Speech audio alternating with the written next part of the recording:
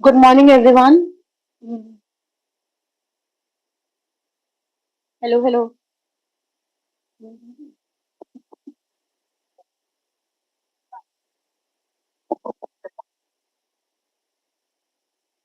Good morning, everyone. I would like everybody to pay attention as we are going to start our event now. Firstly, I would like to express my gratitude towards Sir Jagdish Kumar, and I would like Ginny ma'am to please facilitate him with a pod.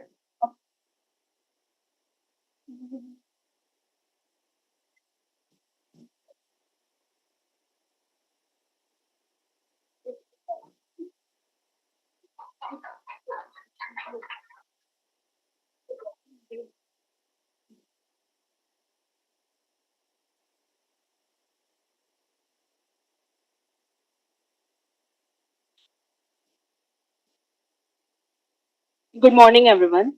The future belongs to those who innovate while respecting the wisdom of the past. This idea resonates deeply when we consider the importance of indigenous knowledge systems in shaping sustainable and inclusive development.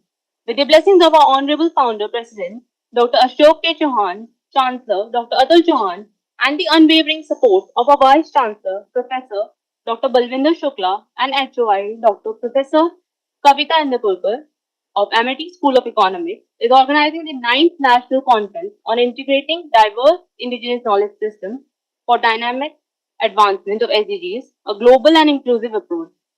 Distinguished guests, esteemed chairs, and respected members of the audience, it is a privilege to welcome you all to this session under the track 4 IKS Infused Tech Solutions for Sustainable Socio-Economic Progress. In an era marked by rapid technological advancements and global challenges such as climate change, resource scarcity, and socioeconomic inequality, it is increasingly important to explore development approaches that are both innovative and rooted in cultural and ecological wisdom. Indigenous knowledge systems, developed over generations through close interaction with nature and community practices, offer valuable insights into sustainable resource management, environmental conservation, healthcare, agriculture, and social organization. These knowledge traditions provide locally grounded solutions that have sustained communities for centuries and continue to hold immense relevance in addressing contemporary development challenges. Today, we stand at the critical intersection where traditional wisdom and modern technology can converge to create transformative solutions. Integrating indigenous knowledge systems with emerging technologies, digital platforms, and scientific research can generate innovative models of development that are sustainable, inclusive, and resilient.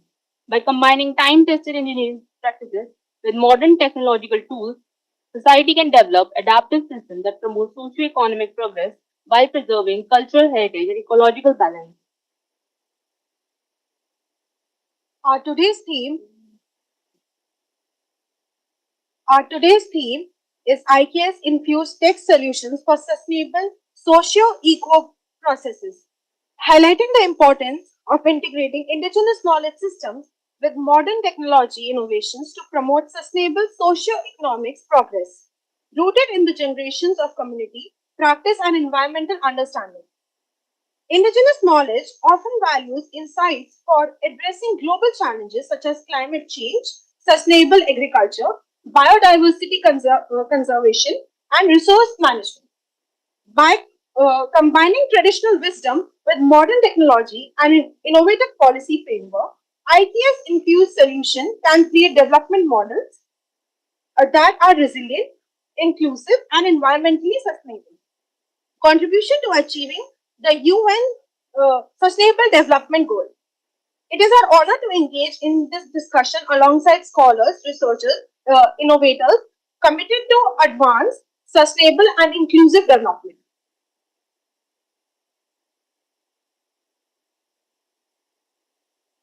To enlighten us further on this theme, it is my privilege to introduce our esteemed session chair, Dr. Mandeep Kaur, a distinguished economist and researcher specializing in health and development economics.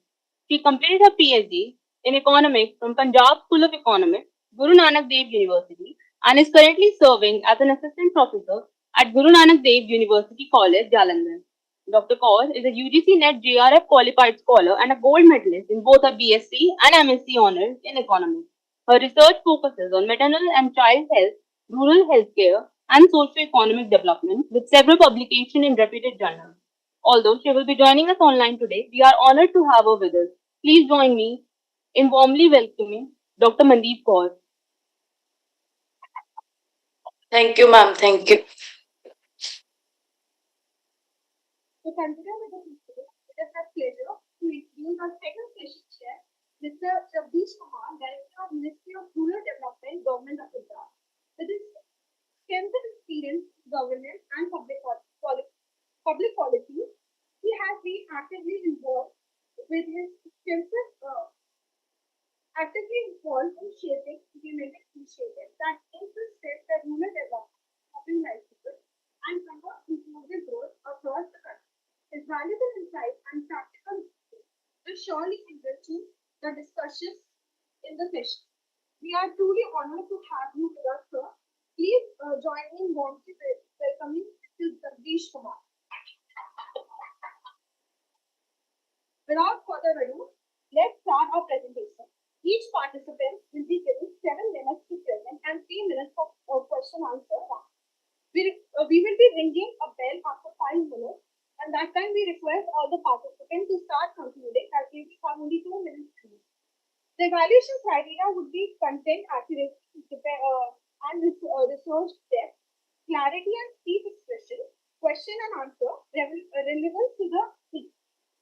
And each will consist of 5 parts, making it a total of 20 marks.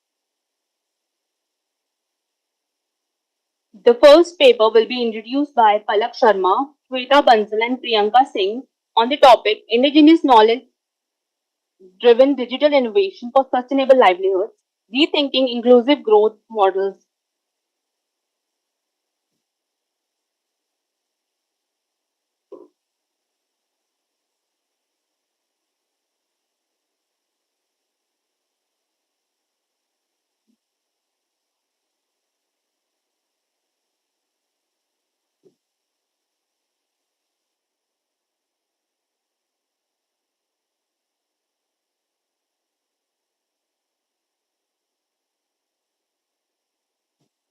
Good morning, respected professors, researchers, and fellow participants. My name is Palak Sharma from Amity University, Amity Institute of Forensic Sciences. Today, I will be presenting our paper on our paper titled Indigenous Knowledge-Driven Digital Innovation for Sustainable Livelihood, Rethinking Inclusive Growth Model. Indigenous knowledge systems, often called as IKS, these are not primitive or outdated knowledge. They are the living systems of knowledge. They include traditional ecological understanding, community governance systems, and livelihood structure. Now, for centuries, these systems have helped communities within themselves to maintain ecological balance and social resilience. Our paper suggests that instead of ignoring these systems, digital innovation should work with them. Today, we live in a rapidly digitalizing world. Technology is transforming economies, governance, systems, and livelihood opportunities. However, this digital transformation is not equally beneficial for everyone. Now, there are three main reasons for this. First, limited access to digital infrastructure, lack of digital skills and resources, and exclusion from decision making about how technology is designed and used. However, this digital transformation is not, since we discussed, it is not beneficial for everyone. Many marginalized communities, especially indigenous populations, remain excluded from these benefits. One such very interesting real world example is uh, can be seen in Malana village in Himachal Pradesh near Kasol. Now, it is known for its unique indigenous governance system.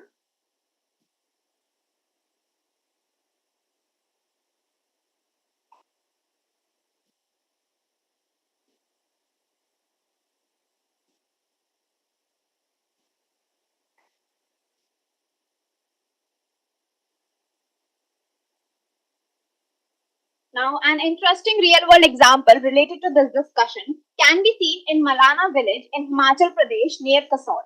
Now, it is known for its unique indigenous governance system where community follows traditional laws believed to be derived from their deity Jamlu Devta. Now, decisions are taken there collectively and the village maintains strong social autonomy. For centuries, the people of Malana developed their own ecological knowledge system, especially in agriculture, forest management, and herbal resources. These practices reflect exactly on what we describe as indigenous knowledge systems in our field. Now, in recent years, tourism and digital connectivity have reached nearby areas like Kasol. Now, this has created economic opportunities, but also raised concerns about cultural preservation and control over local resources.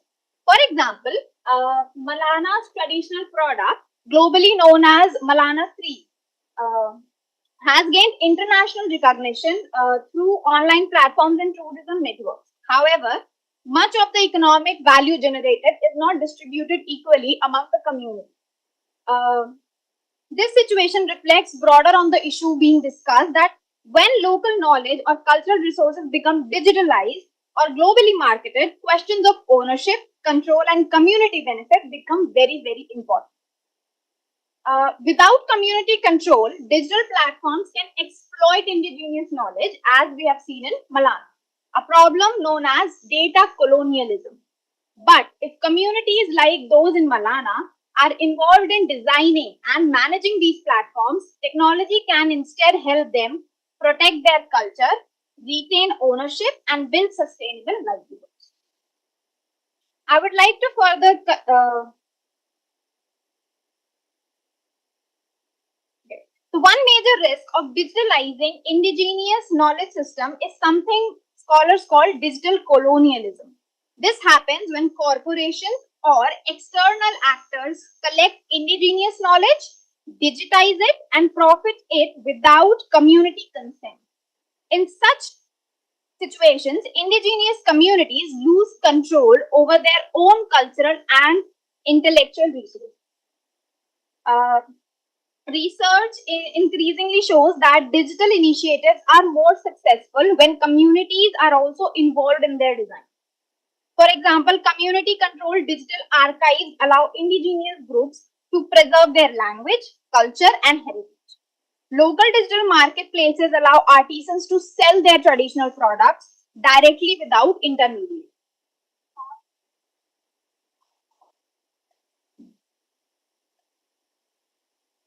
I would like to show you a diagram. Okay. So now this diagram represents the power flow model for indigenous knowledge driven digital transformation. Traditionally, power flows from institutional corporations toward the communities. However, this model reverses that direction. Here, the flow begins with community knowledge system. Indigenous knowledge informs digital design. Digital systems are then governed through participatory structures. Finally, these designs produce sustainable livelihood outcomes. So instead of communities adapting to technology, technology adapts to community. Similarly, if we talk regarding the example we discussed before, the Malana village, a village like Malana shows why the direction of innovation matters. Instead of technology coming from outside, our model suggests it should begin within the community knowledge and governance. Digital tools should support these systems, not replace them.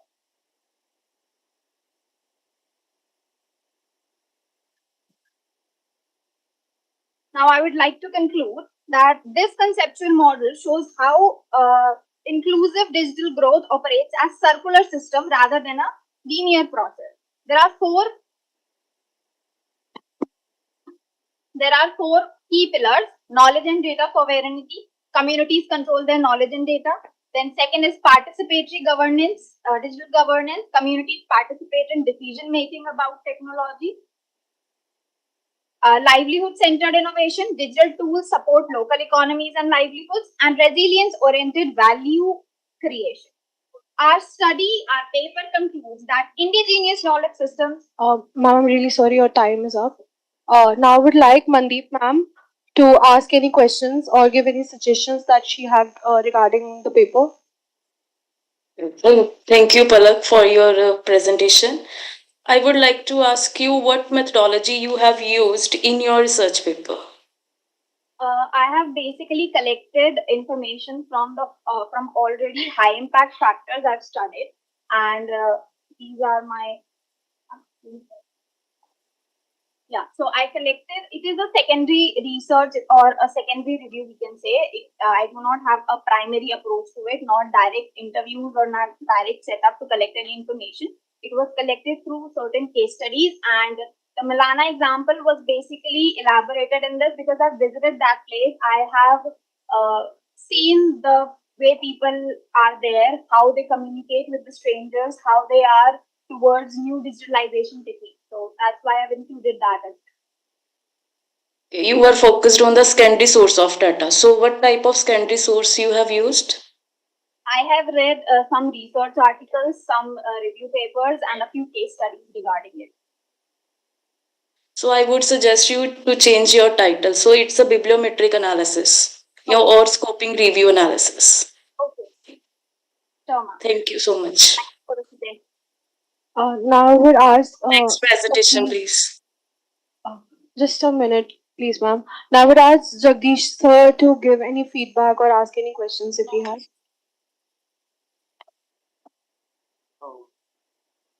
Hello. Palak ji, I just want to ask one thing. You are saying that community control leads to equal distribution.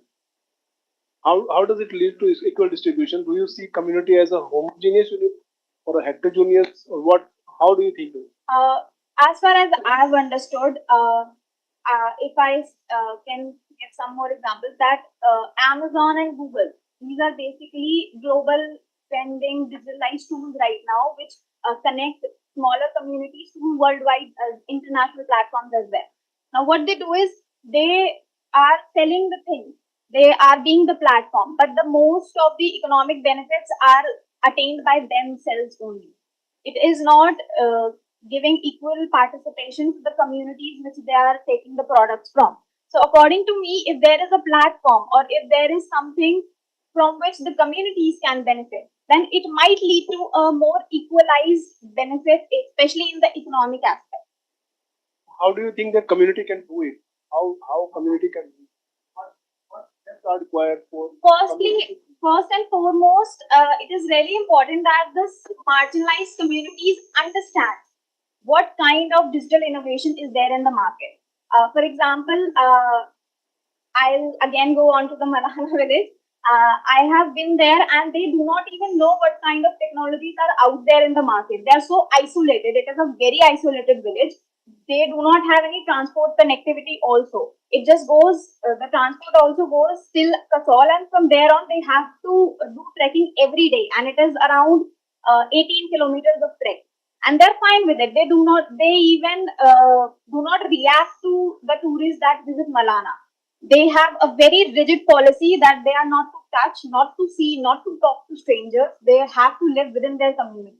So that kind of teaching should be there. There should be maybe programs or people can act on themselves, that maybe we should educate them about this. We can get them out of that isolated hole. Having SHGs, forming SHGs of them, Yes. and doing some capacity building. Do you Yes. think that will help? Yes, I think that might help. That might initiate something. Thank you so much, sir. Thank you, everyone, for listening to my presentation. Thank you.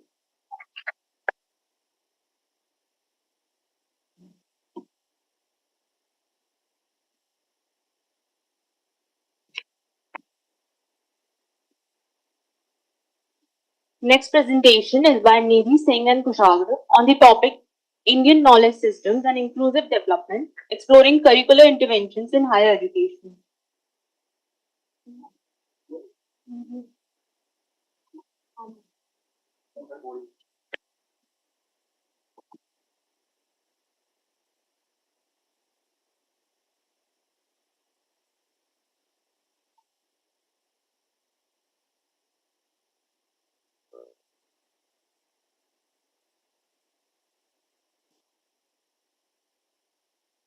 Good morning, everyone.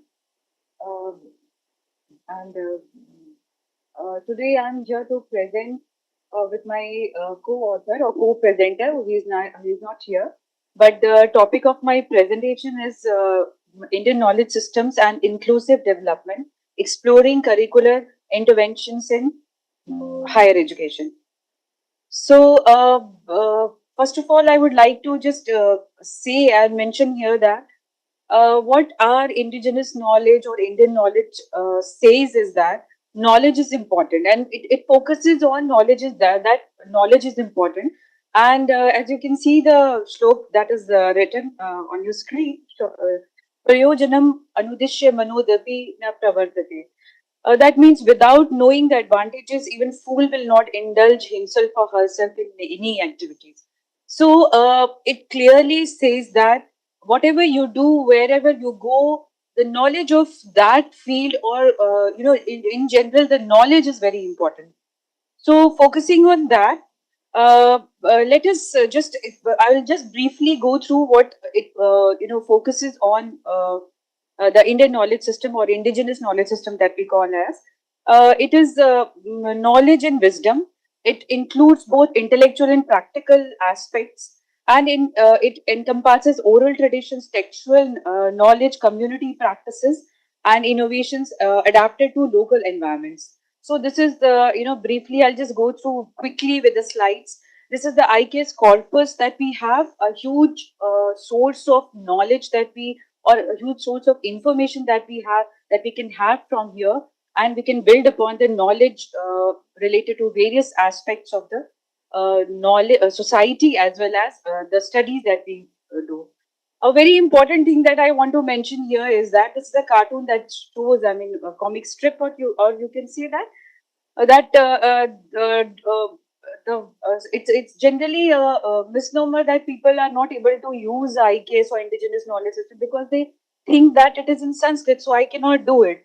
But then we are wrong when we think that it has a it is an amalgamation of lots of things. I'll just quickly show you what it all includes. Sorry, what it all includes is it also includes the the oral tradition, the art, the culinary things that we have. So it includes not just the text, the oral tradition, the stories, etc. Everything is included when we talk about indigenous knowledge.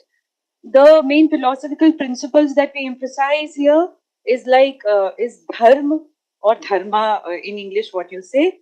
It is moral responsibility, praman, that is evidence based learning, ahimsa, that is non-violence, lok samagra, that means welfare for all beings, and prakriti samvad, that is harmony with nature. So these are the principles that are inherently support sustainable and ethical development at wherever, I mean, at the school level or at the higher education level. So when we talk about IKS in curriculum, we have some problems that we have faced in the past because of colonial legacy and we could not. There was a break in between where we could not. There was a disconnect, or we can say disconnect in between when we had this colonial impact on our education. Though the studies have argued that a holistic blend of IKS with contemporary pedagogical approaches can enhance critical thinking, the sustainability, and cultural identity among learners. There are several studies supporting that. Then the NEP 2020 also focuses on importance of incorporating traditional knowledge into mainstream curriculum at various stages, that is the school level as well as higher education. So I'm time and again I'm mentioning school education because people passing out from school only go to higher education, right? So if they do not have the base for this knowledge, then it will be difficult for us to integrate at the higher level. So these are some of the aspects that NEP 2020 talks about. That is integration and revitalization, promotion of local languages, research and development, and interdisciplinary approach. The objective of my presentation or the paper is, it's a working paper though, to analyze the relevance and applicability of IKS, Indigenous knowledge systems in modern education. to identify challenges and barriers. Okay, I'll Ma'am, quickly go through. please, thank you. So the important aspects in the modern curriculum that can be included, that is holistic learning, interdisciplinary approach, fact-based and experimental approach, ethical practices, and sustainability and environmental consciousness. Which these, especially the last two, include the inclusivity, focuses on inclusivity. Now I'll just go through the slides quickly, and I'll just give some examples. One of the shlok, that is the Shanti mantra, that is in the Upanishad, that says Om Sahna Bhavatu Sahna Bhunaktu Sah Viryan Karvavahe Tejasvina Vaditamastu Ma Vidvishavahe Om Shanti Shanti Shanti. That means it focuses on everybody. I mean, the rigor, the great energy that we have, and the nature should provide us to empower us with that. Another shlok, that says Om Sarve Bhavantu Sukhina Sarve Santu Niramaya Sarve Bhadrani Pashyantu Ma Kasyachit Dukh Bhag Bhavet. So this inherently involves the feeling of peace, togetherness, sustainability, and then people should be away from the illness. So all these, what we talk about, health and well-being, sustainability, togetherness, we all these things are inclusivity, all these are included in this. Another example that I would say is that swasti prajabhya paripalyantam न्यायेन मार्गेण मही महिषा गो ब्राह्मणेभ्यः शुभमस्तु नित्यम लोका समस्ता सुखिनो भवन्तु. So these are some of the shloks that are there in the Upanishad that we can integrate while we are trying to the meaning, the theme of that. We are trying to talk about sustainability, inclusivity. We are talking about people, development of everyone. So all these things are included in it. This so with this I just end here, so that questions can be welcome. Thank you. Thank you, ma'am. Now I would like Jagdish sir to ask any question. Sorry. Now I would like Mandeep ma'am to ask any questions or have any suggestions on paper. Yes, thank you, Dr. Nidhi. You have the wonderful presentation, how the indigenous knowledge system can affect the higher education. So I would like to ask you how you analyze the effect of indigenous knowledge system on higher education system. If I want to analyze the effect, how you can analyze? There is a one objective in your search paper, that is, I think, first objective. How you can analyze? Ma'am, what we are aiming is that we will be getting some sample from the students in the higher education, and also the teachers also, so that we can understand wherever these themes have been included in the curriculum. So we will try to we are trying to get the data from them, that what perspective they had earlier and what now they have about the wherever it is included. What perspective about what knowledge they have gained from the curriculum that they are being taught in their. Have you taken any sample? Ma'am, we are still working on it. So Okay. it is a working paper, as I said. So it's just a theoretical framework. Yes, ma'am. The base we have already, literature review, etc. We have already done. We are still on the we'll have to take the data for that. Okay. Yes. Thank you so much. It's a wonderful study. Thank you, ma'am. Now I would like Jagdish sir to ask questions, please. Thank you, ma'am. It's a wonderful presentation, ma'am.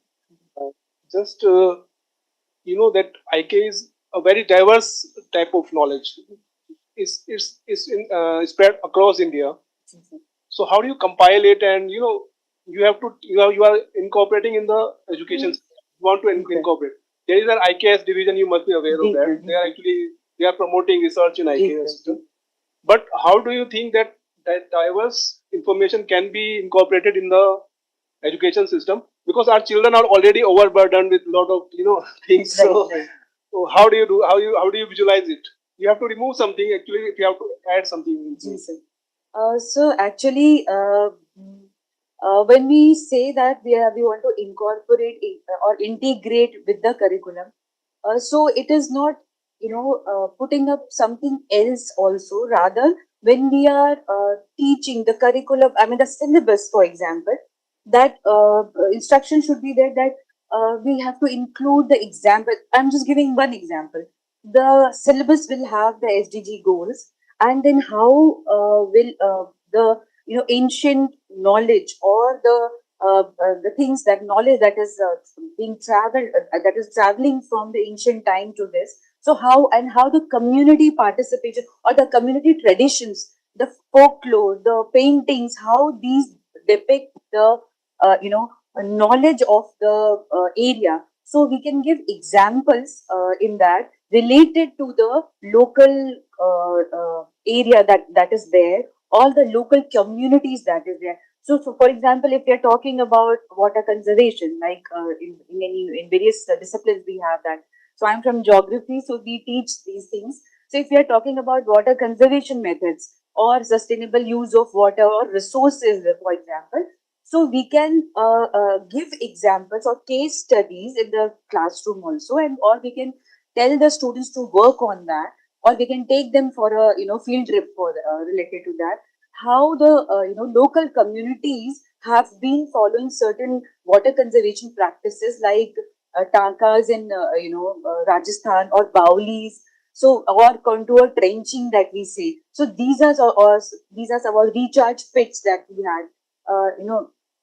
Khadi, nadi, all these things. These are some of the water conservation techniques that have been being followed by the local community since ages. So we can give examples and show the students that this is not that we are talking something alien, that is they are enforcing something new on them or extra burden. But the examples will only, during the classroom teaching, will only lead to such, exposure of the students to what local communities have been doing it and in different areas. So that yeah, trained for that. Yes. Thank you. Moving on to the third presentation by Krish Chetan Patel, Yuvraj Puri, and Dharminder Singh on disadvantages of unorganized social welfare expenditure.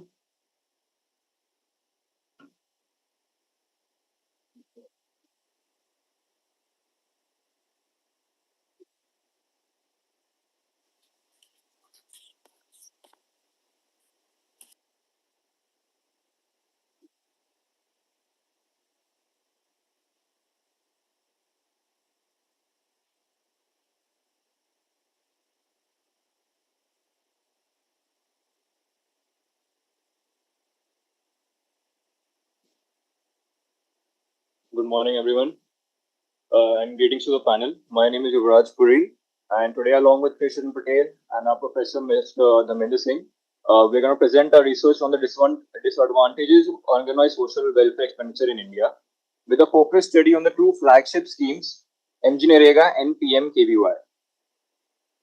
So, a research overview. India allocates significant funds for social welfare every year.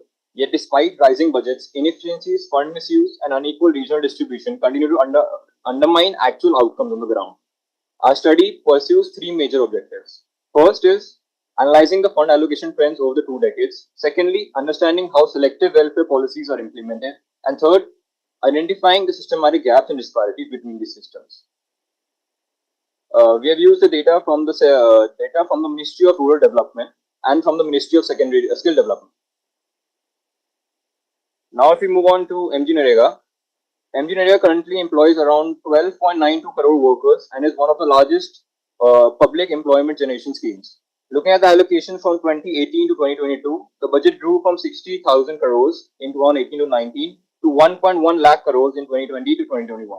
A massive 55% COVID-driven surge, the highest in the entire period, reflecting the emergency demand as migrants return from villages.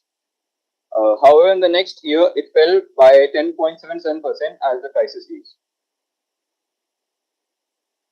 Now, the state-wise distribution. When we look at where the majority of the money actually goes, we can see that the top 5 states absorb roughly 60% of all the funds. Tamil Nadu leads at 9,800 crores, followed by Uttar Pradesh at 9.2 thousand crores and Rajasthan at 8.5 thousand crores. These states dominate year after year. Meanwhile, Ladakh, Lakshadweep, and Andaman Islands receive almost nothing. This is a critical finding. This concentration does not reflect equitable need-based allocation, It reflects administrative capacity. Now, if we move on to PMKVY allocation versus utilization, we can see that the scheme peaked at 1.749 crores in allocation in 2019 to 2020. But by 2023, allocation had crashed by 57%, the sharpest single drop in the entire period. Even more concerning is what happens every year. There's a persistent gap of around 8 to 12% between what is allocated and what is actually spent. We can see that the funds specialized earmarked for skilling India's youth are simply not being used. This is a resource problem as well as an execution problem. Now, for the remaining of the presentation, I'll hand it over to Krish. Thank you, Yuvraj. Now let's zoom into PMKVY funds that are distributed across states, and more importantly, how efficiently they are being used. The pie chart on your left tells a stark story. UP alone captures 18% of all PMKVY funds, at Maharashtra and Tamil Nadu, Rajasthan and Assam. Just 5 states absorb nearly 44% of the total pie. The remaining 56% is shared among all other states and union territories. But high allocation doesn't automatically mean good outcomes. The table on the right breaks this down clearly. Maharashtra and Punjab are genuine success stories: high utilization, efficient delivery. UP, despite receiving the largest share, shows only moderate utilization. Bihar receives high allocations but demonstrates poor utilization. Odisha follows the same pattern, and Ladakh, zero allocation, zero utilization. Although now LSDM, the skill development mission, is being constituted, but it still needs more implementation structure. This tells us the problem isn't just how much money is being sent, it's whether the administrative machinery on the ground can absorb and deploy it effectively. So the disadvantages brings us to the heart of our study. These 6 structural failures that define unorganized social welfare expenditure in India. First, lack of coordination. Multiple ministries and agencies implement welfare schemes in silos. There is no unified framework that leads to duplication, overlap, and wasted resources. Second, low transparency and accountability. Without robust auditing mechanisms, funds are vulnerable to diversion and corruption. And in many cases, the misuse simply goes undetected. Third, poor awareness and access. Eligible beneficiaries often don't know these schemes exist, and even when they do, the bureaucratic process is so complex that many give up before completing the application. Fourth, unorganized labor vulnerability. Workers in the informal sector have no safety net, no savings, and no collective bargaining power. Welfare schemes that could protect them simply not reaching them. Fifth, a critical mismatch between PMKVY training and actual industry needs.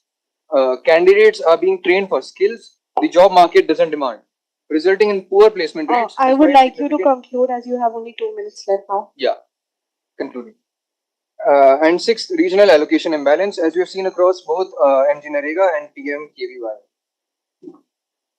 Let's go to the next. Bar chart on the left compares Manrega allocations against estimated actual utilization from 2018 to 2022. Every single year, utilization fails for short of allocation. The gap is especially visible in 2020, 2021, when the government injected over 1 lakh crore into the scheme, yet a significant portion remained unspent or unaccounted for. The donut chart on the right gives us PMKVY picture for typical financial year. Only 72% of allocated funds are actually utilized. 18% goes unutilized or lapses at year end. The further 10% is held up by administrative delays. This means nearly 28 paise of every rupee allocated to PMKVY never reaches its intended purpose. But let's go to the next slide very fast. Evidence from literature and comparative analysis. These are firmly backed by academic literature. The comparative chart shows a clear pattern. Efficient states like Maharashtra, Punjab, and Tamil Nadu consistently score higher on utilization, implementation, beneficiary reach, and administrative capacity. Inefficient states like Bihar, Odisha, and West Bengal receive comparable or even higher allocations, but fall sharply on every outcome measure. The scholars behind us reinforce this. Rudra, writing in 2007, found that developing country welfare states face unique structural challenges. Kakwani and colleagues in 2021 demonstrated persistent targeting inefficiency in large-scale transfer programs. Das and Evaldi confirmed that Indian states show no consistent trend towards prioritizing social spending, even with greater fiscal autonomy. And Hanbal and Prakash in 2019 specifically highlighted that Manrega rights-based design conflicts with how government data systems actually function, creating a structural transparency gap at the implementation level. Concluding, so where does this leave us? our core finding is this: social welfare expenditure in India is structurally compromised not for lack of funding but for lack of organization. Rising budgets mean little when these systems mean to deliver them are fragmented, opaque, and administratively uneven. So, R1, I would like you to stop your presentation now as your time is up. please just 6 important points. I'm That's it. sorry, we cannot give you extra time as everybody only has time. Okay, no problem. Thank you. So now I would like Mandeep ma'am to ask any questions or give her suggestion on the PPT or and the paper. Thank you, Yuvraj, for your presentation. It's a very good study about the disadvantages of unorganized social welfare expenditure. I want to ask you about what's the reason of getting minimal MG Narega funds for Lakshadweep state? Yes, ma'am. Sorry, I did not get it. I want to know what's the major reasons for getting the minimum allocation of MG Narega funds to the Lakshadweep state. You have quoted in your study Lakshadweep state gets the minimum allocation of MG Narega funds. Ma'am, Lakshadweep and even other smaller states and Ladakh, it did not get funds.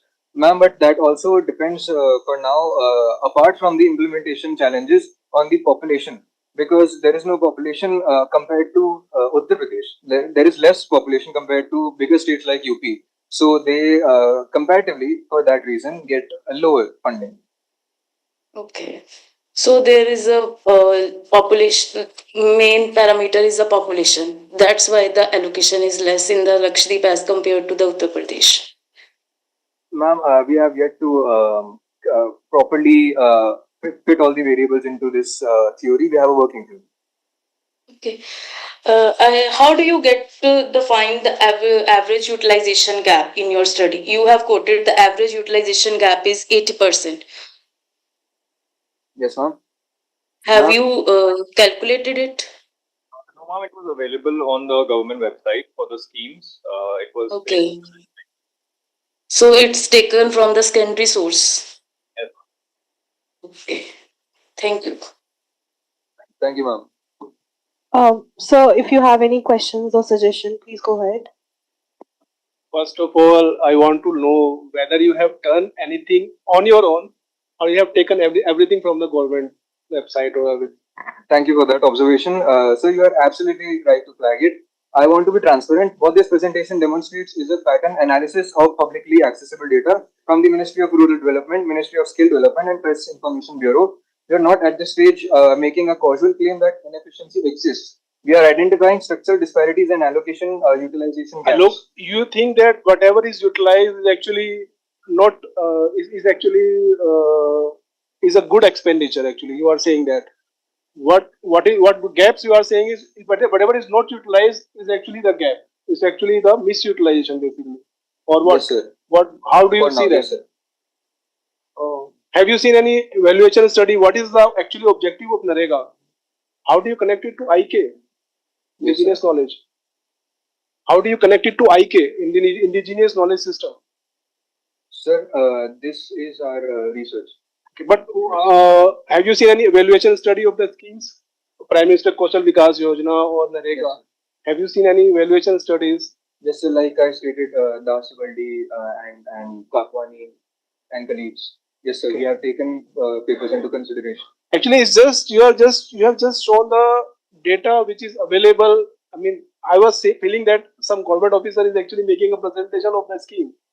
So it was not a research. I'm sorry to say that, but it was not a research point of view. So you have not done that type of thing. That something new should come out. Sir, actually, can I tell you, sir, more about this? Just it will take a few minutes. We are actually on a working paper. We are moving beyond descriptive trend analysis towards a more rigorous methodology. And specifically, we are working on three things. First, we are applying a social welfare function framework, drawing on Kakwani and Khalid 2021 to formally measure efficiency at the state level and not just allocation volumes. Secondly, sir, we are allocation and utilization you have taken for that. No? Yes, sir. So that's why we have a working group. Okay. Okay. Thank you. Thank you, sir.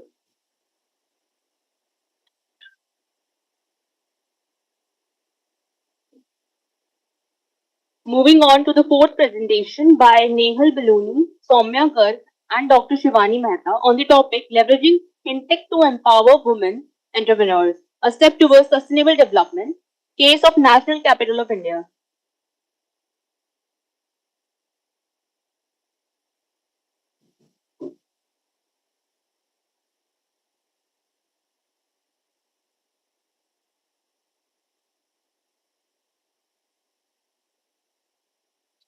Good morning, everyone. I'm Nehal Baluni from Dragon Institute of Management Studies, and today I will be presenting a research paper titled Leveraging FinTech to Empower Women Entrepreneurs, a Step Towards Sustainable Development. So, let me start with a question. What would happen to a country's economy when half of its population is not fully participating in it? Because the answer is simple. The entire economy will miss out on a lot of opportunities of growth and progress. Now, this is the base of our research because today women entrepreneurs are not just business owners, but they're also job creators and are a key contributor towards economic growth, social inclusion, and sustainable development. However, in India, women face challenges such as limited access to finance and gender bias. This creates a huge gap between their potential and the opportunities available to them. This is where fintech becomes important because fintech is the bridge to gap this to is the bridge to gap between financial services which are accessible especially to women which are often excluded from traditional banking systems. Our research focuses on three major objectives. First, to identify challenges faced by women entrepreneurs. Second, to understand transformative role of financial technology or by fintech in women empowerment. And third, to propose policy recommendations to fintech-driven women empowerment. So, based on this study, we conducted a primary research in the NCR region with 363 women entrepreneurs from different sectors, namely manufacturing, trading, services, and we analyzed them on based on three factors: education, income, source of credit.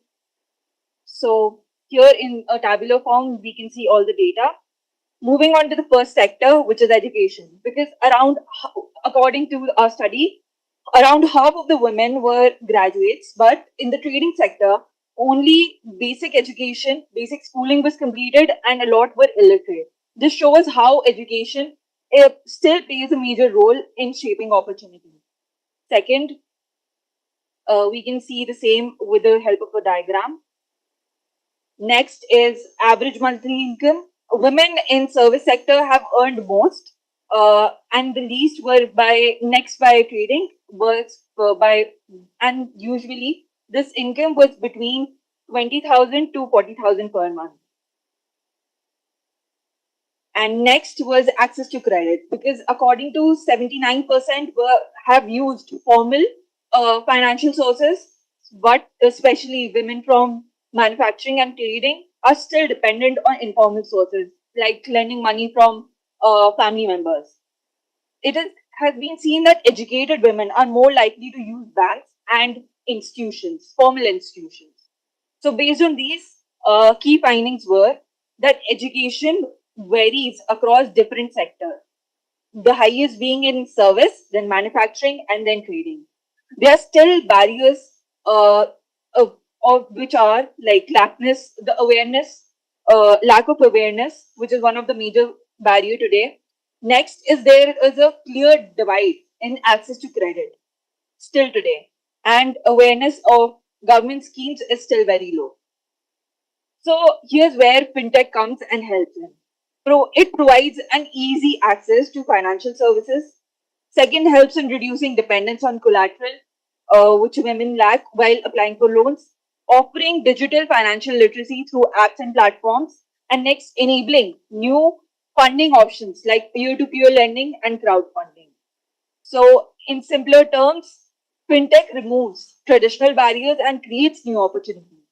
To conclude, fintech is not just about improving financial access, but also helps in building confidence, skills, and independence of women because it's also providing financial literacy programs through their services. However, fintech to reach its full potential, we still need strong financial policies, better infrastructure, more awareness, and more secured digital systems today. Based on a study, we recommend that promoting digital financial tools like mobile banking, digital payment systems, crowdfunding technologies help facilitate greater financial inclusion, easier access to capital, and improved business operations. Second, it helps in strengthening policy support for fintech growth. Next, it helps in building a more inclusive Excuse me, you have 2 minutes left. Please start concluding your PPT. environment. So these are all the references we used. So in conclusion, empowering women through fintech is not just about developing new technologies. It's also about creating new opportunities which help in building a inclusive society. Because as we empower women, we empower a nation. Thank you.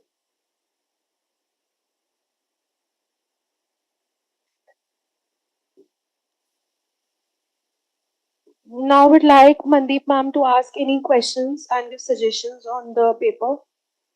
Okay. Thank you, ma'am, for giving the presentation. I would like to ask you, you have said there are only the two determinants, low level of education and low awareness, are the barriers to adopt the fintech among the women entrepreneurs. How you can find these two barriers? Through low level of education, for example, across different sectors, we found how the percentage of women who have completed schooling or the number who are graduates or who have done masters. So through different No, sectors, no, no, no, please, please, please. I want to ask you, have you applied any regression analysis? Have you applied any econometric technique in order to find out such determinants? Crescent Morgan formula was applied on the whole study to find out based on the whole sample size of Okay. 3 women that we used. Okay. So I would suggest you to apply the regression analysis or if you have the qualitative data, you can use the EFA logistic regression analysis in order to find out such determinants. Thank you, ma'am. Okay. Thank you. Okay. Next is what type of institutional sources used by the women entrepreneurs to start their business? Institutional sources, either they are formal or informal. Informal are by Okay. lending by family members, friends, etc. And formal, they are for proper through banking services. There are different schemes which are given out by government and or by different banking institutional services. What are the main government schemes that mainly provide the funds to the women entrepreneurs for the women empowerment? I Can you can't, mention these schemes? no, ma'am. I can't recall any at the moment, but I know there are a few, especially by the government for women from rural areas. Their schemes. Thank you so much, ma'am. Thank you, ma'am. So, if you have any suggestions and questions, please go ahead. Ma'am, just there are number of schemes in government for that. Under RD also in NRLM, under NRLM there is a scheme of startup village entrepreneurship, which is for women entrepreneurs only. So there are so many schemes. Even under PM KSY, well, there are women are actually promoted to become entrepreneurs.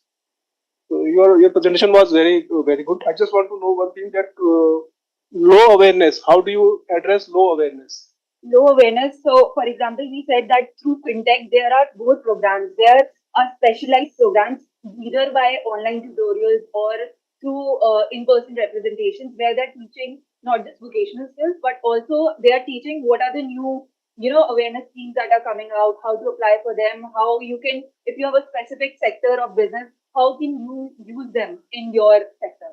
So this can be also tackled through fintech. And I believe as women become more technologically advanced in accessing technology and other sources, these things, this awareness also comes along with it. Thank you.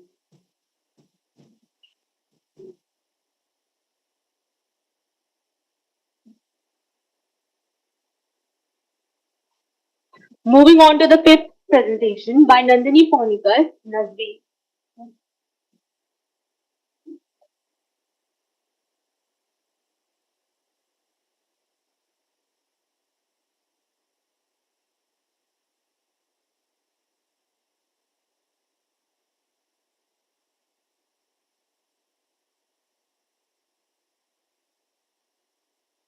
Moving on to the fifth presentation by Nandini Ponikar, Nazreen, and Priyanka Singh on the topic AI-assisted forensic technology for authentication and preservation of indigenous knowledge systems.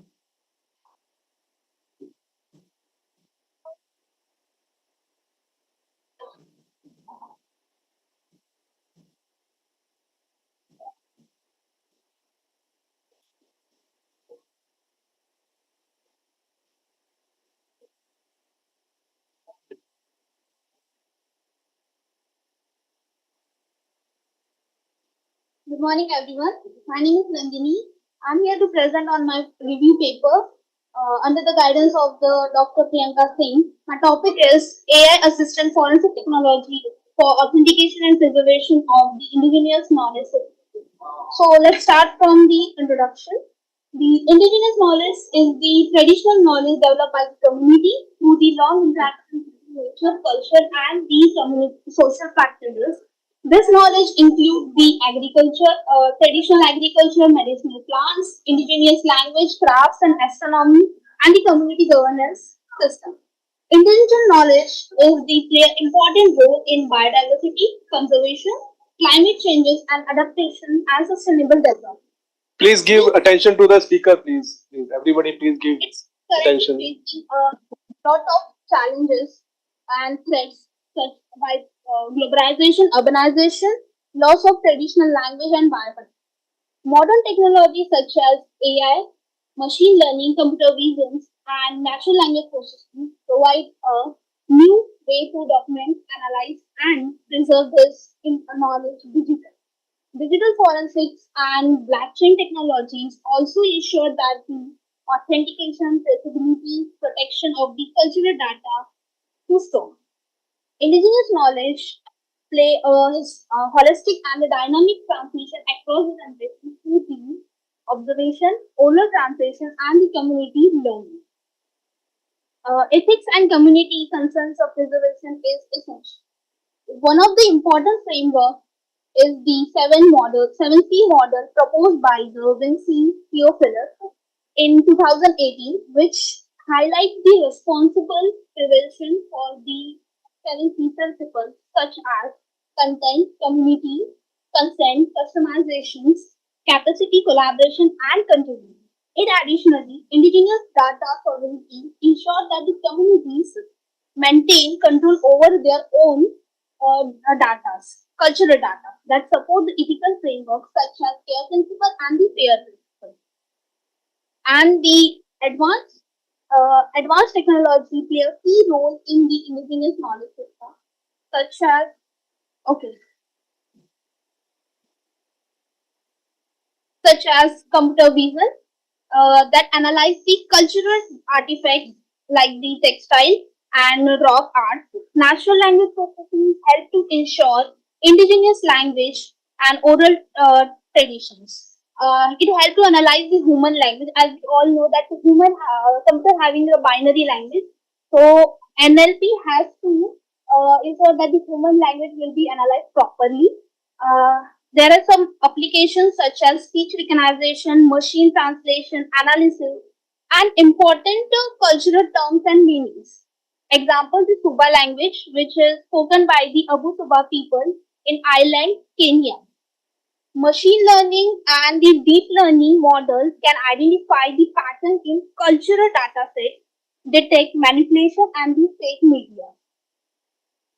These are the representation of all the steps of this machine learning and deep learning of KNS production.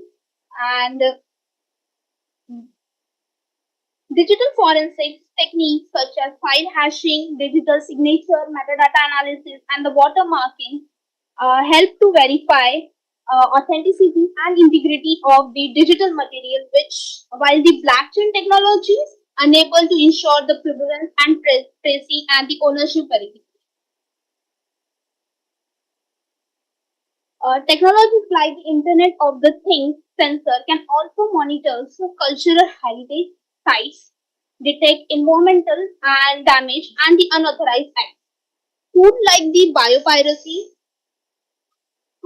biopiracy help where the traditional knowledge is used without community permissions and support legal protections such as traditional knowledge digital library and the benefit sharing mechanism.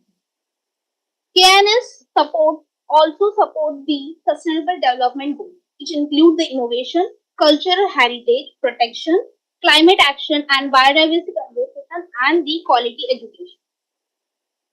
Challenges they are facing right now is the limited data is available and indigenous language, logarithm bias, high computer cost, ethical concerns about the digital sensitivity and the language. for the future directions of the researchers focus on the transparent AI Ma'am, system. we would ask you to conclude as you have only 2 minutes left. Improve the forensic authenticity and the cultural adaptation technologies and the strong legal framework. The conclusion is that the combining the AI technology and the digital forensics, blockchain and ethical consent can help to ensure that the responsible preservations and the protection of AINS that ensure the community right and the governance, and the sustainable development. Thank you.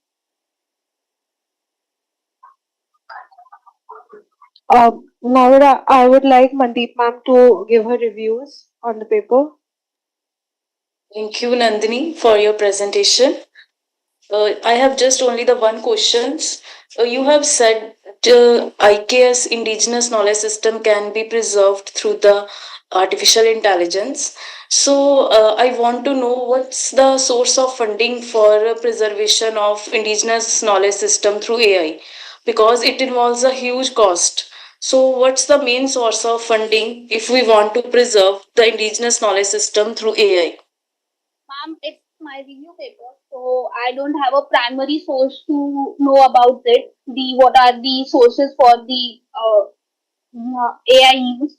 So I don't know about it, but it's a very if the people have the government has the store the data, so they can be invest in the AI model, because AI is the now the very important tools or the use for the right now for the storing and analyzing. Lots of people use the AI artificial right now.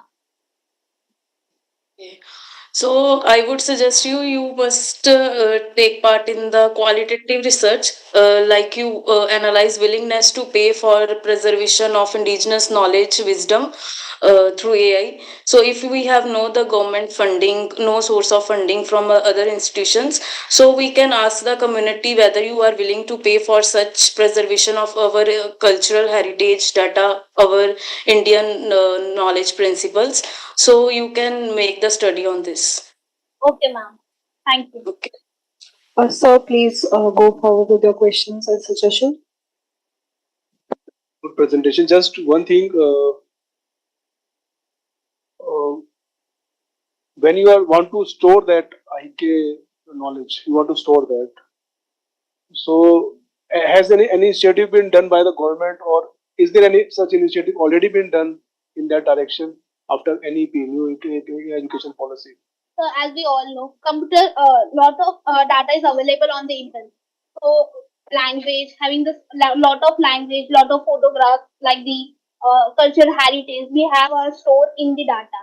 If any changes has done, then we can know if the changes is done. So lot of data is available. So not now that any AI has been done, but the storage has been done in proper way for preserving and without damage and authentication. Thank you, sir. Thank you, everyone.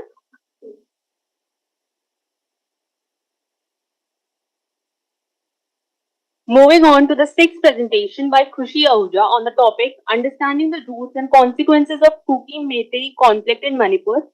They will be presenting online.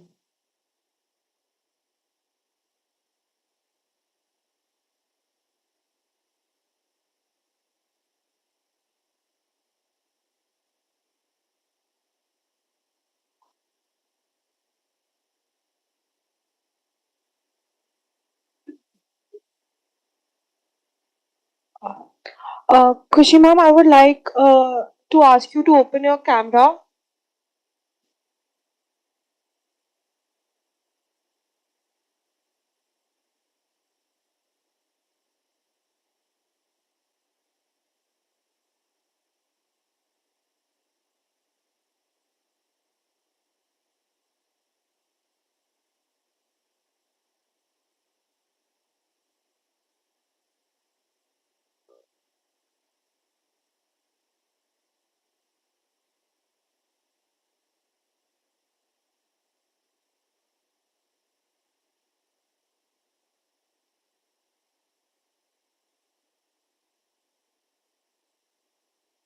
I'm sorry, sir and ma'am. I think there's some technical issue from her side. We will keep her presentation in the end and we will start with the next presentation now.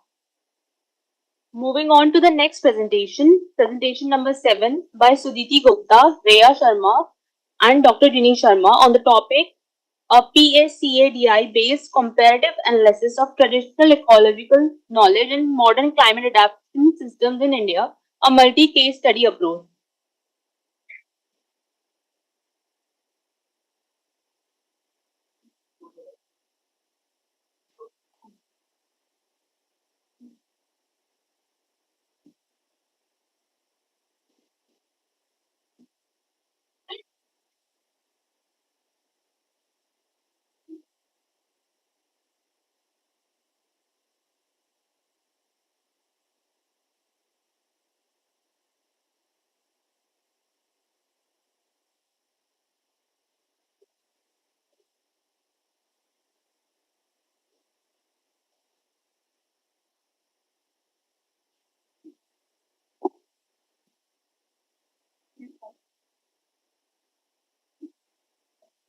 Good morning, everyone, respected panelists, faculty members, and fellow peers.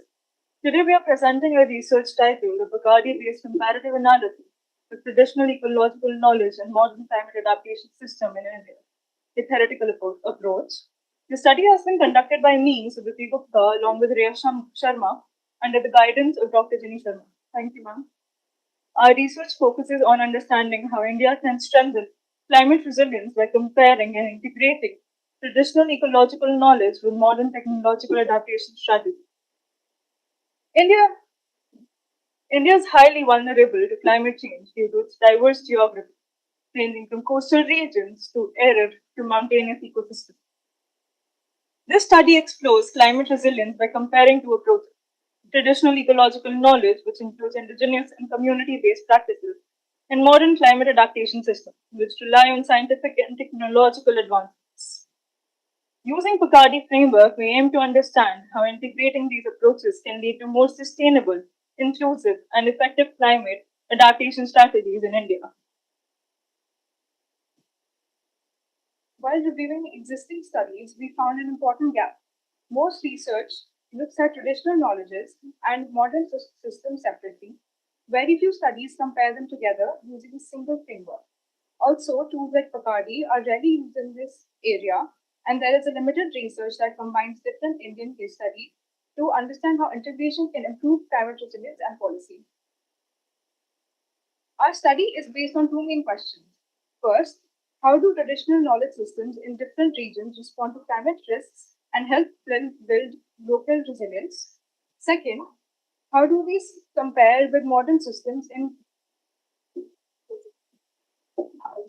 how do these compare with modern systems in terms of sustainability, scalability, and overall effectiveness?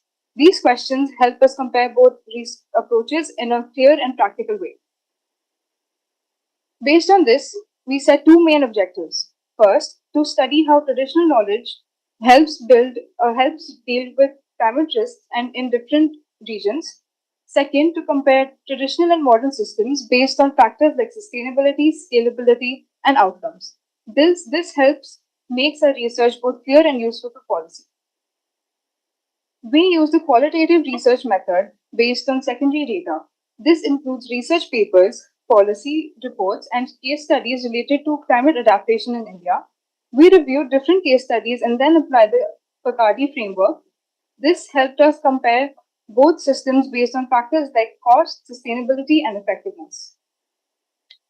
Bacardi framework is central to our analysis. It stands for problem, approach, comparison, analysis, discussion, and implication. It provides a step-by-step structure for identifying the problem to deriving policy implications. This ensures clarity, logical flow, and analytical depth in research.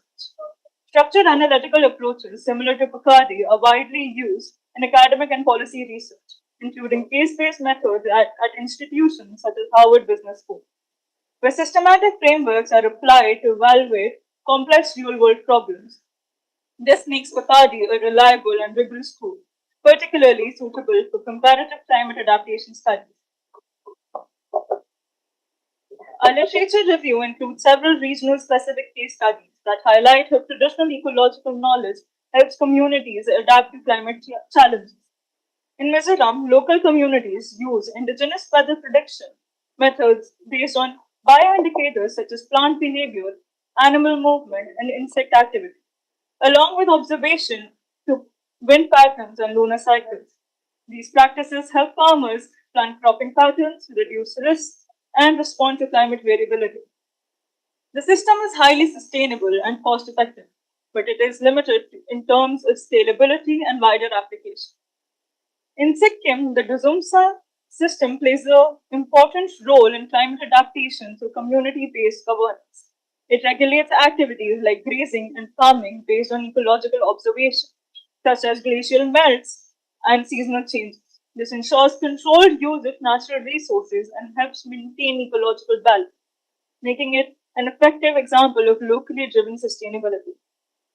In Rajasthan, traditional water management systems, such as chokas, are widely used in drought prone areas. These structures help in capturing rainwater, improving groundwater recharge, and maintaining soil moisture. They also prevent soil erosion and support agriculture and livestock. Guys, I would like to tell you that you have 2 minutes left. Now, conclude. This Presentation. system is highly adaptable to harsh climates, conditions, and demonstrate long-term sustainability. However, in urban areas like Jaipur, many traditional water management systems have declined to modernization and neglect, leading to increased dependence on external water sources and reduced sustainability. Overall, these case studies show that traditional ecological knowledge is highly effective at local level, but its impact can be further enhanced when combined with modern scientific approaches. We also analyzed several research papers. Sacred groves in Kerala and Western Ghats contribute to biodiversity, conservation, and ecosystem sustainability. The Rusa farming system in Nagaland reflects indigenous agricultural resilience. In the Sundarbans mangrove ecosystem acts as natural barriers against cyclones, sea level rises, and salinity intrusion. These examples highlight the ecological depth and sustainability of traditional knowledge systems. Case study in our research has three parts. First, a short summary of the system. Second, a comparison between traditional and modern approaches. And third, a Bacardi based analysis. This keeps all case studies consistent and easy to compare. Our findings highlight key insights. Traditional ecological knowledge demonstrates strong local adaptability, sustainability, and community participation. Modern systems provide technological innovation, scientific forecasting, and scalability through institutional support. While traditional systems effectively address regional specific challenges, integration with modern approaches lead to the most effective and inclusive climate adaptation strategies.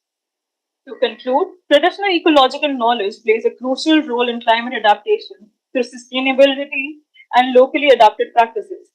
Modern systems can offer innovation, scalability, and institutional support, but may lack sensitivity. Both systems have strengths and limitations when used independently. However, their integration significantly enhances climate resilience and policy effectiveness. For example, in the Sundarbans, traditional mangrove conservation combined with modern cyclone early warning systems provide a highly effective adaptation strategy.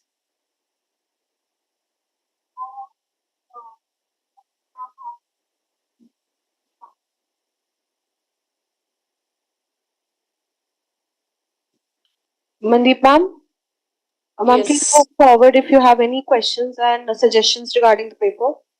Thank you, Sudhiti, for your presentation. I would like to ask you one question. How many papers you have incorporated in your research? Ma'am, as of now, we have 3 case studies, 1 article, and 3 research papers. We are still looking for more. Your voice is not audible. Please be loud. I was saying that we have 3 case studies, 1 article, and 3 research papers. We're still looking for more, but as of now, we have 7 papers that we have reviewed. Only the 7 papers? Ma'am, yes, right now there is not much research done on the topic, so therefore the case studies are difficult to be found. But we have been looking further into it. The 7 were the most effective ones as of yet. We can say there is a huge research gap in this study. Okay, thank you. No more questions.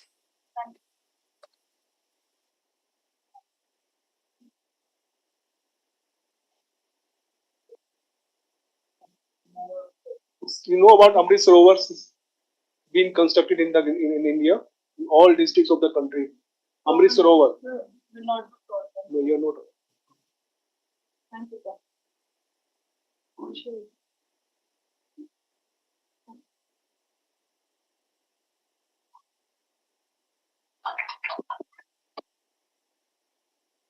Moving on to the next presentation by Krushi Ahuja, Understanding the Roots and Consequences of Kuki-Meitei Conflict in Manipur.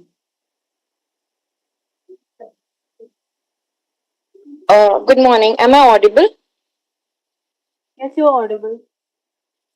Thank you.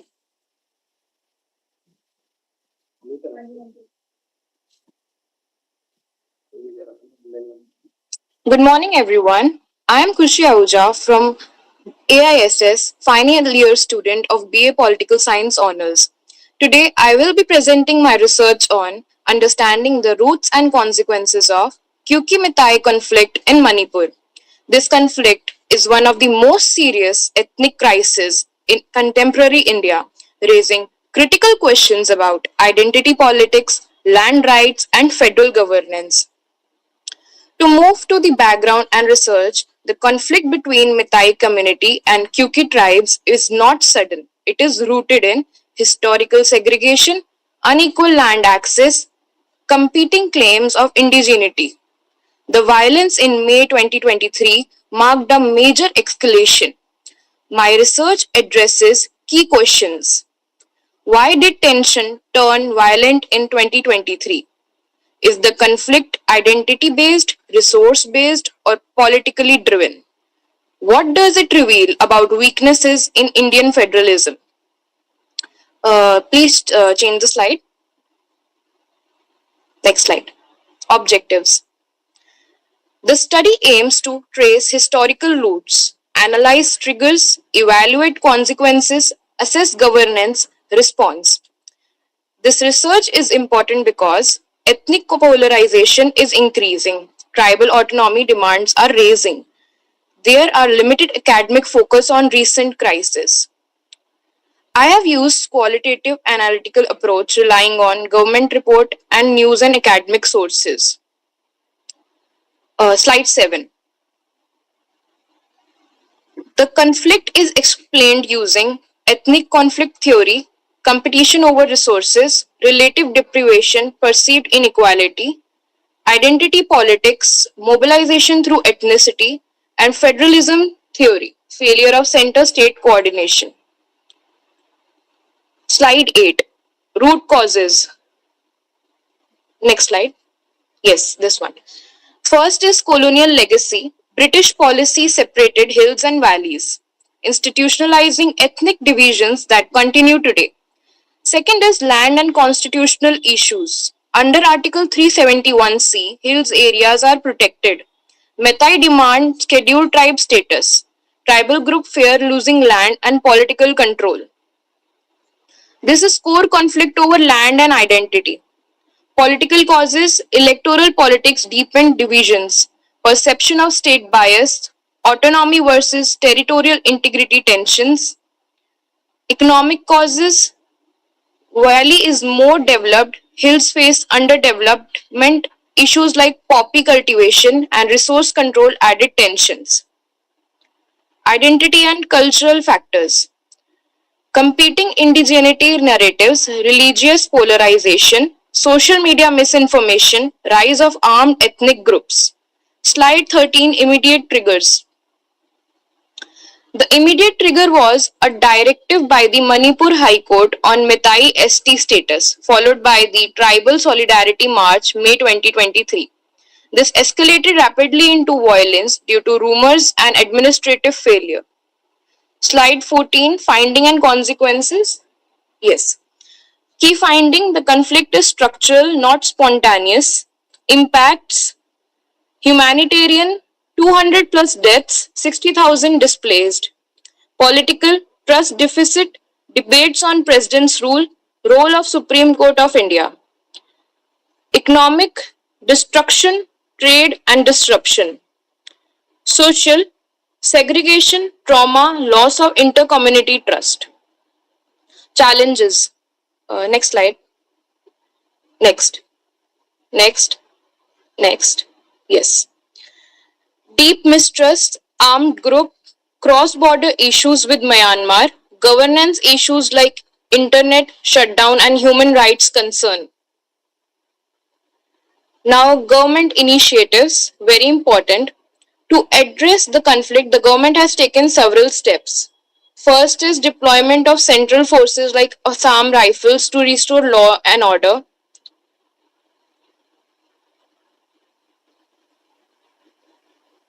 Peace talks and dialogues initiatives.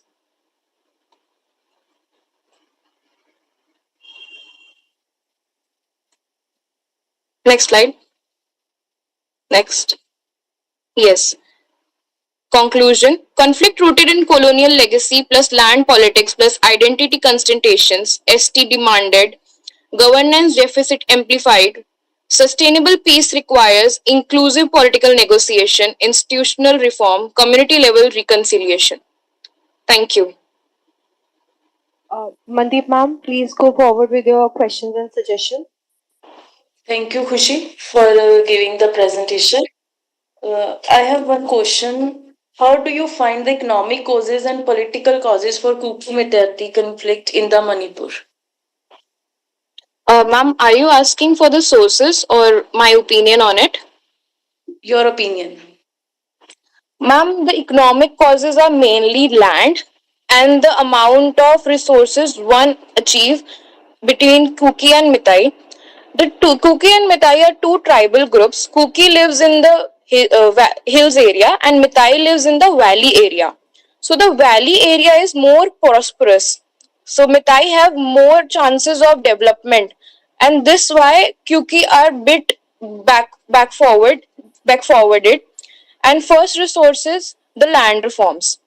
Mitai are asking for their that ST status, which will trigger the QK group. So, firstly, this is the economic factor, and political factor is the voting balance, the voting behavior. The population in Mitai is more, and the population in Kuki is less. Many people in the Mitai group are educated, so therefore the politics and behavior is there more growing. That's why I think the political stance can be the voting part and the political disruption by some of the leaders. Okay. You have quoted the number of causes, economic causes, political causes in your study. From where you get? Ma'am, Have you I have got read. from the government reports? Ma'am, I have read the articles and news articles. Also, I have studied some humanitarian crisis report by India only, established by India only. Sorry, written by India only. So this is based on the secondary data and what you have get from the reports and from the data you have quoted in the study. Yes, ma'am. I think there is no novelty in your study.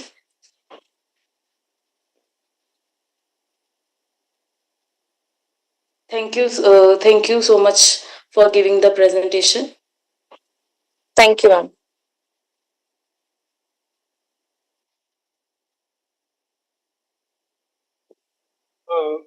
Khushi ji, just one question. How do you see this conflict different from other conflicts or in other states? You might be aware that such type of situation are there in a number of states and places. So, what is the difference in this conflict? So honestly, I don't think that there is much of a difference. But yes, the political driven arena here is much more than compared to the other states. Also, the conflict between the two tribal groups is also seen as a competition between two people living in the same area. That's why I have focused more on the Manipur part because it was in the news earlier and it was escalating, and also because of the president's rule. Thank you.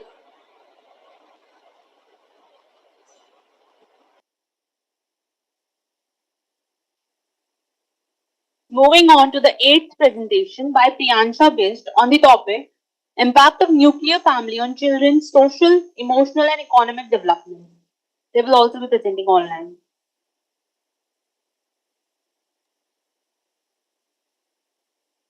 Can I start?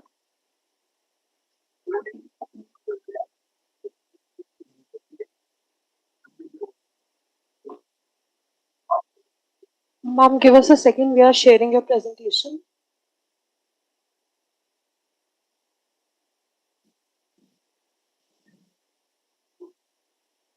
Yes, ma'am, you can start now. Good morning to one and all present here. Today I, Priyanshu Desh, student of BA Sociology Honors, I will be presenting my research paper on the topic the impact of nuclear families on children's social, emotional and academic development.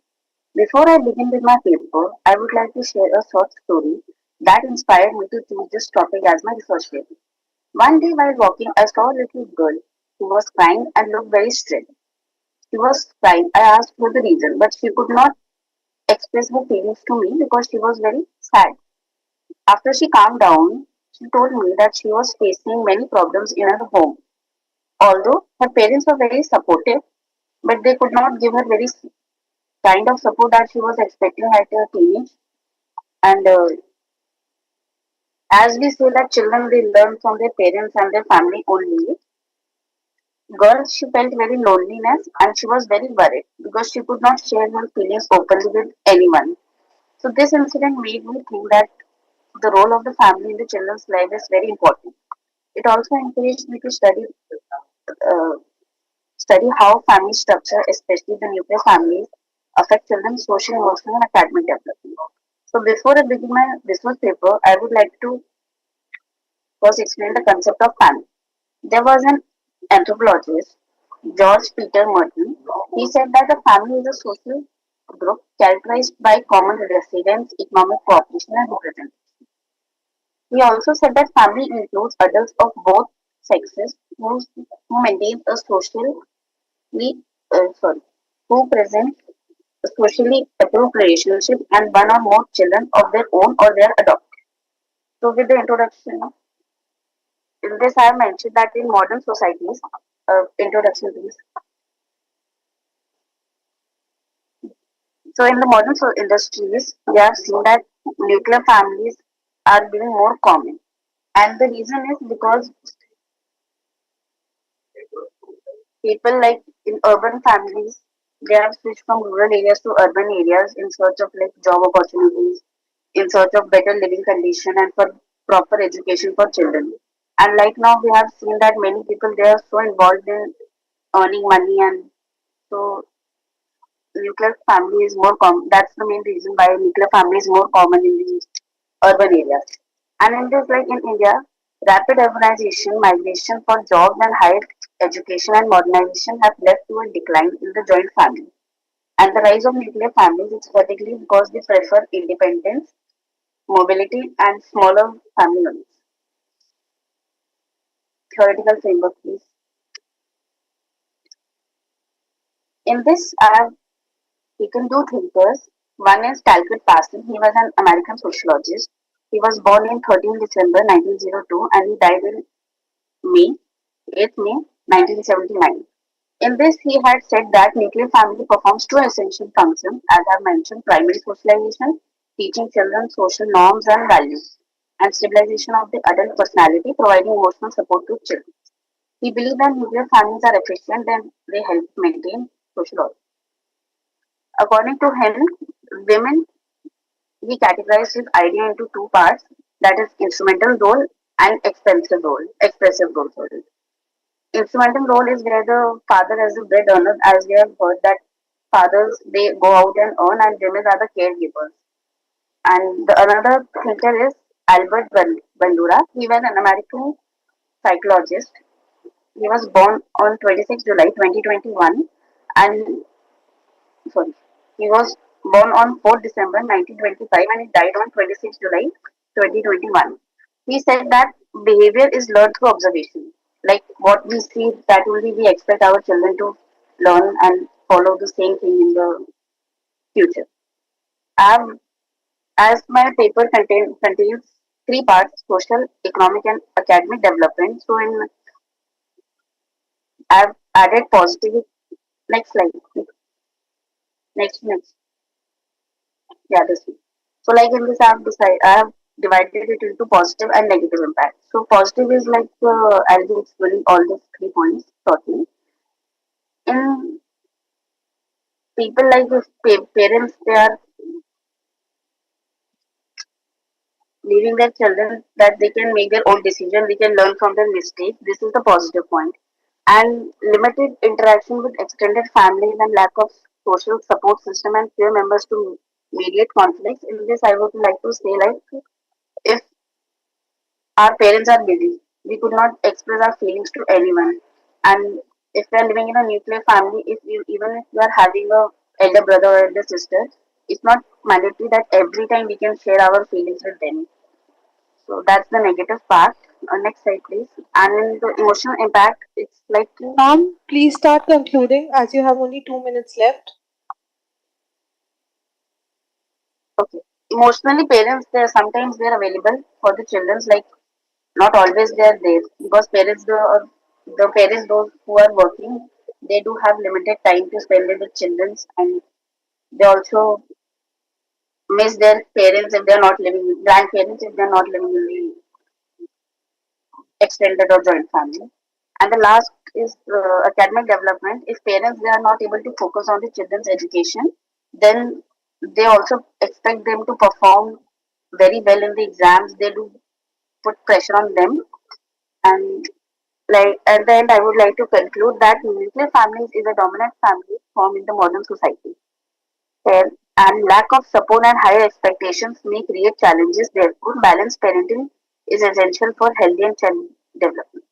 It means that if parents they do spend more time with their children, it could be a happy and healthy family. That's all from my side. Thank you.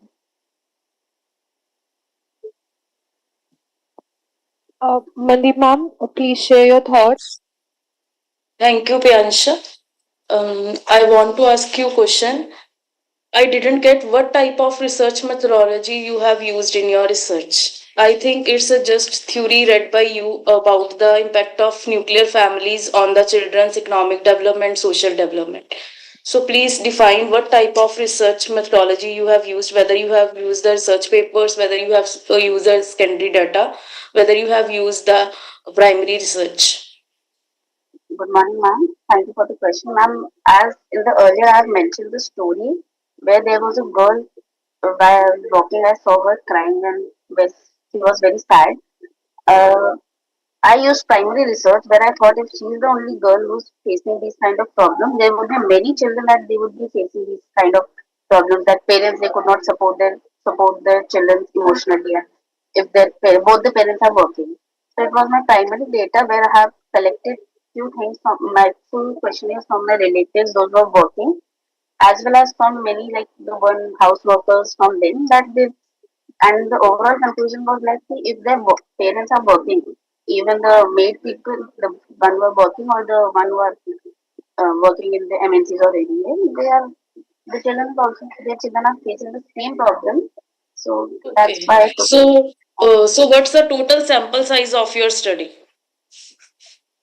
Ma'am, sample size was like many people, like around 75 people were that children, they were not happy with their parenting, to be honest. But you And didn't mention in your research paper what's the sample size, what's the sampling framework, whether you have used the focus group discussion, whether you have used the interview method to find out the effect of nuclear family on the children's development. yes, ma'am, but I'm telling you that was the reason. I mean, I'm not added in the slide, but the I overall think is you what should revise your paper once again and incorporate all the methodology because research paper is always designed for the research methodology what you have used. So I think you should revise your paper. okay, ma'am. Thank you. So, Yes, Priyanka ma'am, I just have one question that when we have AI, we have every child is mobile is accessible to every child. It's age of digitalization. So, how do you think that nuclear family, joint family concept is relevant in the present? I mean, in the contemporary time. as you mentioned that children they do like they can use AI and all, but sir, there's something like they cannot always use AI for everything. You cannot share your feelings to AI. You cannot ask everything to AI. You can, but it's not mandatory that they'll give you a proper solution what your parents will give it to you. So, and then like if you're living in a extended family, so you might have many particular person who would be um, helping you in finding out a solution for your problem. So that's my answer.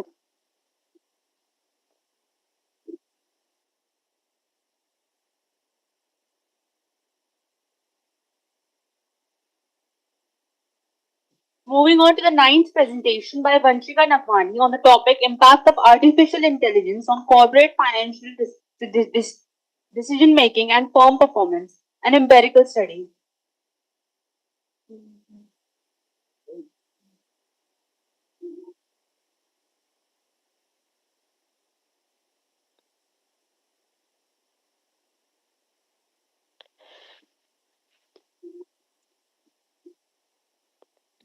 Good morning, everyone. I'm Vanshika Nagwani, and today I'll be presenting my research on the impact of artificial intelligence on corporate finance, focusing on the firm performance that has been done in 2000, between 2018 to 2024.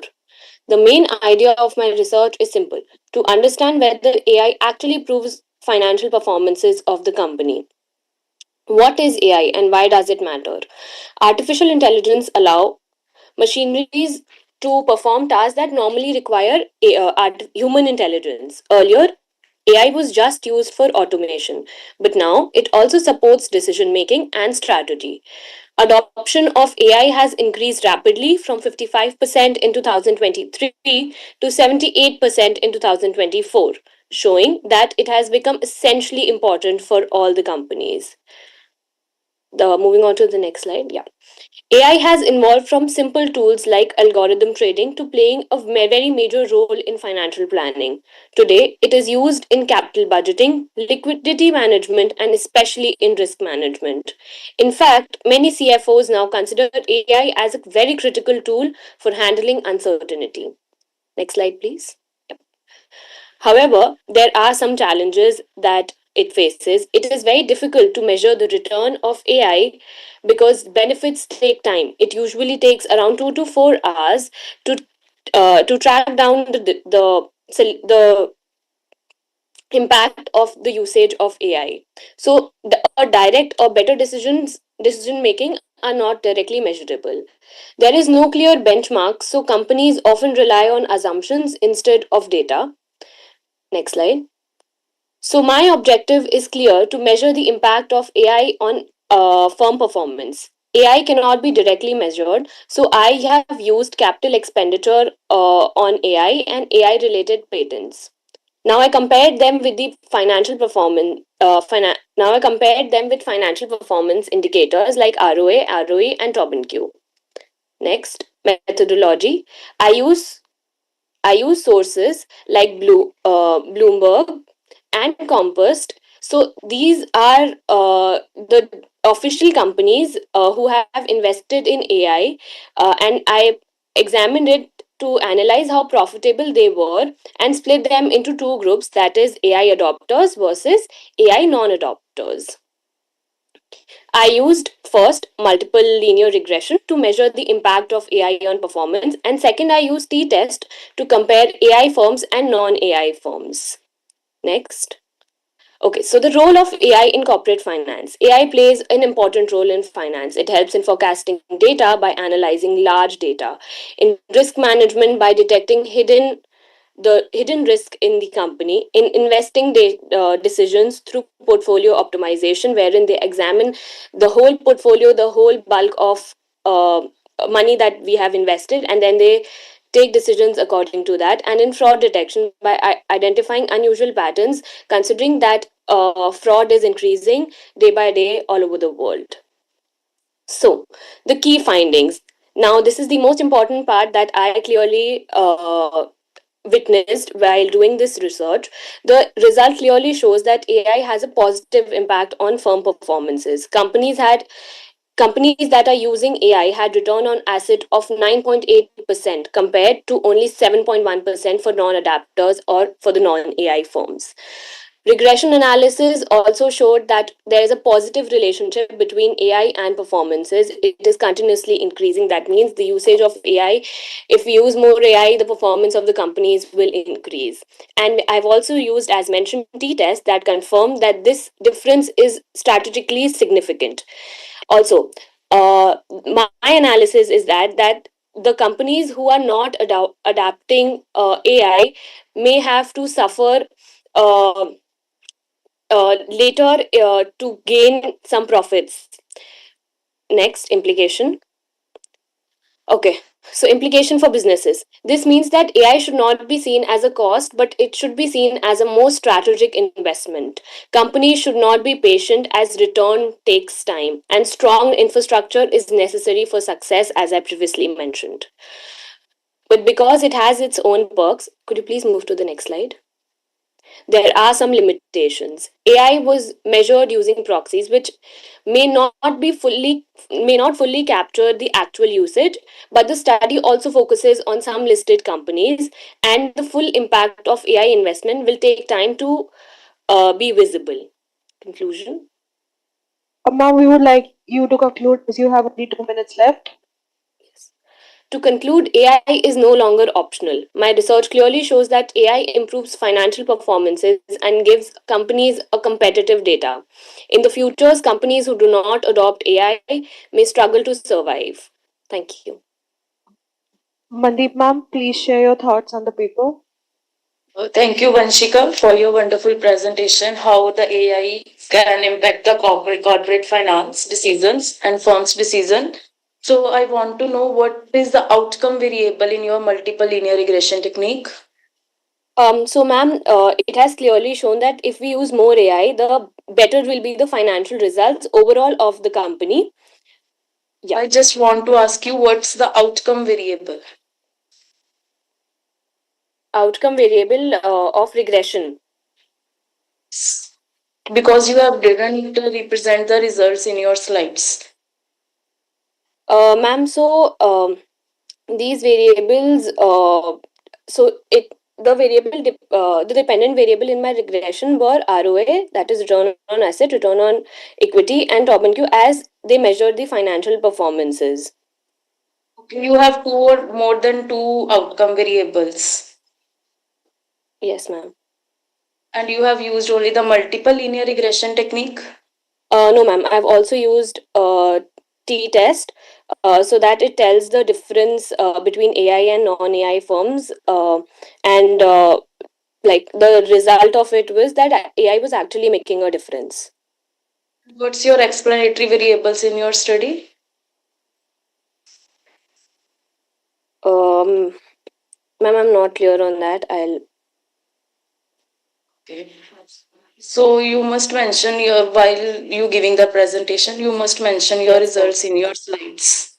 Yes, ma'am. Okay. Ma'am, it was you. It is capital expenditure on AI and AI related patents that I have taken out from Bloomberg, but I'll make sure that I put it more in the research paper. Thank you, Vanshika. Thank you, ma'am. Thank you, ma'am. So please share your. Vanshika ji, just one thing. Keeping in with the limit of AI in corporate world, do you think that AI can replace entrepreneurship? Sir, nothing can according to me, nothing can replace the human touch that an entrepreneur can give. I have I have studied about this as well, that the students who are, if I talk about just India, students are exemplary. They are doing exceptional work when it comes to entrepreneurship. The ideas that maybe AI tools can help to make that idea more better, but the base that has been developed by the human touch, it cannot be brought by AI that significantly. It will be sort of doing the repetitive type of work, like what computer have been doing. Just that will be the limit of use of AI, isn't it? So I didn't understand the question. This one. Uh, okay, okay. Thank you, thank you. Thank you.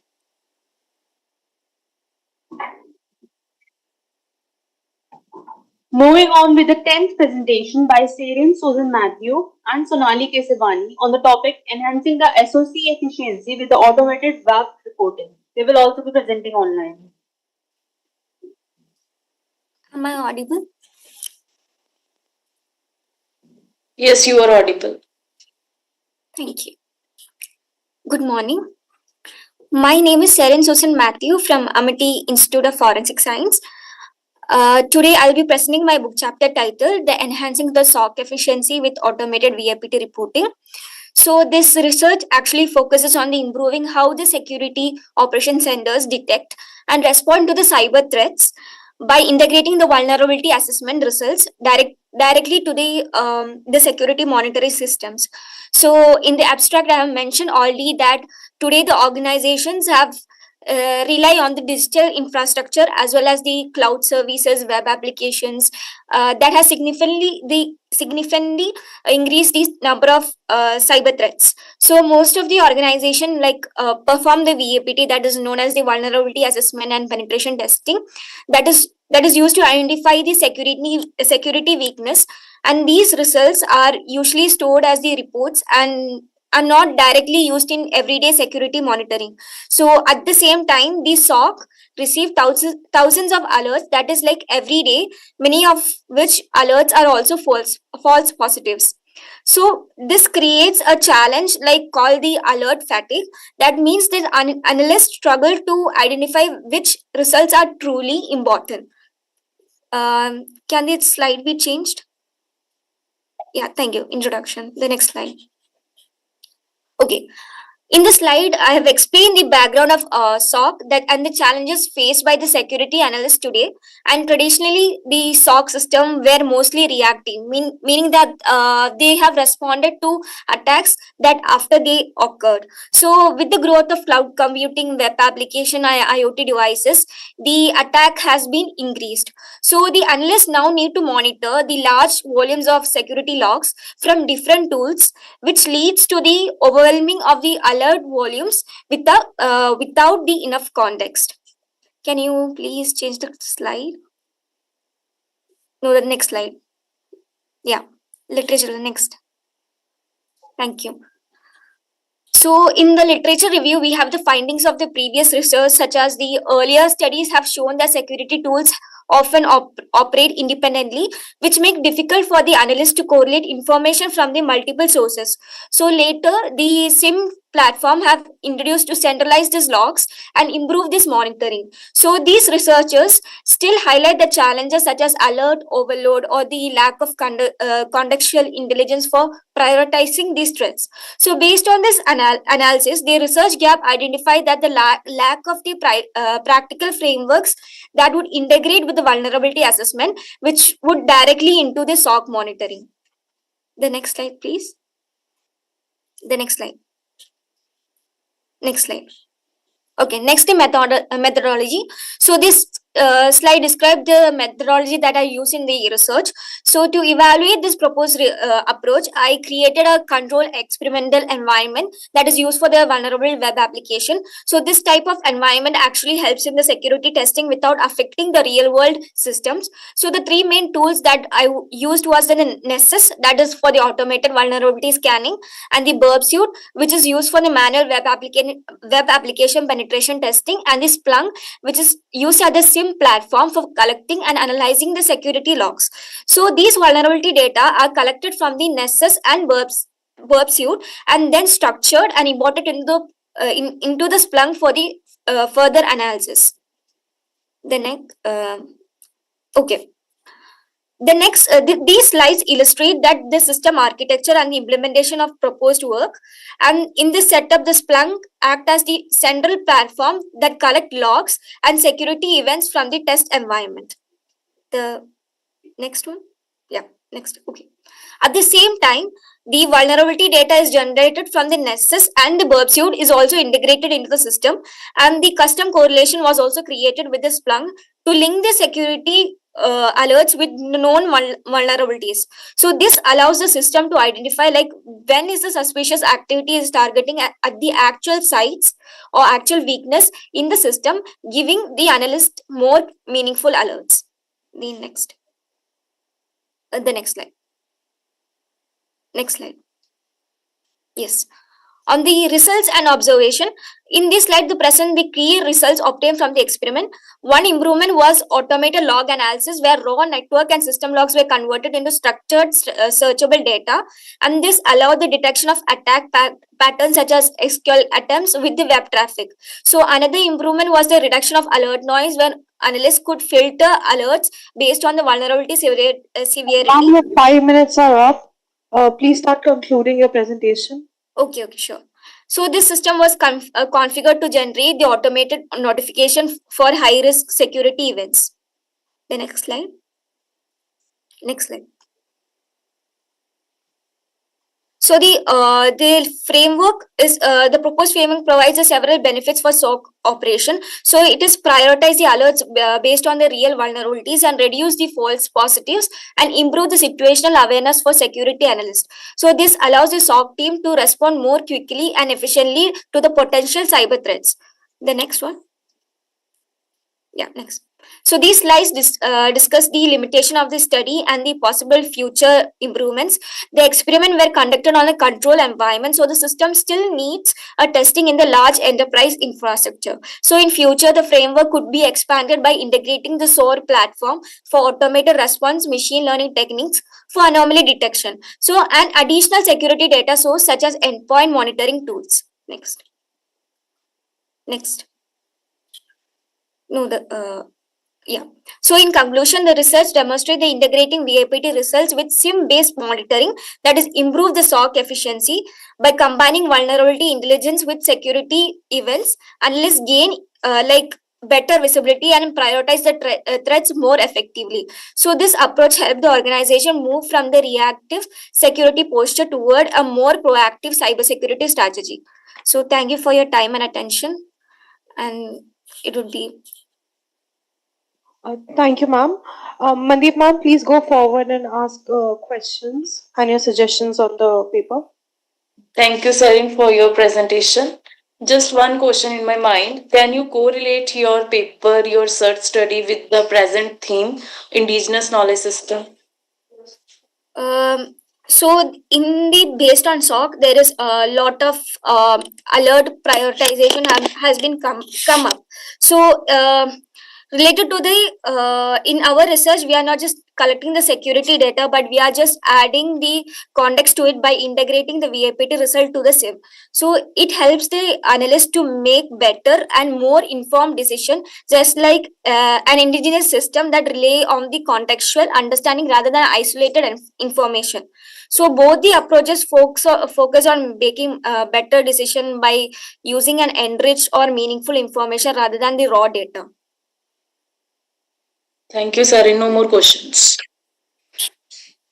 Sir, please. No question. Okay. Thank you. Moving on to presentation number 11, Vanshika Shah, Shreya Nautiyal, and Anika Bhatia, and Dr. Rochna Arora on the topic India's manufacturing rise, unleashing potential through the electronics sector.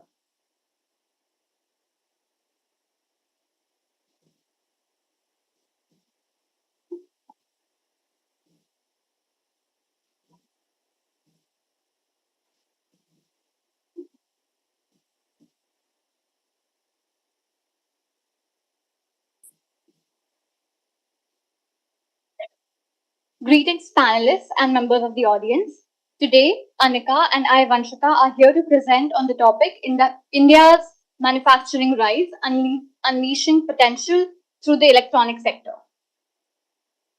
Our research objectives are as follows: to analyze the structural and economic implication of manufacturing sector's share in India's export and GDP, to compare it with China's performance, and to study actionable policy insights to achieve US $7 trillion GDP target by 2030. Our research paper is descriptive in nature, following quantitative data sources such as Ministry of Commerce, MeitY, RBI, and qualitative data from policy review, literature review, and media articles, along with primary data collected through structured interviews, including policymakers, government officials, industry representatives, and trade economists. Now, why the electronic sector is very important is because it is the world's largest job creator and world's largest exported commodity. This is India's best opportunity to achieve global scale. To achieve this target, it is really important for India to exponentially grow its electronic sector along with its exports. Now, India's electronic sector has transitioned through three phases. Firstly, an import dependent phase, followed by an import substitution phase, and the modern export led growth era. India's GDP's contribution towards the manufacturing sector is 14.43%, that is $520 billion, and is extremely important. Now, it is really important to analyze the manufacturing landscape of India, where capital formation increased by 10.8%, signaling confidence in future expansion. The PLI scheme, along with the ECMS scheme and ELI schemes, are important steps towards promoting the electronic sector.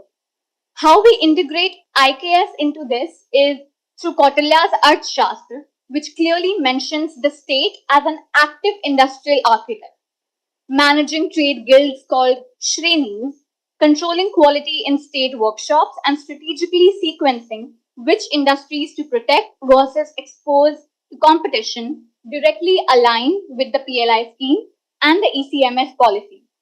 It also integrates the MSME development clusters and is constantly integrated to the SDGs, especially SDG number 5, 8, and 9. Now, the global manufacturing landscape over the past 2 decades has dominated by China in rapid industrial expansion. In contrast, India has followed a relatively service-led growth model.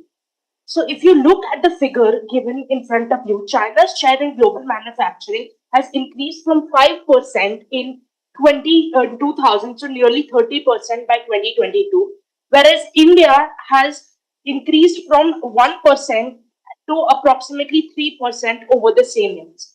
On the second graph, which is visible on the slide to you, China's share in global goods export has increased from 2% to 14%, whereas India's share has remained below 2%. This highlights a fundamental economic principle: a strong manufacturing base is important for sustained export growth. Now, talking about the learnings from Chinese experience, this we have collated from the interviews that we have had with the experts. So, China has made manufacturing their national priority, 40 years of experience starting from 1980s. They've changed scale, they became the factory to the world. Their focus is on cost competitiveness and quality. They have also built presence in the world's largest exports, especially labor-intensive exports. Pivot towards technology as soon as the opportunity arose in electronics since 1995, and we have also aligned government incentives and support along long-term basis with manufacturing. Now here we're basically trying to explain that how for India to achieve its $7 trillion vision by 2030, electronics is a cornerstone in the manufacturing ambition. So to achieve this target, we will need a US 1.2 trillion digital economy and US $2 trillion exports. For you achieving 1.2 digital economy, we will have to have USD 5 billion electronics manufacturing, and for achieving 2 trillion exports, we will need Please start concluding as we have 2 minutes. 2 trillion merchandise exports. This will lead to USD 180 billion electronics export, and thus electronics will be in India's top 2 exportable category, whereas smartphones will be the biggest exportable product. When this is basically the key stakeholder summary that we have analyzed after our interviews with various esteemed policy makers, WTO economists. So they have clearly said that our manufacturing performance is below the potential, especially when we compare to China. China's main focus is that they have focused on global scale manufacturing for several decades. They've aligned their infrastructure laws, skilling accordingly. When we talk about electronics and policy objectives, it meets multiple objectives: the job creation, investments, production at scale, export skilling. Job creation, one point to actually mention, electronics has created 1.3 million jobs. In these new jobs, 70% are women, thus promoting inclusive employment opportunities. This sector has a potential to become the third largest export, and it can become India's leading industry and largest export within the 5 years. Importance of manufacturing has also increased, especially in electronics, as it is key for India to achieve its economic growth. India needs to focus on an approach to become a competitive and increase its scale. Thank you. Thank you, guys. Mandeep ma'am, if you please go forward with your suggestions and Thank you, questions. Vanshika, for your presentation. I have one question. Although government had introduced various manufacturing schemes for in India, so why India's manufacturing exports have not increasing as compared to China? Thank you so much for the question, ma'am. One of the main reasons why India's manufacturing sector is not growing as exponentially as China is because China is the house of production in terms of raw materials as well. One of the major issues that India faces is the raw material import dependency. And for that, the government of India has actively tried to incorporate more policies. There's this one particular scheme which is known as ECMS, that is Electronics Okay. Components Manufacturing Scheme.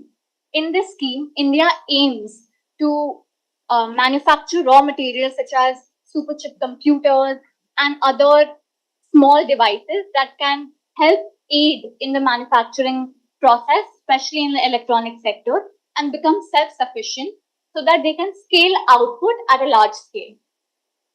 Okay. So you have included the stakeholder interviews at your last slide. So who are the stakeholders in your study? Whether they are economists, government officials, who are the stakeholders? Yes, ma'am. So we had the privilege to interview and get insights from the following interviewees. Dr. Veena Jha from UNCTAD. She is a trade economist. Dr. Harshvardhan Singh from WTO. Rajesh Sharma from ICEA. Dr. Pavni Sharma, Managing and Strategy of Policy at Apple India. Vivek Vats, the Director at Tata. Naveen Tandon, the Co-Chairman at FICCI. And M. Devendranath, who is a telecom and hardware consultant. Okay. I will suggest you must mention the stakeholders' names in your research. Thank you so much, ma'am. We will try to accommodate. Thank you. Sir, please. Ma'am, do you know about village and farmers enterprises in China? Sorry, sir, we are not aware about the price. These are actually enterprises which grown in the rural areas, and they became the main point from which the China developed their manufacturing sector. And so do you think that in India can rural areas play a big role in this, or have we paid enough attention to that rural areas aspect? Thank you so much for the question, sir.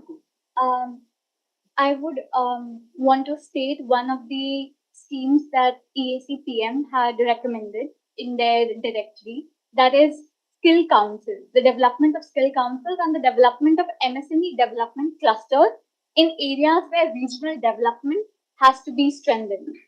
I totally believe that there is a gap and there's a huge gap when it comes to the existing vocational skills between people who are residing in urban areas and rural areas that need to be addressed and bridged.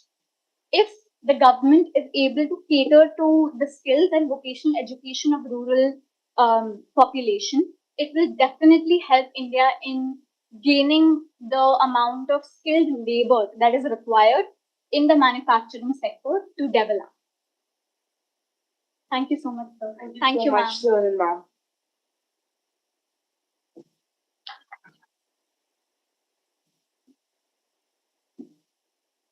Moving on to the next presentation, presentation number 12 by Shrutika and K on the topic Marginalization of Sri Lankan Tamil refugees in Tamil Nadu. They will also be presenting online. Am I audible, ma'am? Yes, Yes, you are audible. Okay, ma'am. Good afternoon. Ma'am, give us a second. Let us present your PPT. Yeah. You can start now. Yes. Good afternoon. I'm Shrutika MK from BA Sociology, final year. Today I'm here to present my research paper on topic marginalization of Sri Lankan Tamil refugees in Tamil Nadu. This study explored how long-term displacement affects social, economic, institutional and psychological lives of refugee community in Tamil Nadu. So, ma'am, can you change the slide to background of study? Like,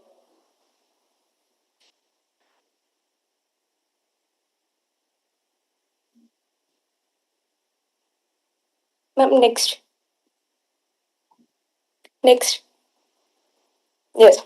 So, I would like to start with background of the study for better understanding of this topic.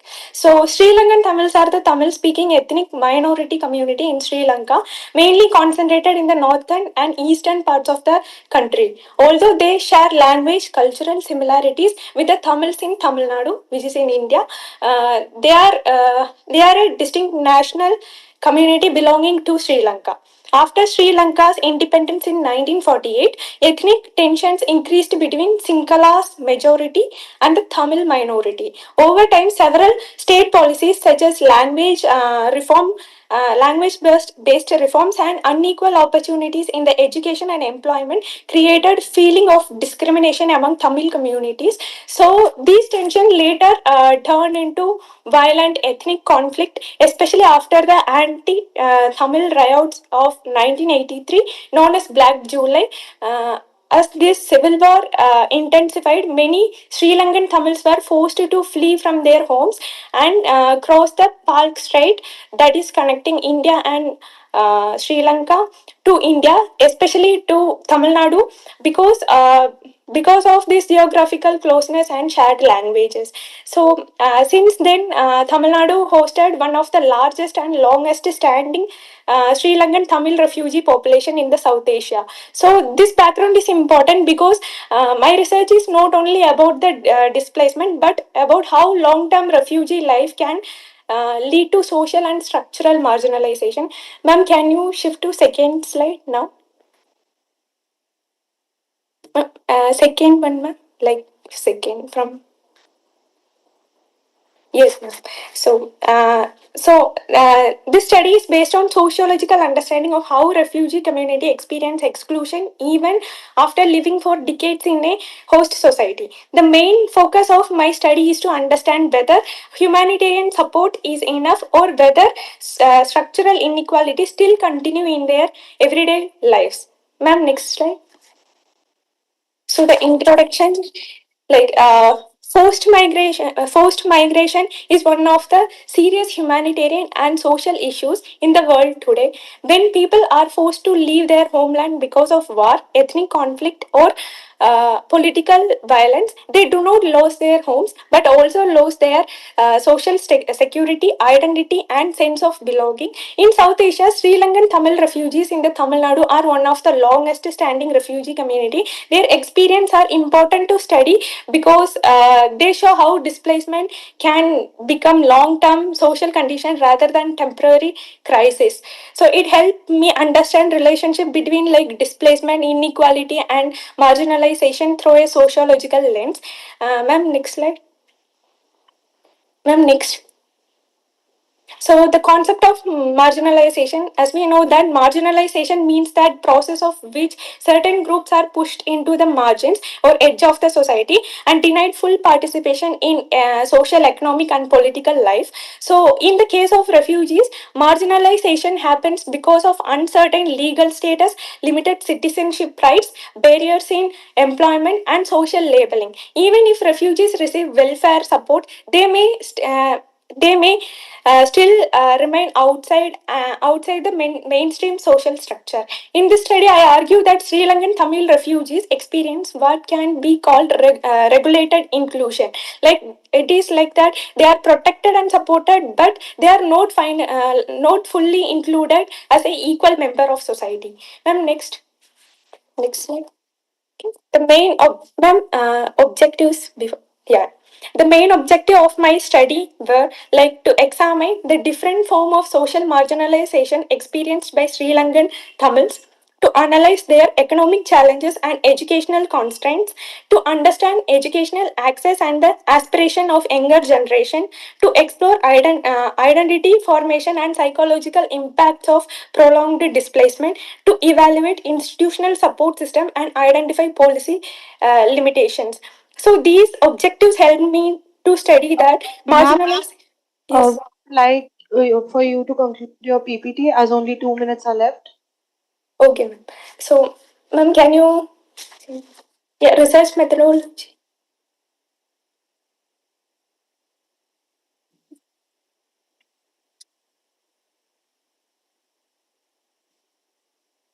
Ma'am, I would like to explain my research methodology before concluding this. So, the study follows the qualitative and descriptive research designs because the topic deal with lived experience, identity, exclusion, and social realities which cannot be fully understood through the numbers.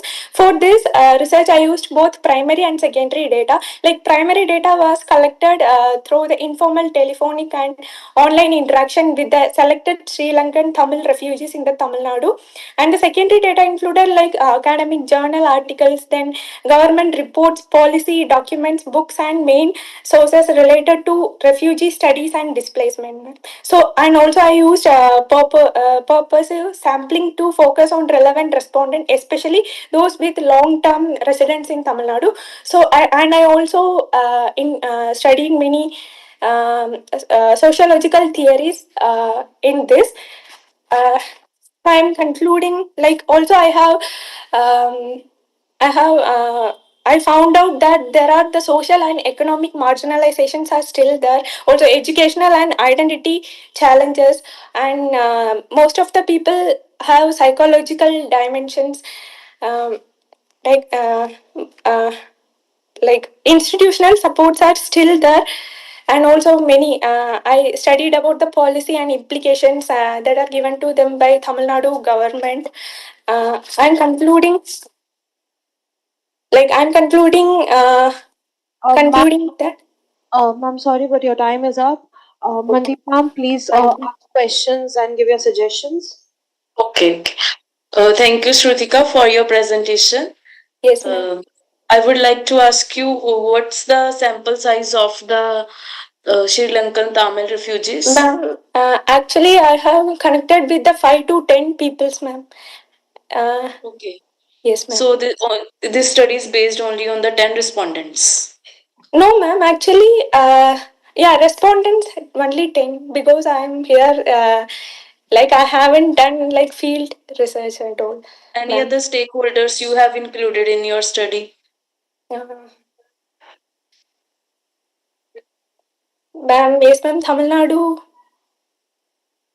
Okay.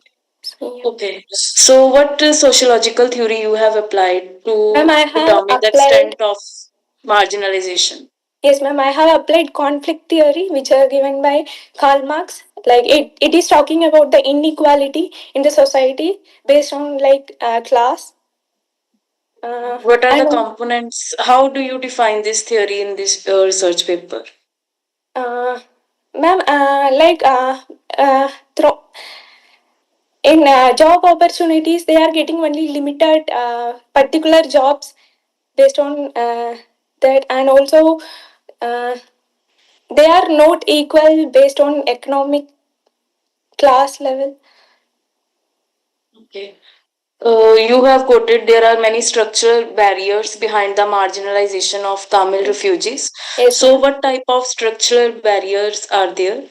Ma'am, legal rights, like. Okay. Uh, Thank you, Shrutika. Thank you, ma'am. Sir, do you have any questions? Okay.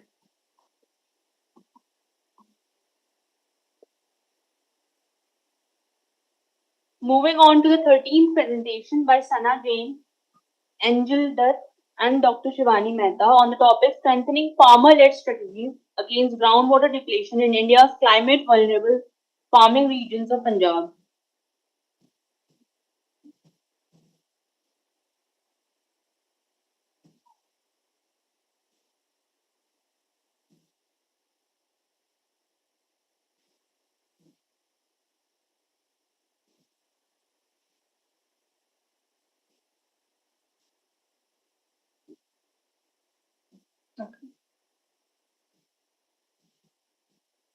Good afternoon, everyone. I am Angel Dutt along with Sana Jain, and we will be presenting our research on the topic strengthening farmer-led strategies against groundwater depletion in climate vulnerable regions of Punjab.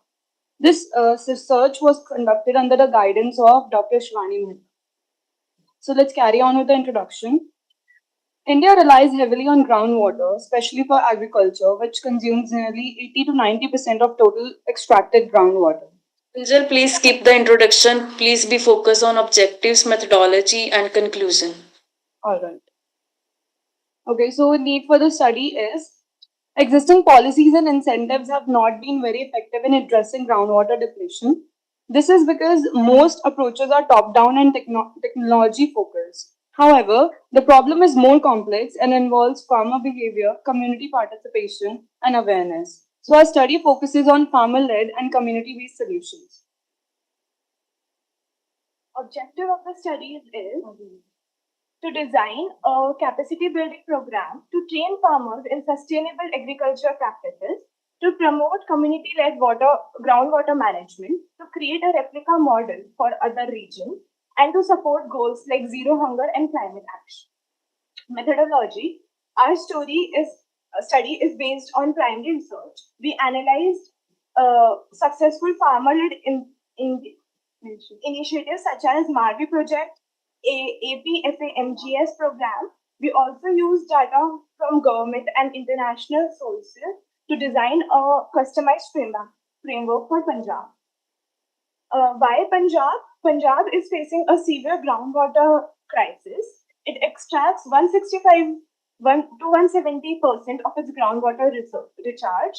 Around 78% of blocks are overexploited. Water levels are declining every year. This is due to heavy dependence on rice water system, free electricity, which encourages overpumping, weak incentives for crop diversification. Because of these factors, Punjab becomes an ideal case study for sustainable invention. All right. To tackle this issue, we propose climate smart agriculture, which is a sustainable and long term solution. CSA is based on three main pillars. Number one, increasing productivity, ensuring farmers maintain or improve their income. Second, adaptation to climate change, helping farmers deal with water scarcity and unpredictable weather. Third, reducing emissions, making agriculture more environmentally friendly. Now let's look at some key practices under CSA. Number one, micro irrigation. This method supplies water directly to crops and can save up to 30 to 50% of water. Direct seeding rice, DSR, it reduces water use and also lowers methane emissions compared to traditional methods. Crop diversification, farmers are encouraged to grow crops like millets and pulses, which require less water. And the last is solar pumps. These reduce energy costs and help in lowering carbon emissions. Overall, CSA is not just about saving water, it is about creating a balanced, sustainable, and climate resilient farming system. Now, let's talk about the proposed capacity building framework, which is the main focus of our study. To implement CSA effectively, we designed a four-part capacity building framework. Number one, awareness and hydrology training. Farmers are educated about groundwater systems, recharge, and long term impact. Second, technical skill development. Training farmers in modern techniques like micro irrigation, direct seeded rice. The third is policy and institutional training, encouraging community participation and local water governance. And fourth is digital monitoring, using apps and tools to track groundwater levels and crop patterns. This framework ensures that farmers are not just informed, but also skilled, organized, and empowered. Okay, now on to implementation strategies. The implementation is planned over 36 months, divided into 4 phases. Referring to the table on the slide, baseline assessment from 0 to 3 months, data collection, groundwater analysis, identifying target areas. This phase builds the foundation. Phase 2, training and capacity building, 4 to 12 months.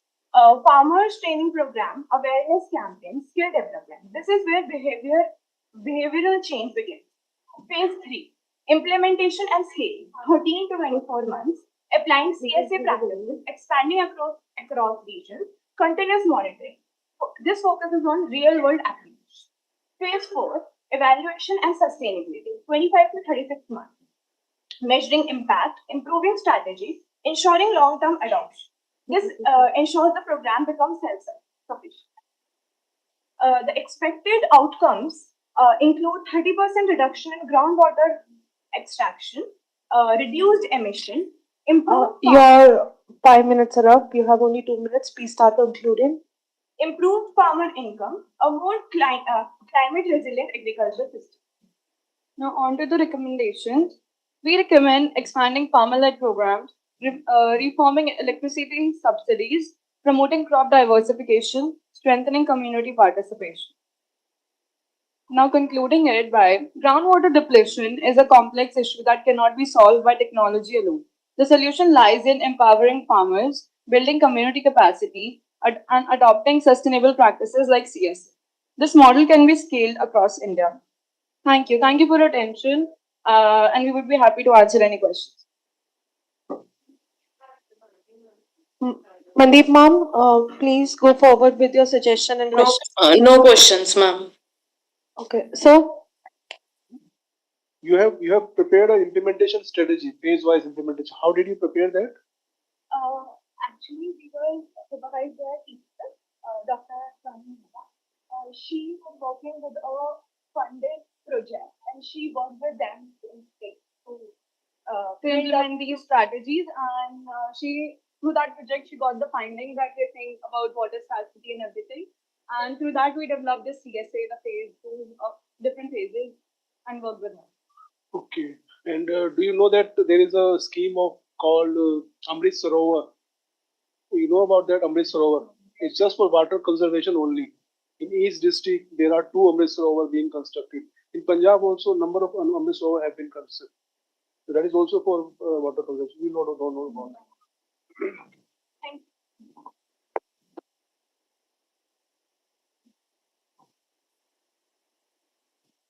Moving on with the next presentation, Zainab Imran on the topic sociological analysis of career anxiety and future uncertainty among Kashmiri youth in higher education.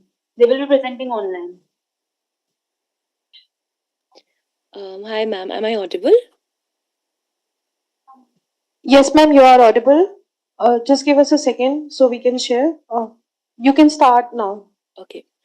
Today, my name is Anna. I am from BA Sociology, and today I am presenting my topic, a sociological analysis of career anxiety and future uncertainty among Kashmiri youth in higher education. I choose this topic because I am from Kashmir, and being part of this society, I have closely observed how career related uncertainty affects students and young people around me. As a student, we often see that even after years of education, many young people still remain anxious about employment, stability, and future planning. This made me interested in understanding the issue not only personally but also sociologically. In Kashmir, education has become a major aspiration for youth and family, but employment opportunity have not expanded at the same pace. Because of this gap, many students experience pressure, anxiety, and uncertainty regarding their future. This topic, therefore, connects individuals' experience with larger social realities such as unemployment, family expectation, and social political conditions. Being from Kashmir, this topic is not distant for me. It is something I see reflected in lives of students around me. Next slide, please. Youth plays a very important role in development of any society because they represent future human capital. Over the past decade, higher education participation in Kashmir has increased significantly. More students are entering college, university. This increase shows that education is highly valued. However, one major challenge is their unemployment. As a result, many students complete their education but still feel unsure about where they will go next. If I'll speak about myself, I had to leave Kashmir and come to Delhi for my education because I saw how my sister, she had to literally she completed a 3 years degree in 7 years because of the conditions in Kashmir, and it took so much time to for the completing her exams, completing everything, getting that degree, and then thereafter completing her education, no job, nothing. Hence I also had to leave Delhi. Now I'm looking for opportunities, but in Delhi. This gap between education achievement and job opportunity creates anxiety. Students begin asking questions like, where will I get job? Where will my degree be enough? Will I meet family expectations? The main research problem is rising educated unemployment among youth. Today, many educated young people remain unemployed for long period even after completing degrees. In Kashmir, government jobs are highly preferred because they are seen as secure, stable, and socially respected. But the number of applicants is extremely high while available posts are very limited. This creates intense competition. At the same time, private sector's development is still limited, so alternatives are fewer. Another important factor is socio-political instability, which affects investment, business growth, and long-term employment generation. Next slide. The research objectives are very clear. First, to understand structural cause behind career anxiety among Kashmiri youth. Second is to study the relationship between unemployment and future uncertainty. And third is to examine how family expectations influence career pressures. And fourth, to understand how social and political conditions shape youth aspiration. These objectives helps us study career anxiety not simply as emotional issue but as a social phenomena also. Talking about literature review, Beck explained in Risk Society that modern society creates uncertainty because of individuals constantly face unpredictable future risks. This theory is highly relevant because many students today feel uncertain despite being educated. Also, Gideon argues that globalization has changed youth identity. Young people now compare themselves not locally but globally. So they want to achieve as much as people are achieving globally. But seeing that in Kashmir there are no opportunities, so that is not possible here. This differences increase frustration and anxiety also. Next slide. Next. Yes. So there are also some. This study also uses three sociological theories. First is structural functionalism. This theory says society functions properly when institutions. Your Yes. 5 minutes are up. Please start concluding. I think we had 10 minutes. Yes, ma'am, but 3 minutes for question answers and then seven Okay. minutes for presentation. 2 minutes are left. Okay, can you then skip this slide, please? Next slide, please. Research methodology. Yeah. For this study, I mainly used descriptive research methodology because my aim was to understand and explain the social factors behind career anxiety rather than a test complex hypothesis, along with secondary sources such as articles, reports, and existing studies. I also drew from personal observation and lived experience because as a student and being from Kashmir, I have directly seen how career uncertainty affects young people around me. This study follows a descriptive and analytic research design. Socio-political context of Kashmir. Kashmir has a distinct social political context that directly affects youth futures. Political instability often interrupt education, reduce investment, and limited private sector growth.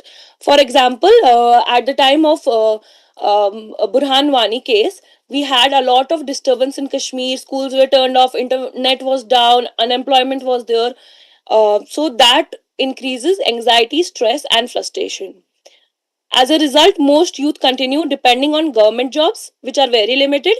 This increased pressure because one sector cannot absorb everyone.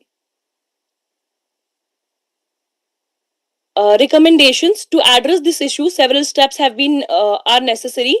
Private sector investment should increase, entrepreneurship should be increased, universities should provide internships and skill development opportunities, career counseling must be part of higher education, mental health support is also important because anxiety affects confidence and productivity. To conclude, career anxiety among Kashmiri youth is not only an individual issue, it is deeply connected with unemployment, social expectation, institutional imbalance, and socio political realities. Thank you. Thank you, ma'am. Mandeep, ma'am, please, if you have any suggestion or questions, please go ahead. Thank you, Zainab, for your presentation. I would suggest you your sample size is just 80 students. That is very small, so we can't generalize your results on all Kashmiri youths. And my question is, how do you analyze the relationship between the unemployment and the future uncertainty? To be very precise here, unemployment and future uncertainty are very connected. If we see, like, if currently seeing the situation of Kashmir is already very, damaged. Employment has already got a lot of damage. Now, in future, it's very obvious that if we are not getting an opportunity right now, how are we, because we cannot see any future in Kashmir. I cannot see Kashmir developing. It is just going back and back and back. So No. I just want to ask you whether you have used any econometric model, research methodology for getting the correlation between the unemployment and future uncertainty. No, I have not, but I used a regression analysis in this, by which in this study, because it helps to identify and measure the determinants of career anxiety, um, um, unemployment, family expectation, social, political uncertainty overall can be treated as independent variable, and other and yeah. Which is the most prominent determinant you get in your research Uh, that affects the Kashmiri youth? uh, that is unemployment. Because of unemployment there is a lot of frustration and stress.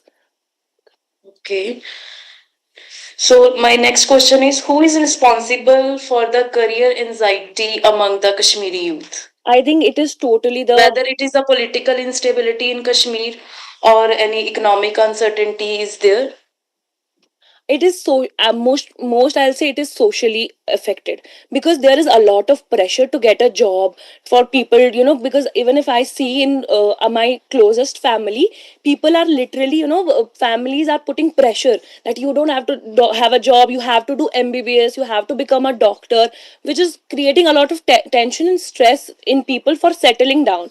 And then in result, after completing your degree, after doing masters, after doing PhD, people are still unemployed. I have seen people who are working for a BPO and they are qualified BDS doctors. So that is creating a lot of tension here. So I would suggest you must increase your sample size because for such a small sample size, we can't generalize your results on all the Kashmir region or all the Kashmiri youths. So you can incorporate this suggestion in your study. Done, ma'am. I'll increase it. Thank you so much. Okay. Thank you, ma'am. So, Uh, uh, Ma'am, one question that can IK based enterprises be a solution for Jammu and Kashmir?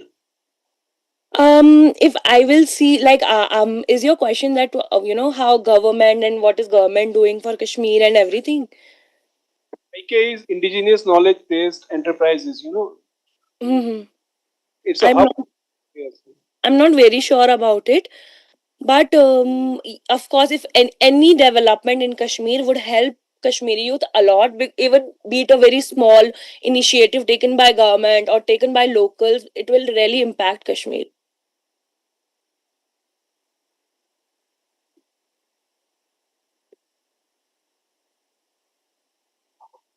Our next presentation number 15, is by Bani Fambe on the topic The Alchemy of Food and Consciousness, Insights from the Bhagavad Gita.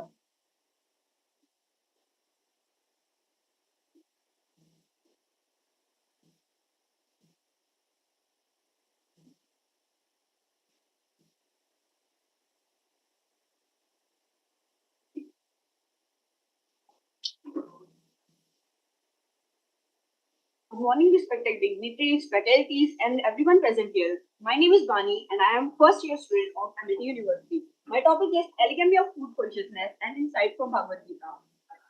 Welcome everyone. Today we explore a concept that bridges ancient Eastern philosophy and the 21st century science, the alchemy of food consciousness. And Bhagavad Gita, food is more than just calories. It is a stem medium that shapes our character, mental clarity, and spiritual depth. We will look at how Gita, Triguna, the mode of nature elegance with what modern science now calls gut-brain axis, proving that what you eat literally becomes how you think. What is food consciousness? An ancient wisdom meeting our modern mindfulness of one smooth connection, the food. Nutrition focus choose food that provide vitamins, minerals, protein, fiber, etc. Balanced diet include different food groups such as vegetable, grains, protein, and healthy fats. Proper nutrient balance. Make sure that the body gets essential nutrition and right amount. The eater. Mindfulness focus. Be aware while eating instead of eating mindlessly.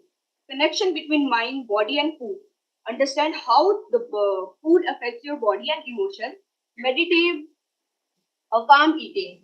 Eat slowly, appreciate the food, listening to the hunger fulfillments. Chapter 17 of Gita explains that our food choice reflect our inner quality or guna.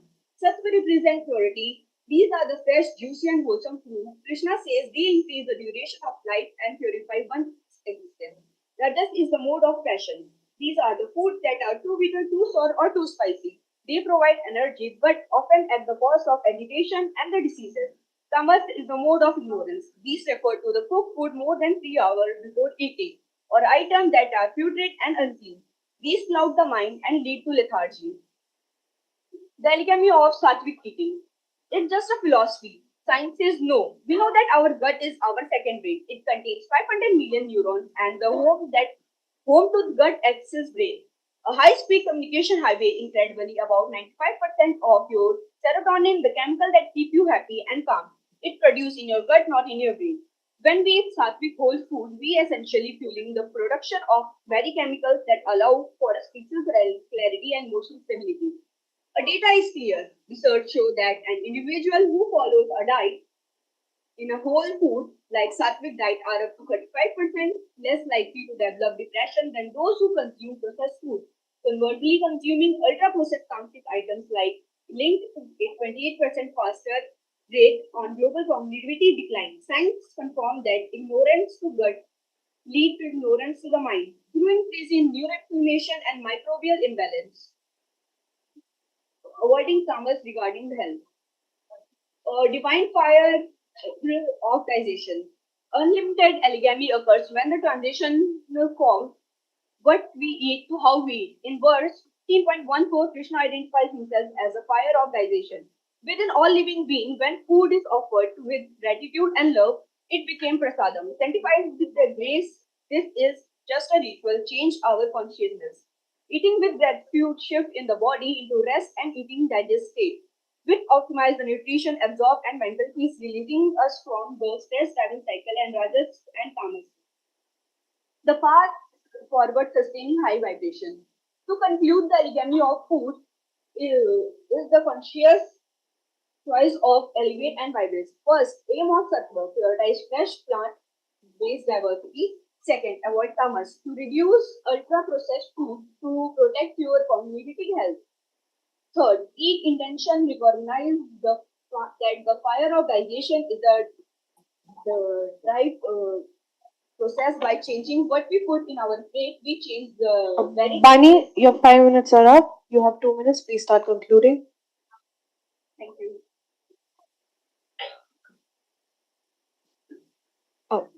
Mandeep ma'am, please tell us your review. No questions, ma'am. Okay, sir.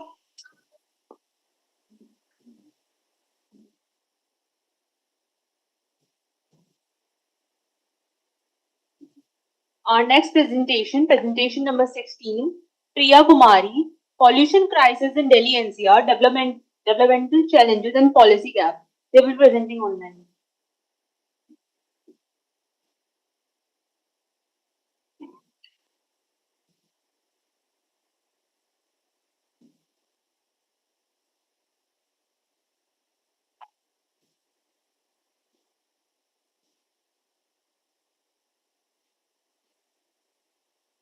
Ma'am, you can start.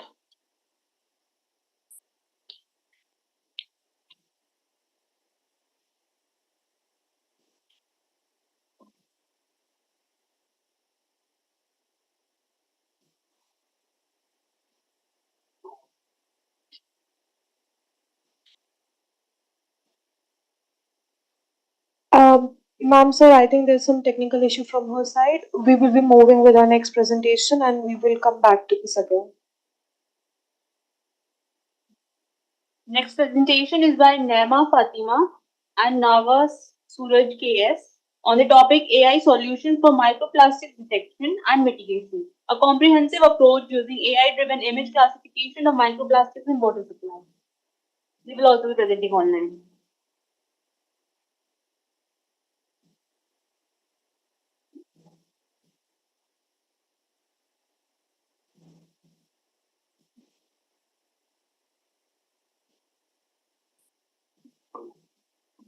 So, ma'am, you can start your presentation.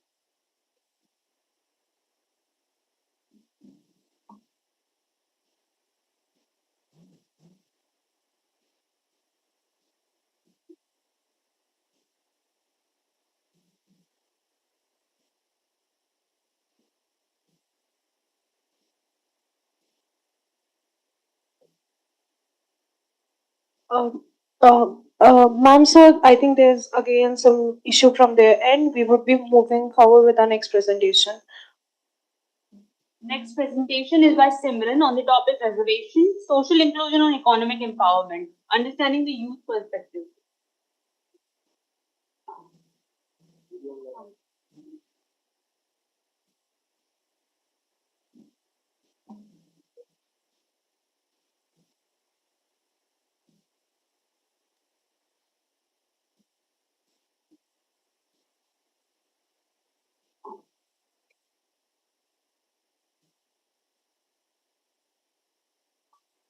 Simran, ma'am, you can start.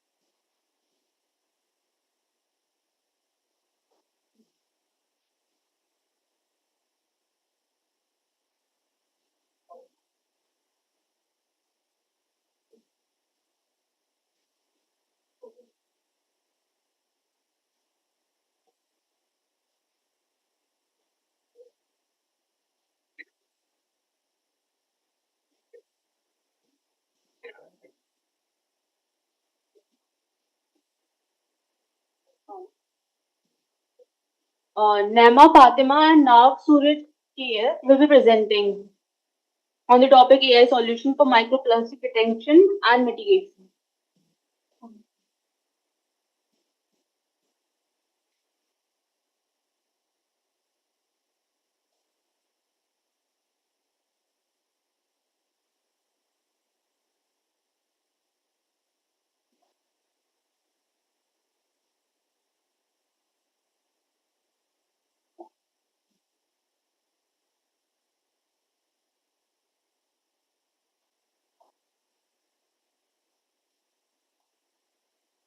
Excuse me, ma'am, you can start.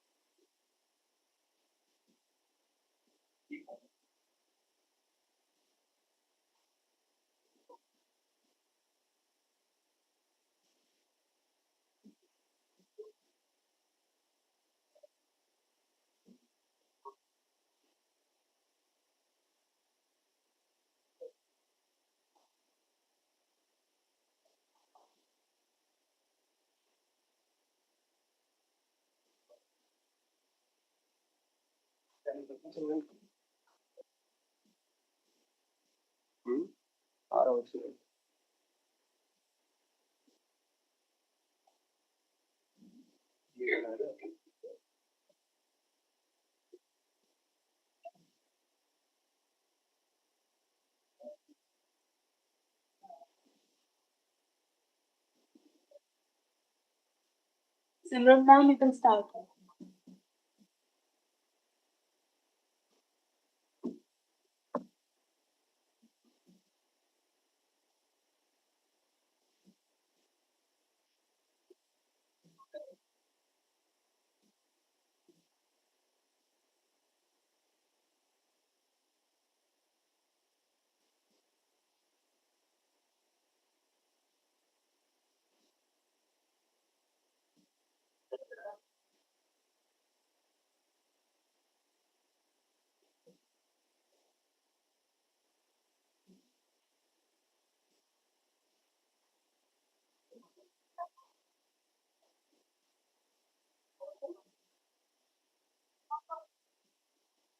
Simran ma'am, please start your presentation.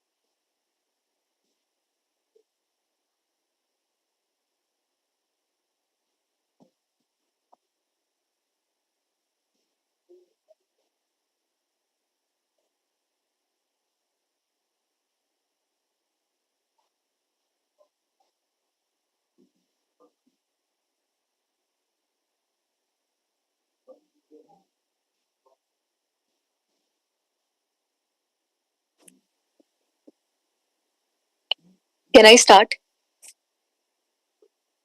Yes, ma'am. Okay अब जातियां कहाँ बची हैं? मैं जातिवाद में नहीं मानता। मैं उनके घर खाना भी खाता हूँ।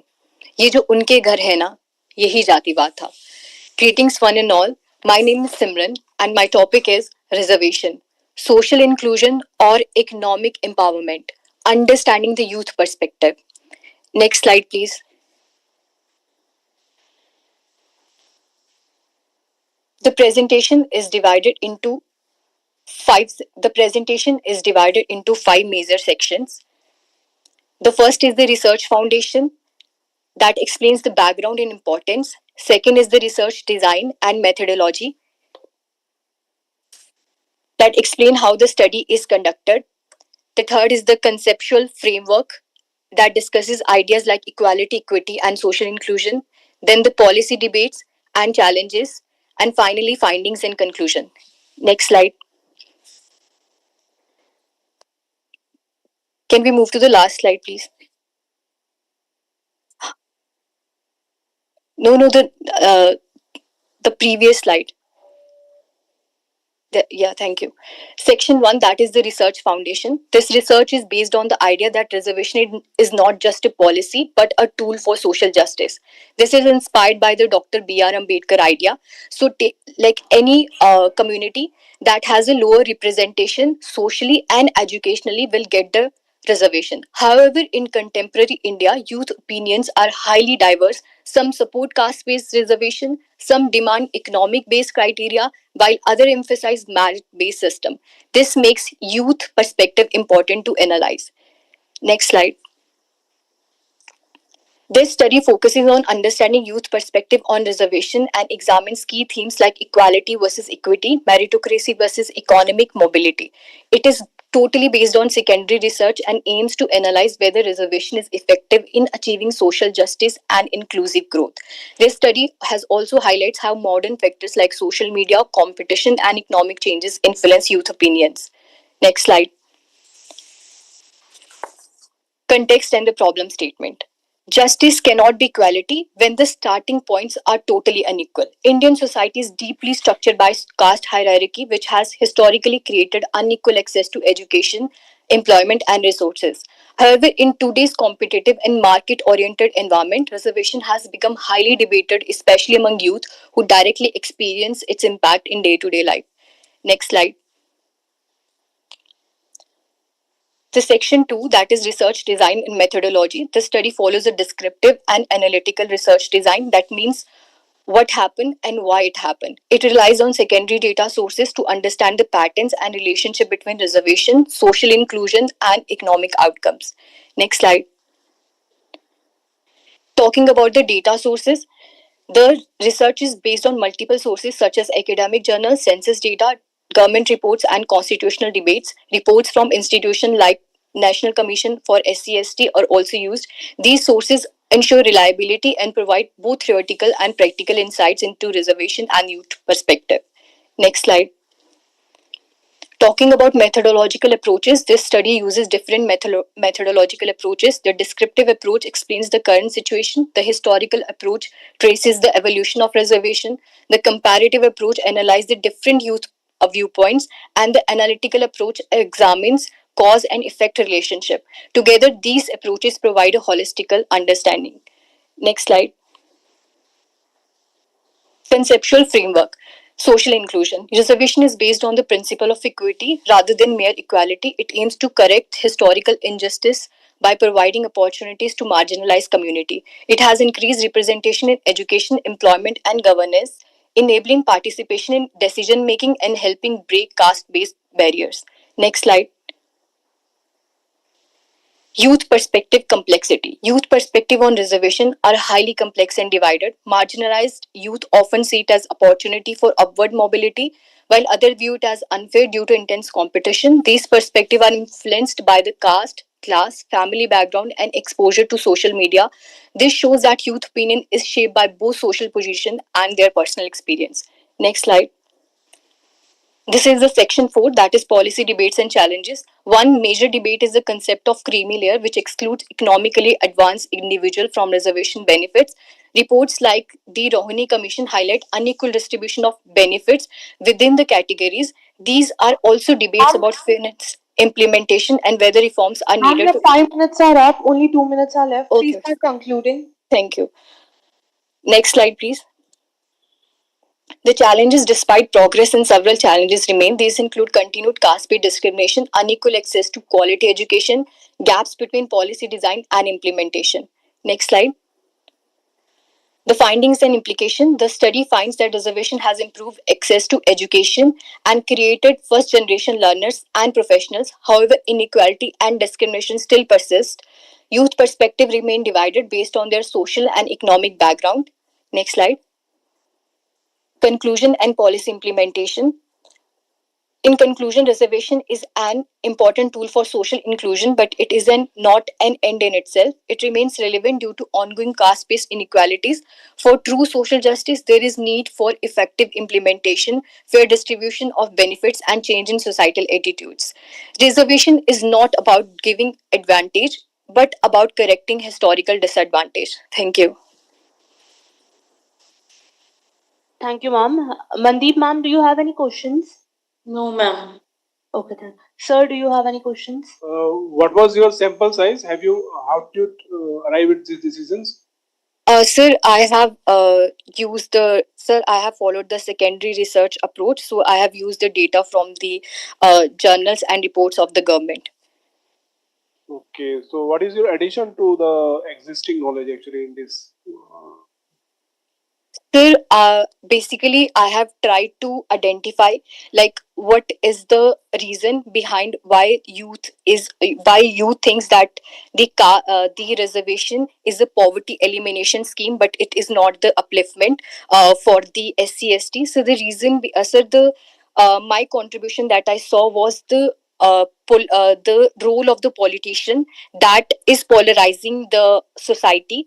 They itself don't want that the upliftment of the SC/ST because they view the SC/ST as their vote bank. So if tomorrow these backward classes came into mainstream society, so they lost their vote bank. So the reason behind that they are not able to compete with the mainstream society is basically the politicians that they vote for. Thank you. Thank you, sir.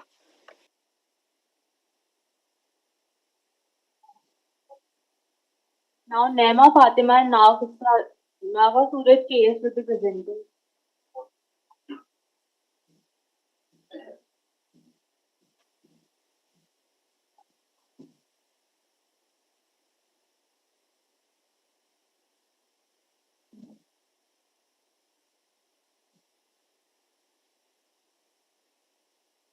Ma'am, you can start presenting.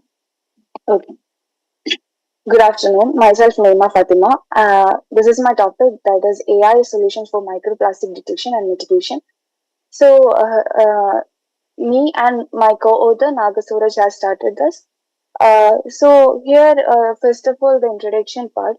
Microplastic, which is less than 5 millimeter, that has been very danger to everyone. So this through this study, I'm using CNN, which is convolutional neural networks, which is an AI, basically, which is an AI that helps to detect the microplastics and from other plastics or from other things. So next slide.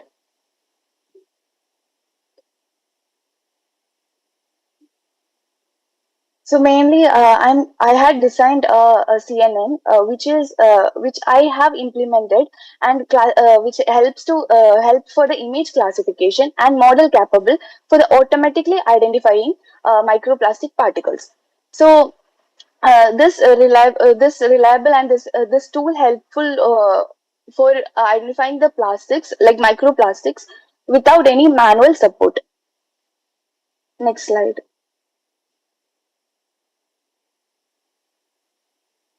So we're comparing to the other slides, like other PPT or something. Uh, here I am using the CNN, which is very useful and which is very powerful from other tools, which is more easy, more cost friendly, and more clarifying. So this is the uniqueness that I have given in my paper. Next slide. So for this, there are some steps to be followed. The first one is data acquisition. For this, I had collected some water samples, images of water samples, and that is prepared from the laboratory samples or publicly accessible. Both this I have used, and through this, the samples I had. Through the CNN, which is conventional methods, I had classify the different types of things like fibers, fragments, beads, films, etc. So here I have used a dye which is Nile red dye. By using this, it will illuminate, or it will give a glow for the particles which are plastics, which is microplastics, other than the normal plastics. Next slide. The second one is image processing, which is very important. That is, by doing this image pre-processing, we will reject the noises, everything present in that picture. So it helps to identify the microplastic very clearly. That's it. Next slide. For the feature extraction through the CNN, the feature extraction is very easy actually, because it will identify overall everything, the shape, size, everything through the this image. The important thing is that the image should very clarify, like very clarity should be present in that image. That's it. Next slide. So this is the thing that I use, this CNN architecture. So this CNN architecture will detect the edges, textures, everything, each and everything. So it is basically kind of a layer, a conventional layer. So each layer will focus on each things that present in the image, and it will be the data set that it will be divided into training, validation, and test subjects. So it will give a clear outcome, which is which shows which is the like microplastic, which is the other plastic, everything. Next slide. So basically, the while talking about the performance metrics, accuracy which shows like the correctness, but can be misleading when the data set is imbalanced. Like there is the precision that indicates how many detected microplastic. Are up. Please start concluding as you have only 2 minutes left. Okay. So mainly this performance metrics is follows accuracy, precision. Can you change the next slide? F1 score and mean average precision. For the F1 score, this combines the precision that recall to provide balanced evaluation. Next slide. Next slide. Okay.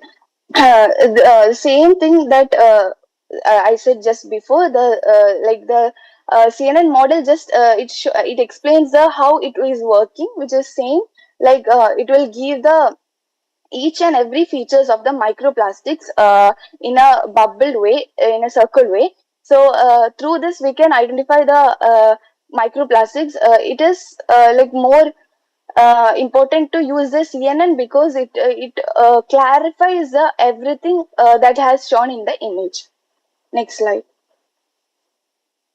Next slide.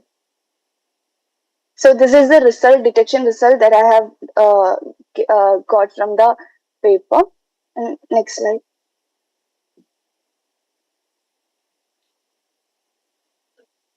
Next slide. Okay. So the limitations. By talking about the limitations, it's the image quality is very important for this. It depends upon the image quality, as well as the very small nanoplastic are very challenging to detect actually, and very shortage of, or a very limited size of data sets. Yes. Ma'am, your time is up. Okay. Mandeep ma'am, if you have any suggestions or questions, please go ahead. I have no questions, ma'am. Sir? Thank you, ma'am. Okay.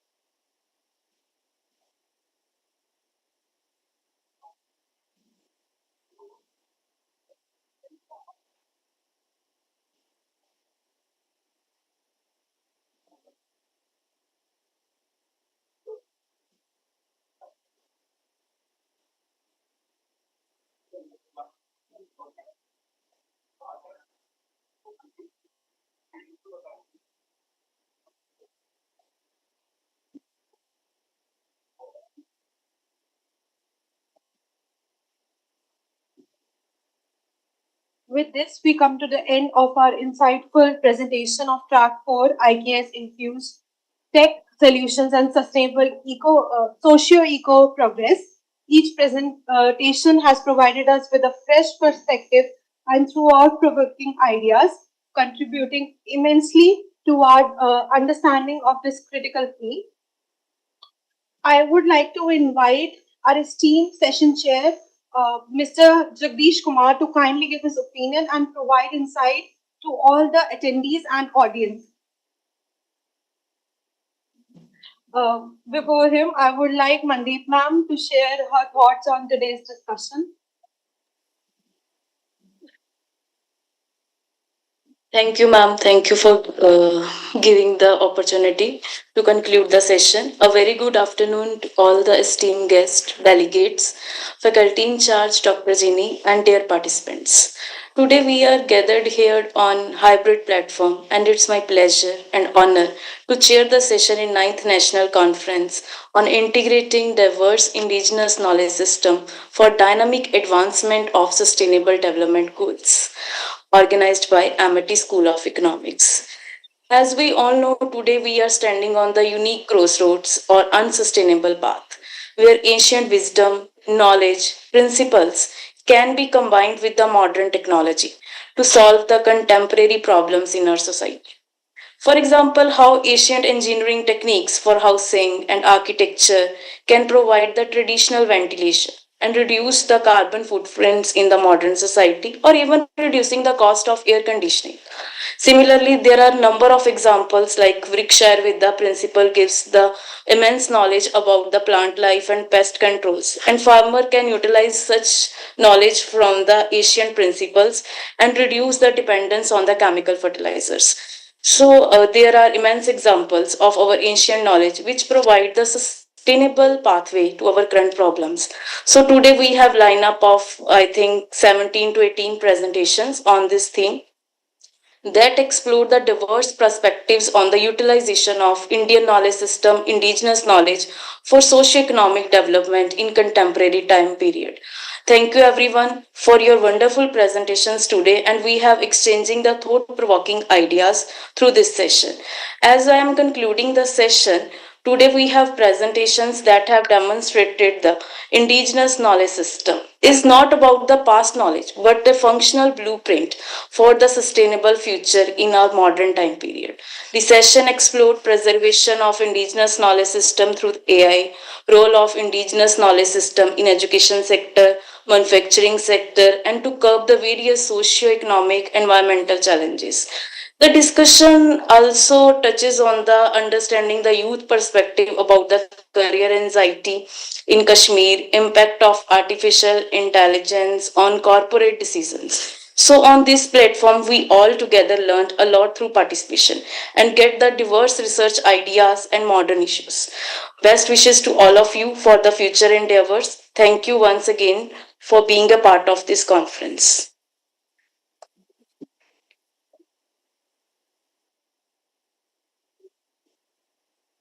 Thank you so much, ma'am, for your valuable insights and reflections.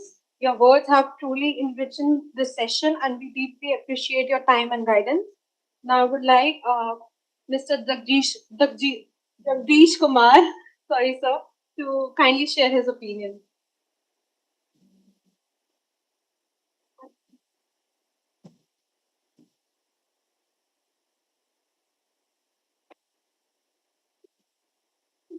I think it will put 5 to 6 years to आपका गलती बजेगी कि नहीं मानते हो? Okay, thank you very much. Good afternoon, everyone. Respectable Kavita ma'am, Dr. Chini ma'am, and other faculties and all participants. First of all, I would like to thank Amity University Noida, the whole team of Amity School of Economics for organizing such an insightful session on IK systems advancement. In India, I would also like to thank the especially Dr. Kavita Indra Purkar and Dr. Jini Sarma, who invited me for this session, chair this session. Actually, it's a big privilege for me. So thank you very much, ma'am. It is my privilege to serve this session on integrating diverse IK system for dynamic advancement of the sustainable SDGs. I also like to sincerely thank all the presenters for their diligent efforts in presenting in-depth analysis on various aspects of IK system advancement scenario. Actually, we are driving towards for Atmanirbhar Bharat. Since 2020, this is the mission we are having for, and IK system is one of the solutions we must look at. So it's a very right time and right topic to actually discuss and to come out with a different solution. Uh, Actually, IK provides locally grounded solutions to local development requirements. It's a demand driven type of a thing. So, and there are a number of advantages I would like to highlight. I just felt that. First is that the IK system is actually owned by the societies because it is practiced by them. So when we take these solutions forward, we can actually implement them easily, with less cost, less time lag, and it helps us to achieve the goal of rapid economic development. It gives, I mean, most of the these IK is practiced by the women, and it gives more control to the women on and it also somehow may affect gender inequality and women empowerment. So again, I would like to thank all the presenters. So many things were presented here, and it's difficult to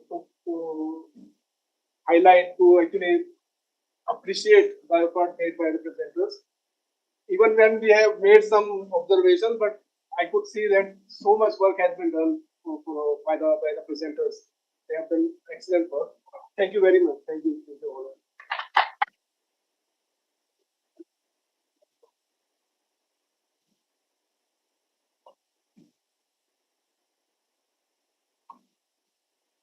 Thank you very much, sir, for your insightful remarks. We will take them into.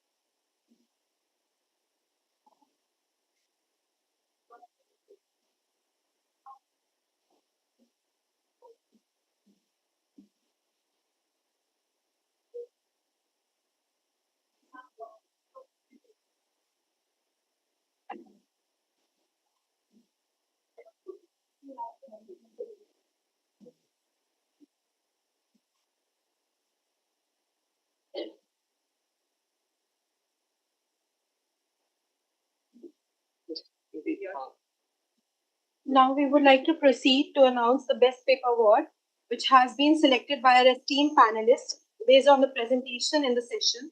I request Dr. Jagdish Kumar. I'm not doctor. Sorry, Mr. Jagdish Kumar, Dr. Kavita Induputkar, Dr. Neeru Sudhana, and Dr. Ginny Sharma to kindly come forward and present the Best Paper Award. Actually, all presenters are winners. Actually, they have done excellent work. But among them, we have selected Miss Nidhi Singh as the best presenter.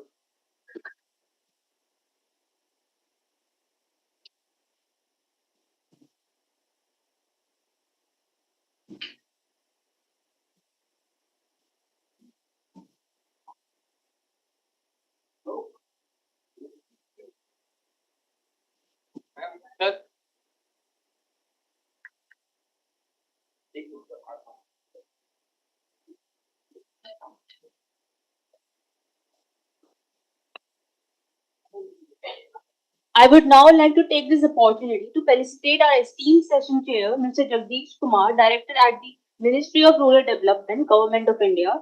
May I request Dr. Kavita Indrapurkar, Dr. Neeru Sudhana, and Dr. Ginny Sharma to kindly present the token of appreciation as a gesture of our gratitude and respect.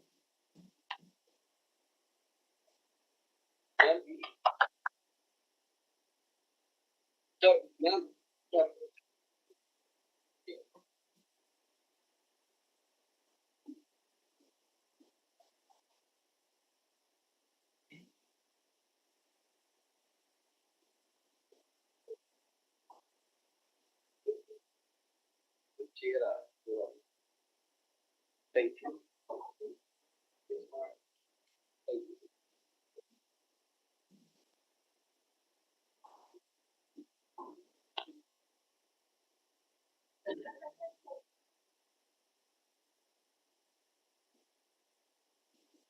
Thank you so much, sir. I am honored to deliver the vote of thanks for this enriching session. First and foremost, I extend my heartfelt gratitude to our esteemed founder president, Dr. Ashok K. Chauhan, Chancellor Dr. Atul Chauhan, Vice Chancellor Dr. Balwinder Shukla for their visionary leadership and constant support. We also thank Professor Kavita Indrapurkar, Head of Institute ASE, Professor Dr. Neeru Sidana, Conference Convener, and our track coordinator, Dr. Ginny Sharma, for their support that make such academic platforms possible.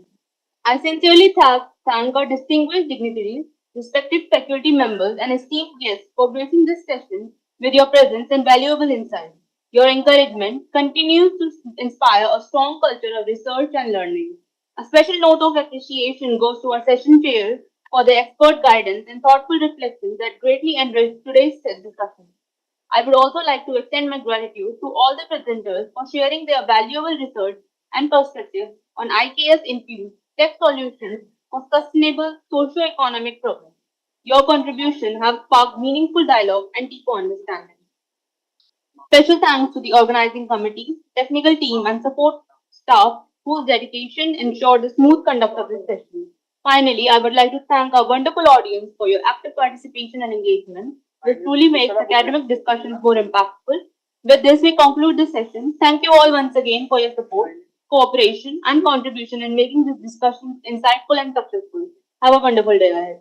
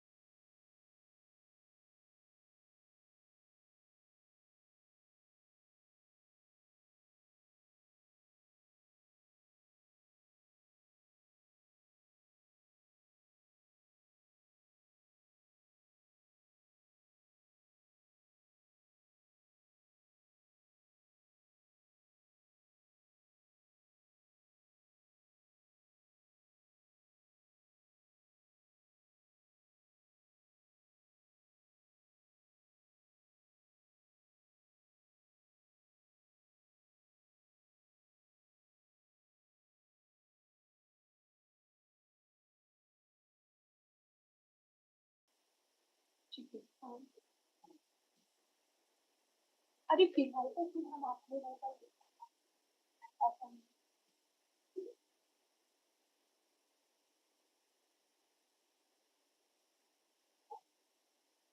Good afternoon, everyone.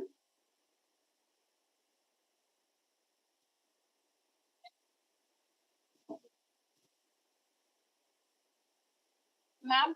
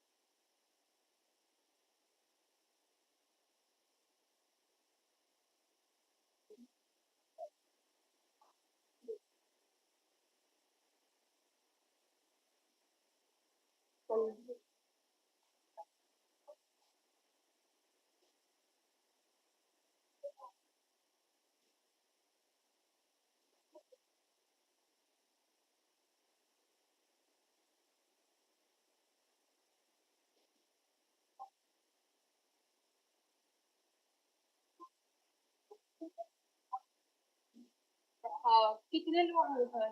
That is ना कितने लोग join हुए?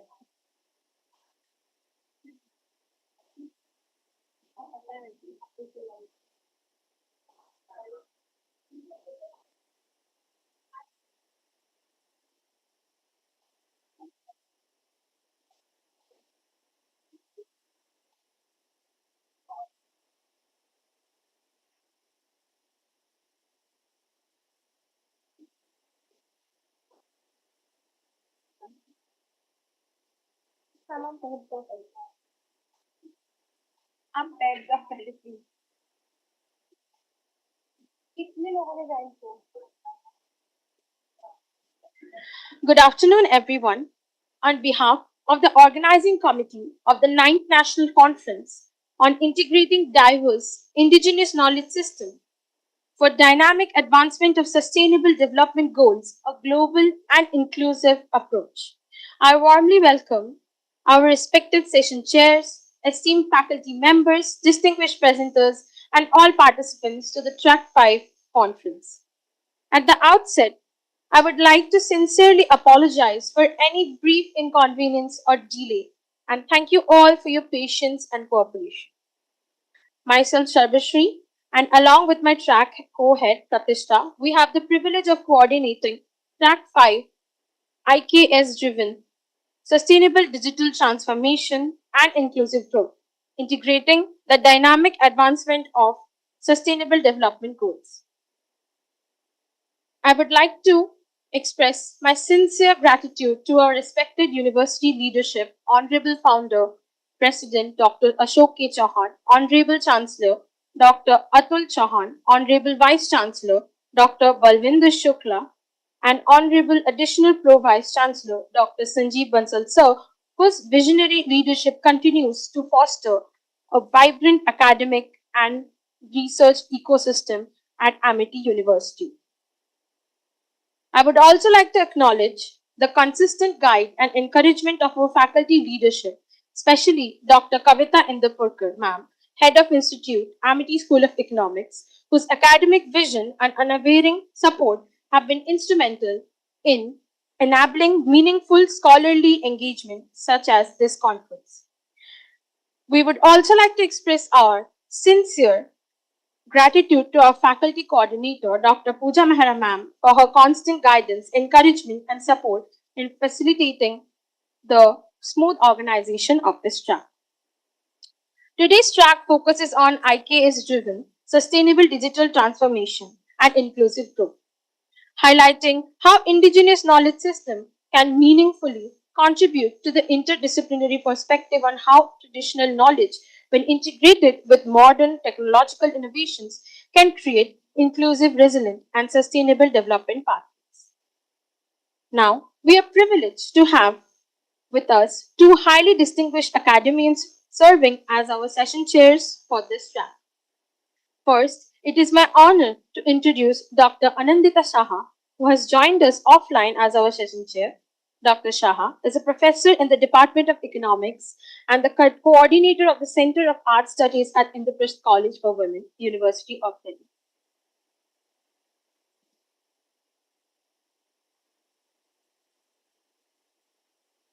She has also supervised numerous research dissertations, published extensively in reported journals, and co-edited the book Sustainable Development Insights from India, published by Springer.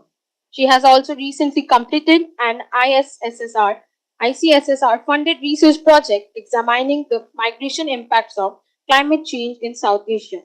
Please give a big round of applause for her. Now, I would like to request Dr. Pooja Mahana ma'am to Now, I would like to request Dr. Pooja Mehra ma'am to kindly felicitate our respected session chair, Dr. Anindita ma'am, with the Tulsi sapling as a token of our appreciation and gratitude. Can we make a big round of applause for them?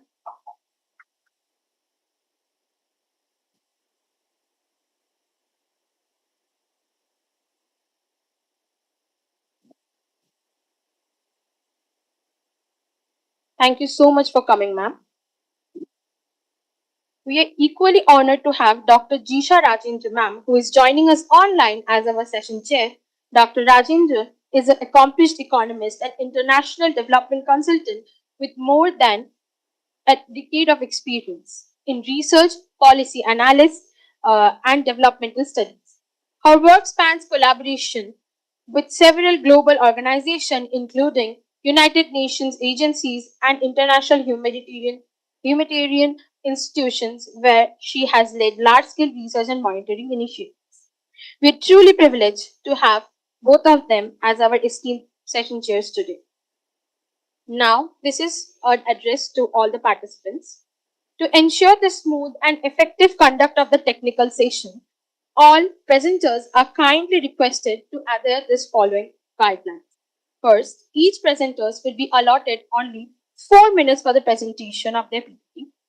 This will be followed by 2 minutes of question and answer session, which will be asked by the session chair and the audience as well. Presenters are requested to strictly adhere to the time limit to allow equal opportunity for all the participants. Now, we have introduced a buzzer system where we will be manage the presentation time effectively. When the buzzer is ring for one time, that means you are left with only 2 minutes. When the buzzer will be ring for the 2 times, then that means your presentation time is over, which means your 4-minute time is over.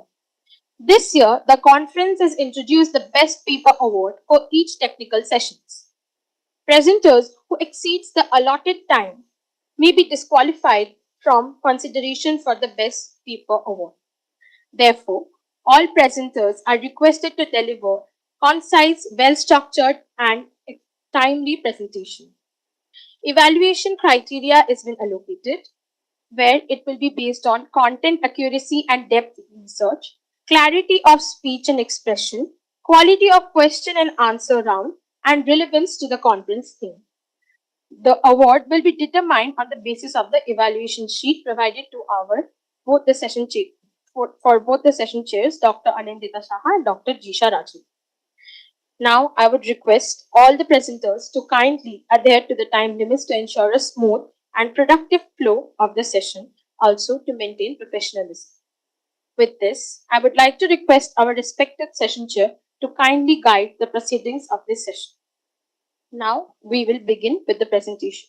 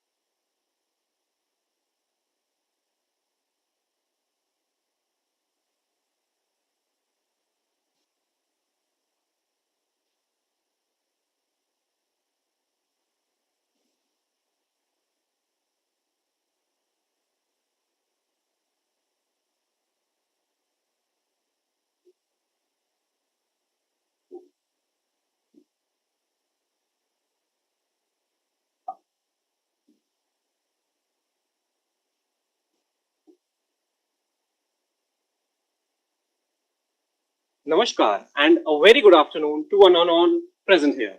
Today, I, Arnav Joshi from Amity School of Economics, is going to present my research on tourism and sustainable development in India, an empirical study on economic, cultural, and ecological linkages. Tourism, which contributes around 5.4% of the GDP as per 2024, and has an ecological preservation and cultural heritage to our own IK system. The IK system plays an important role, which has local communities and maintains traditional ecological practices and cultural traditions that sustains sustainable tourism. Now, as per my research gap, there have been three problems that have been approached. First is fragmented approach. Not all the three ecological, sustainable, and relaxation factors have been taken into consideration into one single paper, and limited demand side data have been taken into consideration in previous papers. My research objectives are to examine travel motivations and destination preferences of tourists visiting ecotourism destinations in India, and to analyze tourist willingness to spend on sustainable tourism practices in India. Finally, I'll identify and suggest key policy and institutional challenges in leveraging tourism for sustainable development. Specifically, these objectives were taken because it has been 10 years since the SDGs have been established, and it's important for us to understand at what level India has reached right now in terms of sustainable development goals. The three goals that have been focused upon are SDG 7, 8, and 11. The sample size of my data has been 302 respondents, which focused on descriptive, analytical, and empirical in nature. The analysis done was related to SEM PLS, bootstrapping, and SPSS, which was done for Cron-Bash alpha and test for normality. This was the normality test where the data was set and found. Sorry to interrupt, but you are left with only 2 minutes. The data was said to be non-normal. Thus, I took into consideration the non-parametric test, and the Cron-Batch alpha showed that the four factors: nature, sustainable motivation, cultural motivation, the willingness to spend, and escape/relaxation motivation were all acceptable internal consistency and strong sampling adequacy.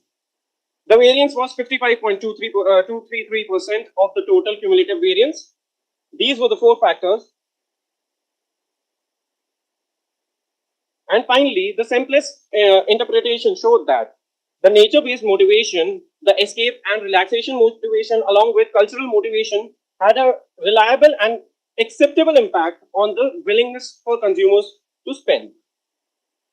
In conclusion, nature-based and escape motivations are the strongest drivers, and tourists showed a positive willingness to support sustainable tourism practices, such as paying for eco-certified services, conservation fees. And finally, there will be findings that suggest that promoting eco-friendly services, conservation initiatives, and responsible tourism practices can strengthen sustainable tourism development in India. Thank you.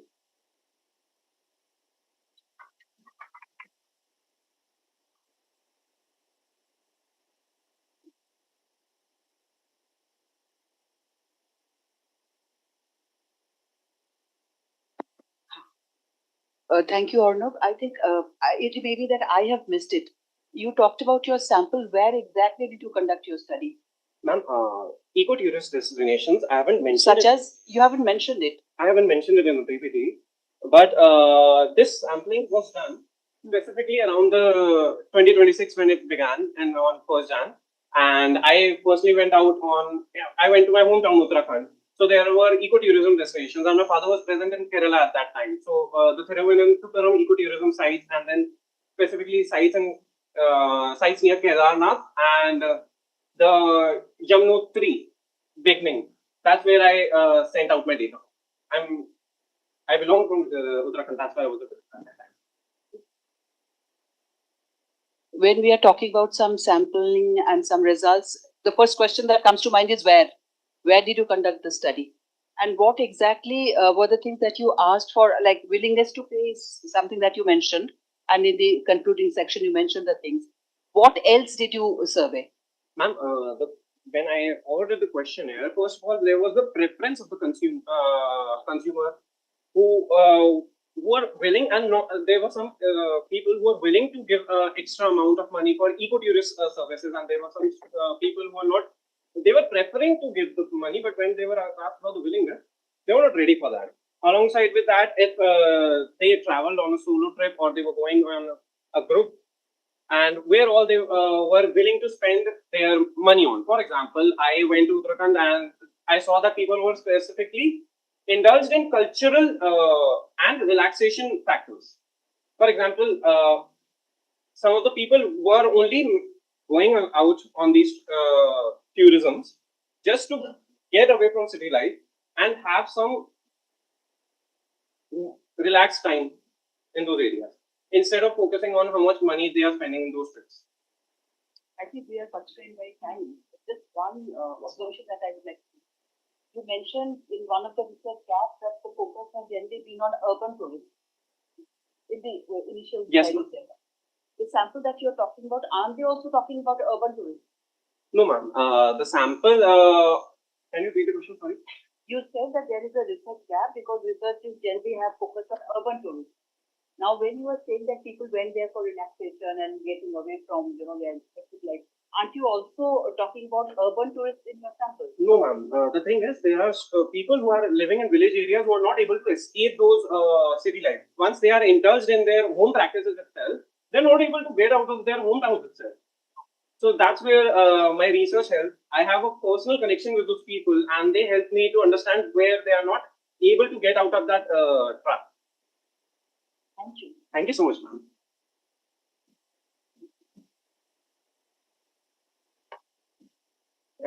Jisha, ma'am, any questions from your end?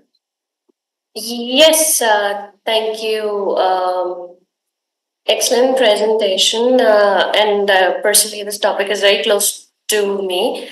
I just had one question as to where is the digital intervention aspect in this study? Ma'am, my intervention for this research was based on sustainable development only with IKS system. I haven't incorporated the digital aspect as. Oh, okay. And how did you reach the sample size of 302? Yes, ma'am. Actually, my hometown is in middle of Uttarakhand itself, so I have a huge number of respondents there itself. And my father was situated in Kerala at that time, so I had distributed to relatives, friends, and then I have contacted some of my other research friends in India itself. Thank you. My question was about reaching this number, as in statistically, how did you decide to survey 302 respondents? Is there any statistical backing or any reason for it? For Cron-Batch alpha analysis, 278 minimum respondents were needed such that my reliability could be checked for each and every factor that I have established. There were 4 factors. That's why I had a mindset of reaching at least 300 respondents. Okay. Thank you. Thank you for clarifying my query. Could you please just go to the first slide? I wanted to see the topic once. This one, ma'am? The first slide. I want to see the title. Yes. Okay. Okay. Thank you. Thank you. Thank you so much, ma'am. Good luck.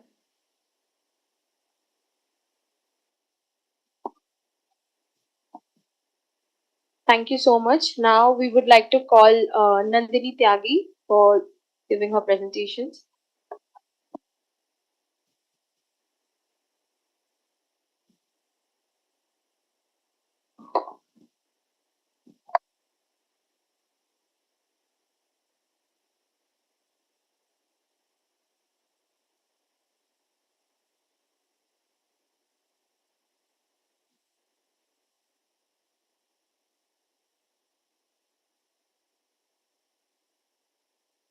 Good afternoon, everyone. I am Nandini from Amity School of Economics, and my research is titled as Skill Readiness and Employment Perception of Indian Youth in the Industry 4.0. So labor markets in India are undergoing two major transitions. First being industry 4.0 technology such as automation, digital transformation, AI, and production systems, which are rapidly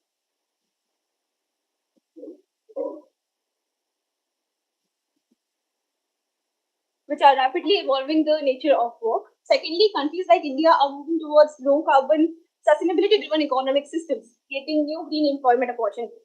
However, these transition also is an important question. Are young workers adequately prepared to adapt to these changes? Now that leads me to the research problem and the question that I have. And this study aims to understand how prepared Indian youth feels in terms of skills, how they perceive their employability perception in the changing labor market, and specifically it asks how youth perceive their skill readiness and employability in the context of digital and green transformation, and how these perceptions influence their views on job security, fairness, and inclusion in the labor markets. Now, existing research reveals three important gaps that I have taken into consideration. First, being many studies rely on macro indicators or policy reports, which has a limited focus on youth perception at a very micro level. Secondly, research on skill and employability and studies on just transition are often remain disconnected. And thirdly, while labor markets are changing rapidly due to digitalization, evidence on how prepared the young workers actually feel remains limited. The research methodology of this paper is based on quantitative cross-sectional design, and I've collected primary data through a structured online survey targeting Indian youth aged 18 to 30, including students, graduates, and early career professionals, with a major focus on non-engineering background. And my final sample size consisted of 280 respondents, and the key variables that included in the online survey was skill readiness, training exposure, career adaptability, employability perception, job security, and labor market fairness. Sorry to interrupt, but you're left with only 2 minutes. Okay, moving on to my normality test, my data came out to be non-normal, and the students and tutors' values fall within the acceptable thresholds. While the KMO value also fall between the threshold of 0 to 1, which indicated that the sample is adequate to run factor analysis. The factor analysis identified five underlying dimensions in the data sets, namely skill readiness, employability confidence, career adaptability, job security perception, and labor market fairness and inclusion. And by data actually explained about 29% of the total variance. While this appears to be moderate, it is considered acceptable in a perception-based psychological social science research, particularly when it is supported by Bartlett and PMO test. The factor analysis reveals some of the major important insights, which says that there are moderate levels of skill readiness among youth. Respondents also report moderate employability confidence. While this confidence is not very high, indicating that while youth is prepared to some extent, there are uncertainties regarding employment opportunities in a changing labor market. Then moving on to career adaptability and lifelong learning orientation. This suggests that individuals are generally willing to reskill, upgrade their competencies, and adapt to changing requirements. And when we examine perception of labor market fairness and access, the results are comparatively low. While the structural model further examines the relationship between all of the constructs, and through SEMPLS bootstrapping model. Lastly, the major findings of my study was skill readiness significantly strengthens employability and readiness among the youth.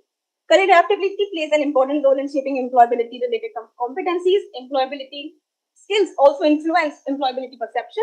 High employability perception improves youth perception of the job security, and employability perception also positively influences perception of fairness and inclusion.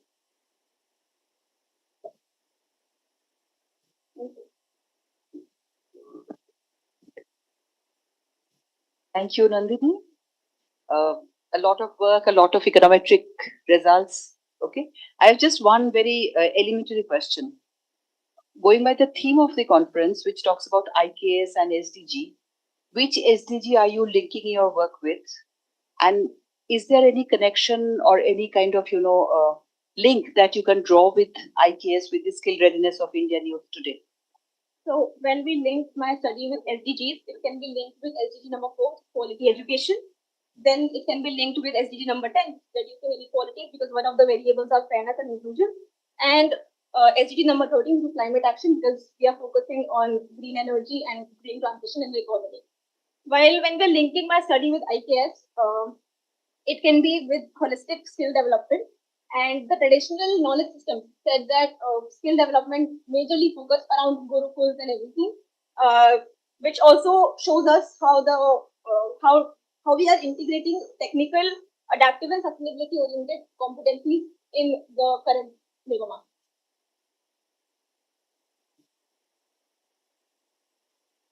Ma'am, do you also have any questions?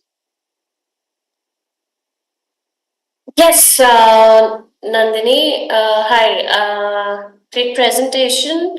I just apologies if I missed this in the presentation. But I just wanted to know the profile of the youth that you were sampling, and how did you ensure that this was representative of the actual youth population in the study area? So, first of all, my research methodology was based on a structured online survey.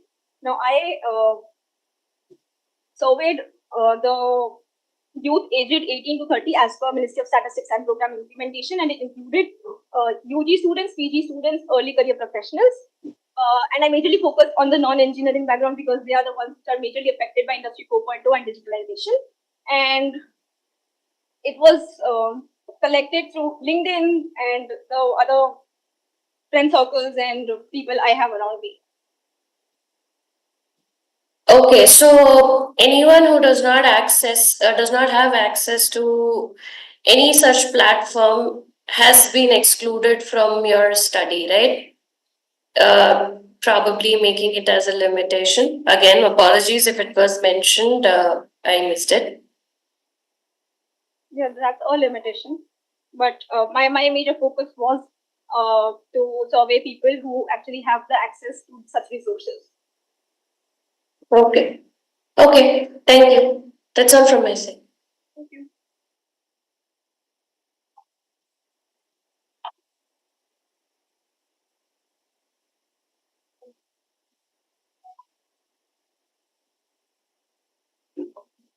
Thank you for the presentation. Now we would be calling Shiza Usman. She will be joining us online. You can go forward with your presentation, Shiza.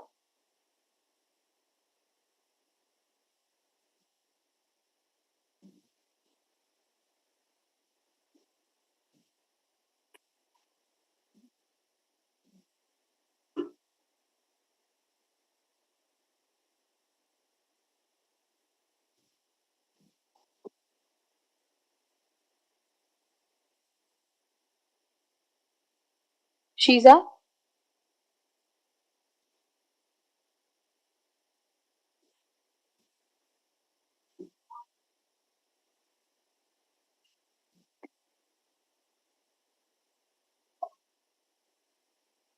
Shiza, are we audible?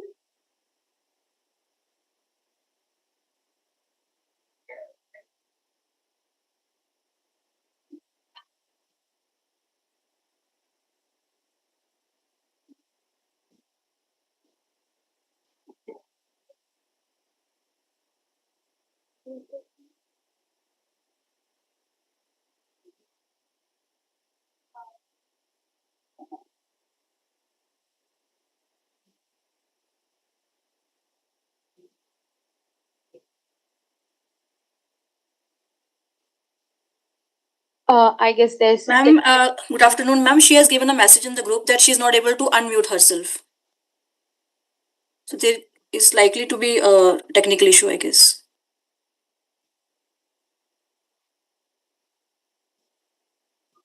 I guess there's some technical issues. We will begin with a different presentation now. That is Aryaman and Anshuman. We would like to call you on the stage for giving your presentation.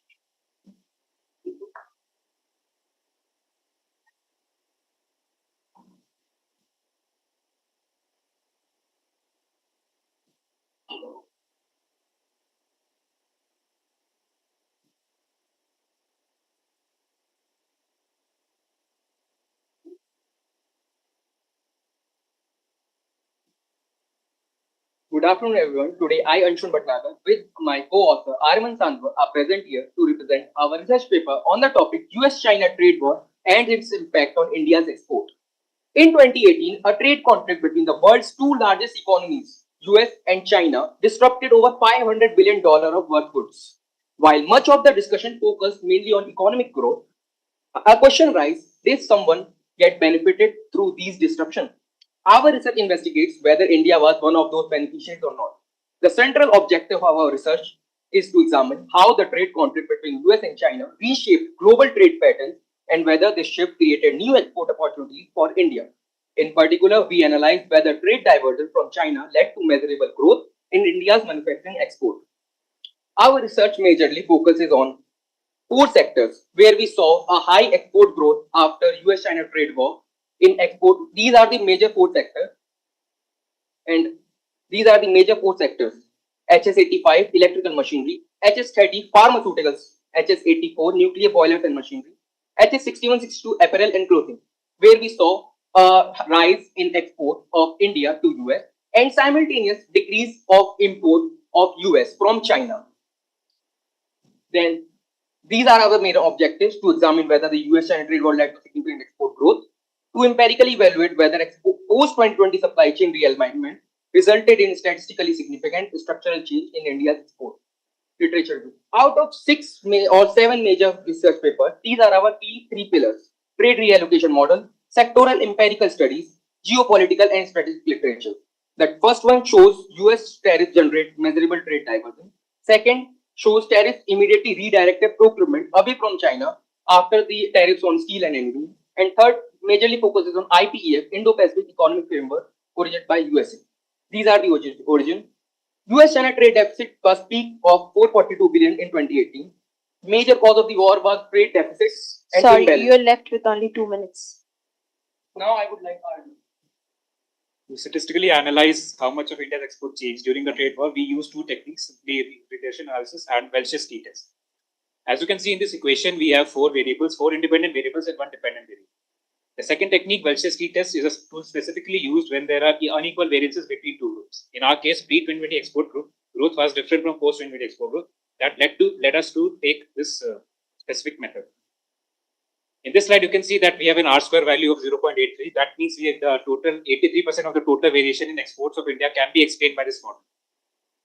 In the next slide, we have the mean growth rate of export before 2020 is 4.73%, and the mean growth rate of exports after 2020 rose to 7.17%. And the p-value comes to be 0.0387, which means that we have a significant 3.87% of chance that this jump from 4.73 to 7.17 happened randomly, indicating strong significance. Now moving on to some natural numbers, we can see in this chart that HS85 and HS84 have had the highest booms from 2020 to 2024. We are reporting a 360% increase in HS85 of sales in electronics and machinery from India to the US, and a 67% increase in machinery and nuclear reactors. Now moving on to the next slide, we can see that I'm going to be talking about the two global initiatives which had an everlasting impact on trade war, that they are the Regional Comprehensive Economic Partnership, RCEP, and Indo-Pacific Economic Framework. RCEP was led by China and is the world's largest free trade agreement, and IPF was led by US, and India was a part of IPF. To conclude, I would like to say our study continues to clear structural break in India's manufacturing export after 2020. The Welch's t-test shows that mean export growth increased from 4.73% to 7.17% with p-value of 0.0387, indicating a statistically significant improvement. Further, our regression results demonstrate a strong model fit with an R-square value of 0.83% and high overall significance, confirming the post-2020 structural shift played a key role in diverging export performance. Overall, the findings highlight that India effectively captured trade diversion opportunities, positioning itself as a key beneficiary in the restructured global supply chain. Thank you.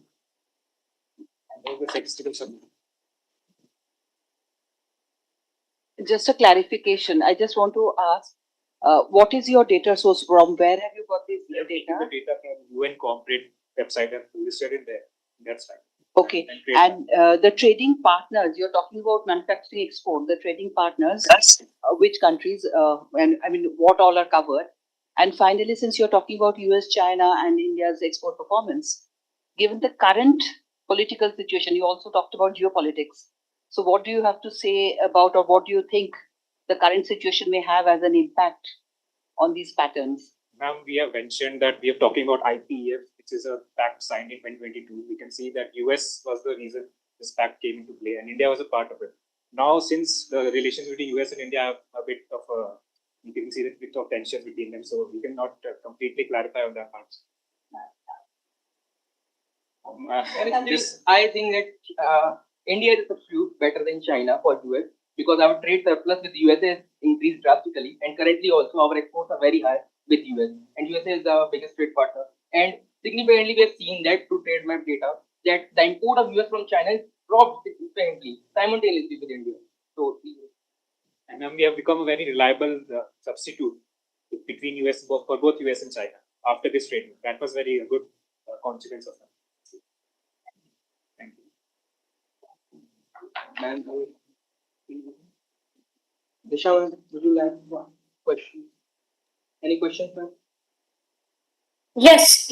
I just wanted to know as to how did you decide the variables for this study, and I'm sure you must have considered a lot of models. Why specifically this model? How did you reach this conclusion of choosing this particular model, ignoring, let's say, some panel effects model, so on and so forth? Yes. Actually, our research gap that we couldn't do that model because was not well versed with the econometric models. And when we used the Welch's t-test, as you can see in this model, Welch's t-test is used when the variances before a particular point of time is different from the variances after a particular time. This actually shows, we can see that the mean growth of export has risen sharply from this test. So that's why we wanted to use this, and we wanted to clarify for the purpose. Okay. And I believe there are multiple dummy variables in this equation, if I'm not wrong. Yeah. There are 4 different dependent variables and one dependent variable and 4 different independent variables. Yeah, I was specifically asking about dummy variables. So how did you ensure in your study that you're not falling in a dummy variable trap?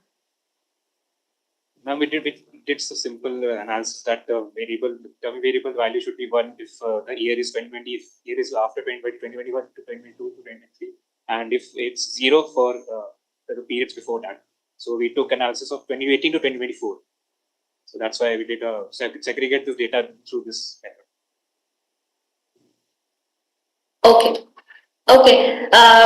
Just as a suggestion, when I'm not sure what industry dummies are. If that is also a dummy variable. When you choose multiple dummies in your model, you tend to fall in a dummy variable trap. So maybe something that you can consider if you're taking this research forward. So good luck.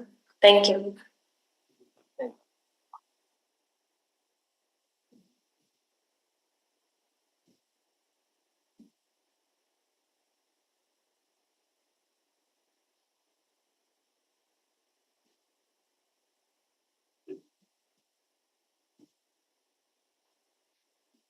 Thank you so much. Now we would like to call Khushi Prati and Gopal Rawat for presenting their topic.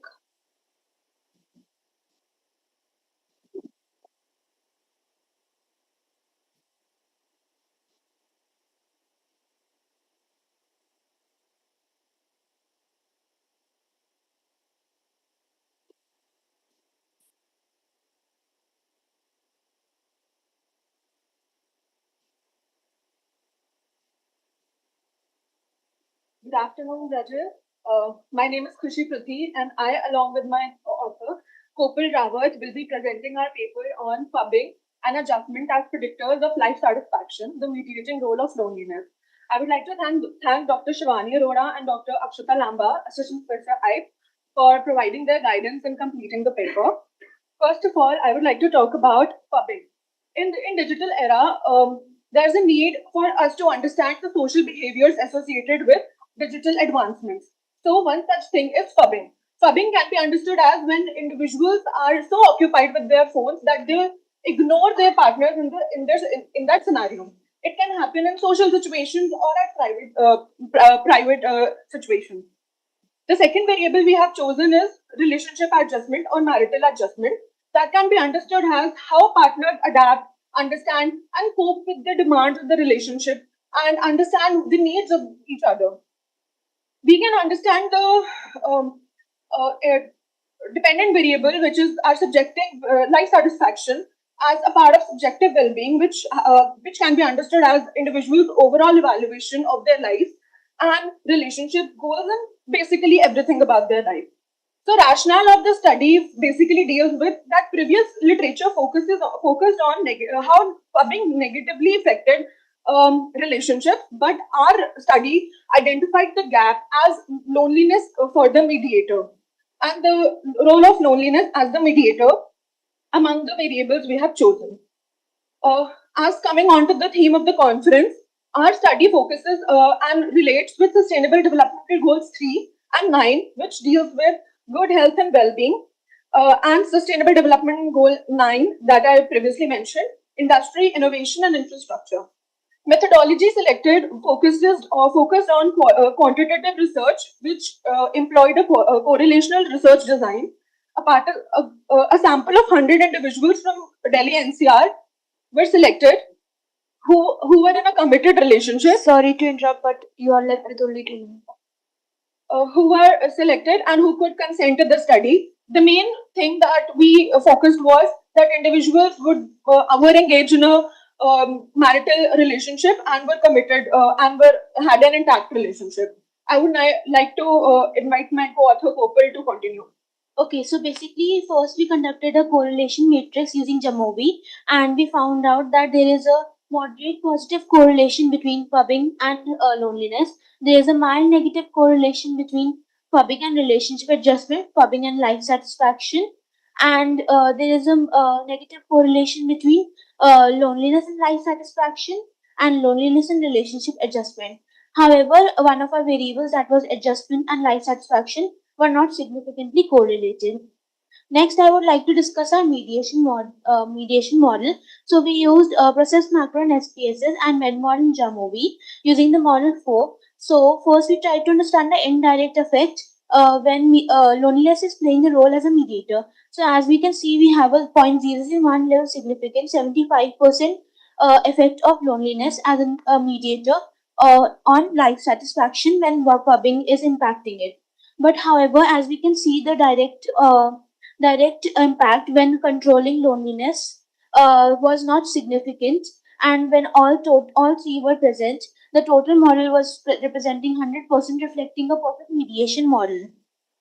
Next, we also measured loneliness as a mediator between relationship adjustment and life satisfaction. However, both indirect and direct results came to be non-significant, reflecting that loneliness is an essential mediator for life satisfaction when pubbing is in play. The findings of the studies conclude that there is a need to develop intervention.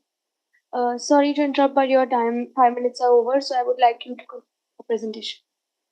Okay. So we would like to conclude that there is a need to develop new methods to intervene loneliness in marital relationships to ensure that the new digital communication does not impact overall health of the couples.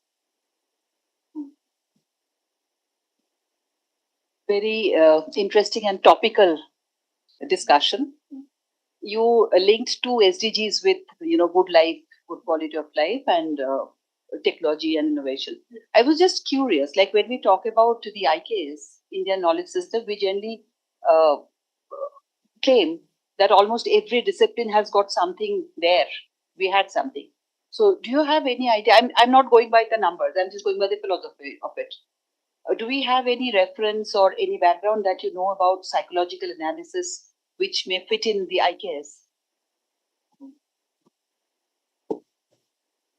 Actually, yes. When we considered economy and Indian knowledge system and psychology, we have to ensure the fact that the economy is dependent on what we consider the most commonly the normal middle class families in the world. So most of these families that we conducted a study on belong to urban middle class people residing in Delhi NCR, reflecting the modern family, reflecting two working parents along with children. Most people had children, so we use quantitative statistical methods to ensure that it is aligning with the Indian knowledge system and ensure.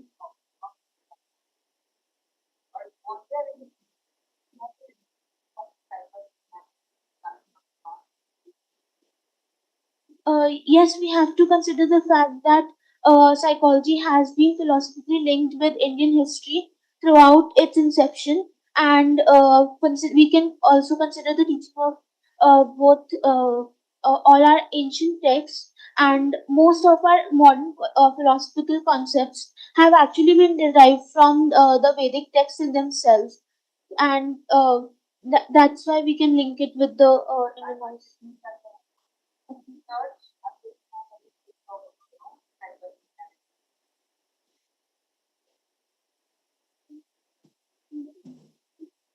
Thank you so much, ma'am. Ma'am, do you have any question? Yes. I wanted to know, firstly, quite an interesting study. I wanted to know as to how did you reach to this conclusion that loneliness is a mediator, has a mediating effect in this study? And how did you measure all your variables? Did you use some standard practice, some standard validation, standardization practices? Yeah, uh, this is my question. So we chose loneliness as the mediator because of the research gap, as I mentioned during the rationale of the study, that previous researchers were majorly direct, and there was no mediation or moderation that could, help us understand why relationship fubbing or marital adjustment affected life satisfaction, or were there any extraneous variables that were responsible for that effect. So that led us to the research hole where we found that several factors along with loneliness, but we chose loneliness, which significantly correlated, and we found the perfect mediation there. So that's why we chose loneliness because of the research gap. And can you repeat your second question, please? How did you measure all these in your factors that you mentioned? Your life satisfaction, your loneliness, so on and so forth. Yes. So yeah, we use standardized scales for all the variables, and we conducted and we used convenience sampling to collect the data. We collected our data through Google Forms, and we distributed the standardized scales that were already established. Those scales are extensively discussed in the research paper. Because of the time limit and the duration, we had to be very mindful of what we include in the PPT. So Got it. Just one last question, since I'm very curious. You mentioned that you use correlations to justify the use of loneliness in your model as a mediating effect, but correlation can go anywhere. How did you, how did you conclude that loneliness is a mediator, and let's say not a causal or an independent variable itself? How did you conclude this? Let's say currently your model says that fubbing and loneliness being the mediator, life satisfaction, I think that was the variable. So how did you arrange this thing? Couldn't it be loneliness led to fubbing, then life that affecting life satisfaction, or somebody who's not satisfied with the life and feels lonely, hence fubbing? So how did you derive this model basically? Okay. So before deciding upon loneliness as a mediator, we conducted intensive literature review to understand which factors are actually affecting pubbing. So when we were studying, a lot of researchers suggested loneliness as a predictor of life satisfaction and pubbing as well. So to close that gap, we referred to the past researchers who recommended to use loneliness as a mediator to understand the relationship better. So we decided to work on the study to close that gap. Got it. Mediation is usually not causation. You mentioned that it was loneliness was considered as a predictor. Just a suggestion for your future research. That mediation is not the same as a causal relation. So if it's a predictor, that means it's a causal, an independent variable, let's say. So yeah, maybe you can dwell more into this, and good luck with this study. Thank you, ma'am.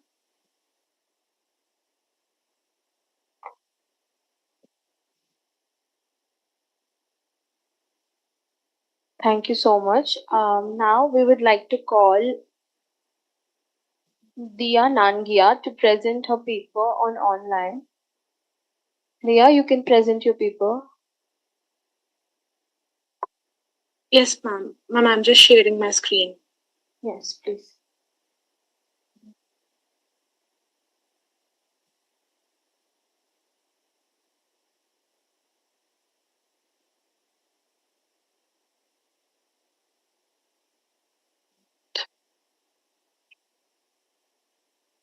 Is my screen visible? I don't know what. Yes, it is. It is. It is. You can go on. 1 minute. Just a minute, ma'am. Yeah.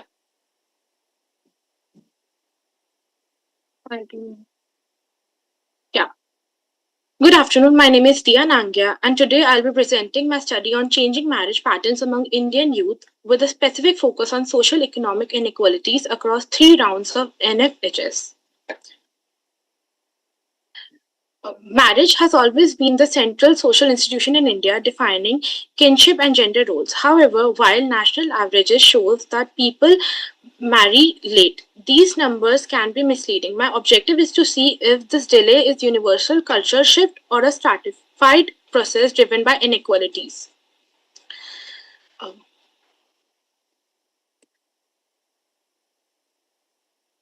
I looked at this through 3 lenses: life course perspective, where schooling naturally delays marriage; social stratification, which looks at how wealth and education creates unequal timing; and gender theory, which examines why patriarchal norms still push women to marry earlier than men.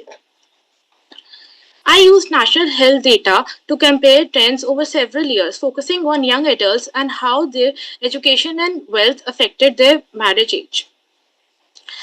Uh, The good news: marriage age is slowly going up for both men and women, and fewer girls are marrying before the age of 18. But here is a catch: education and wealth. Women with higher degree marry much later than those with no schooling, and this gap is actually getting wider. For the poor people, early marriage is still used as a way to find financial safety. Geography also matters. Urban youth marry late because they have better access to job and schools. However, women still marry earlier than men everywhere because of old social habits, patriarchy.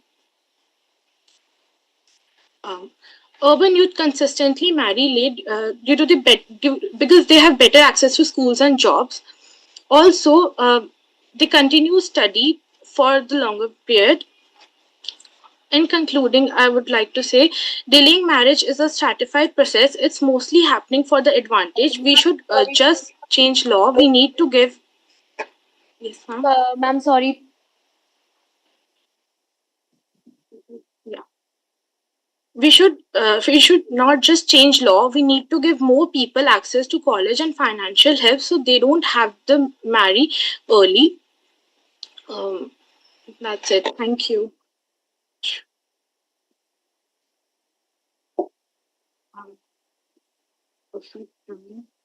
Hello, Dia. It was an interesting topic once again, something very similar to the previous one. Yes, what kind of data did you collect from NFHS? You used 3 rounds of NFHS. So that is one question that I'm asking. And the other one is that you are linking educational qualification and the age of marriage. Have you done or do you have any plans to do something which would link this with employment status of women?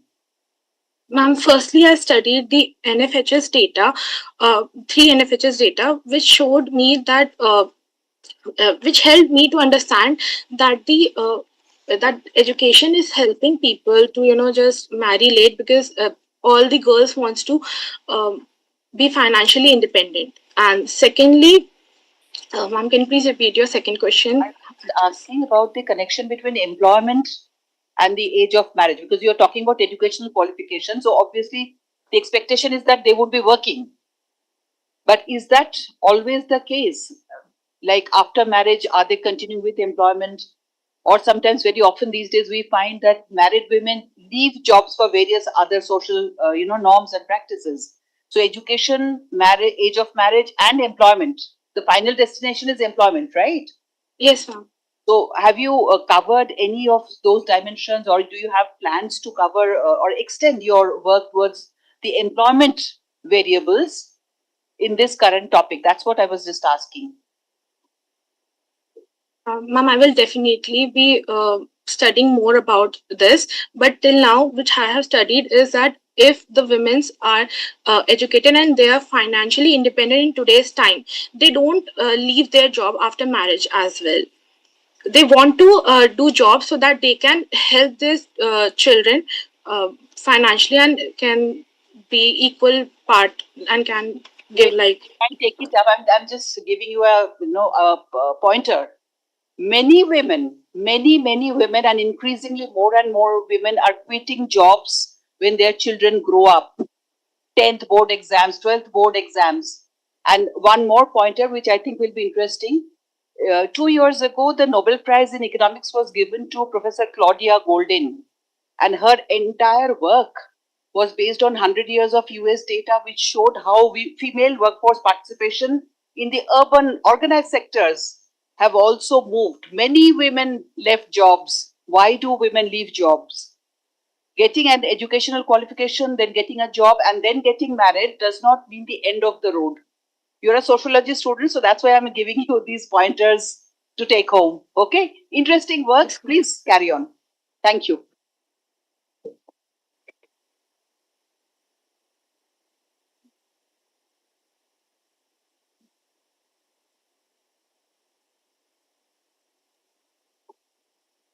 I'll just go ahead with my question again.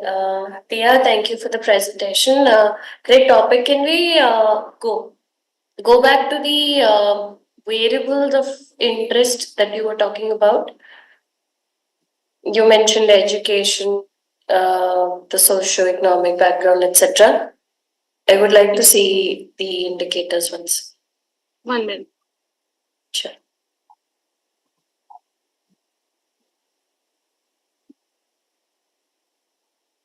Yeah. No, we can go to the key findings. The next. Key findings? Yeah, the next one. Yeah. Okay. Okay, these are trends. So trends does not necessarily show a causal relationship, right? But I think in your findings you mentioned that, for instance, education or the changing socioeconomic status has caused this delay. How do you know that this has caused delay and not other factors, or whether other factors are, causing a delay in the marriage and also driving education? So a third factor is influencing both of these. My main study was on this topic only.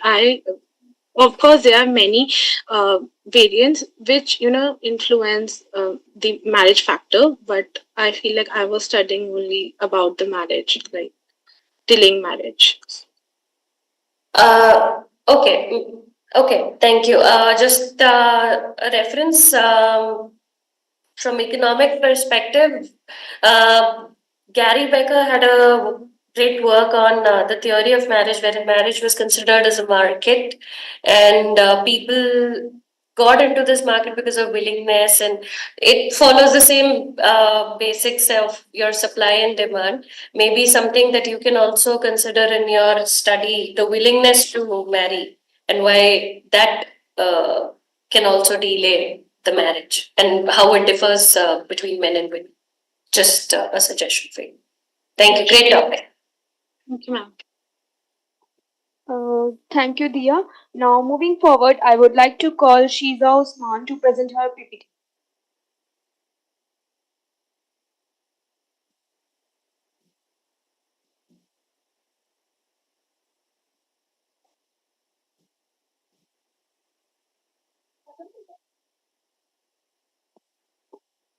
Hello, Shiza, are you there? Yes, I'm there.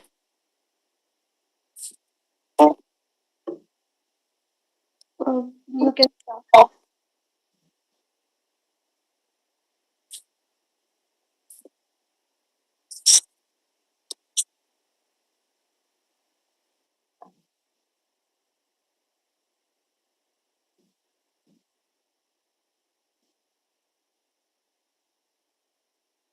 Shiza, you can start with your presentation.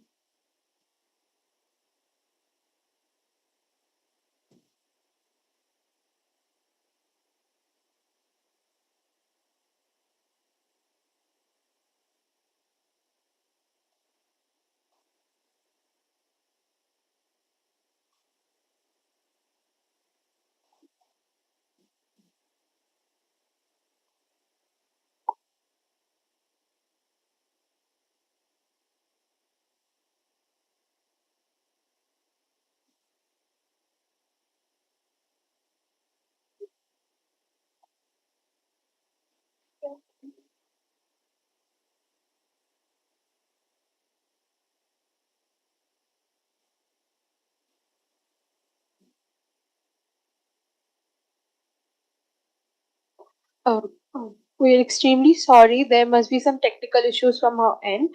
So we would like to call Ananya Jain for presenting her paper right now.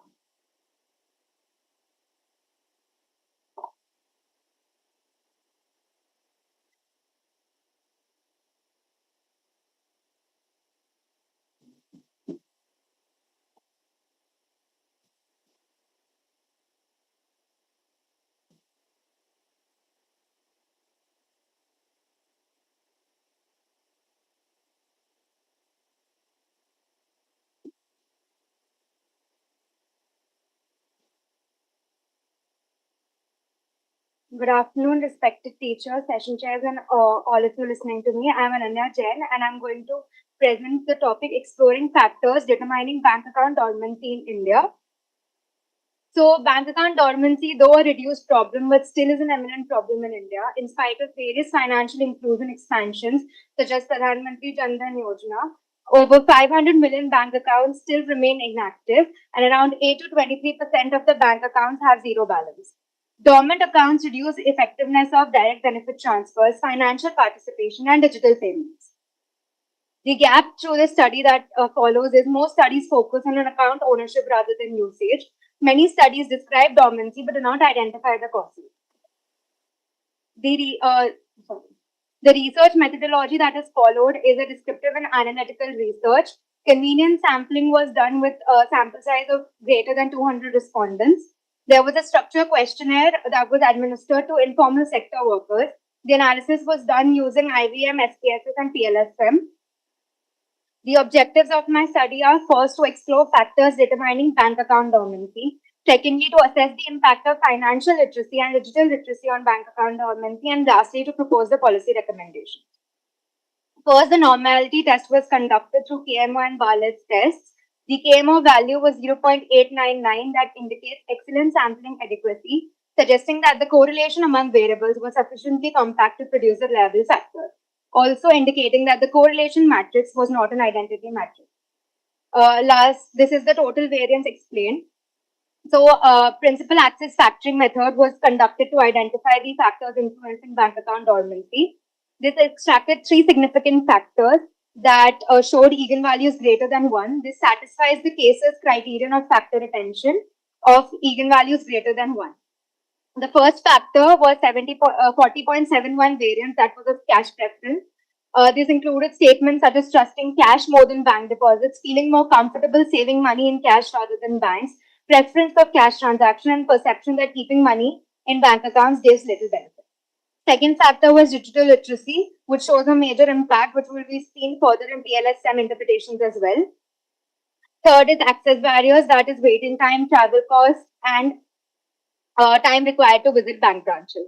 This is the PLSM interpretation, which shows the value of Cronbach alpha is 0.887, showing a major and significant impact of financial literacy, digital literacy, trust, and financial behavior on bank account dormancy.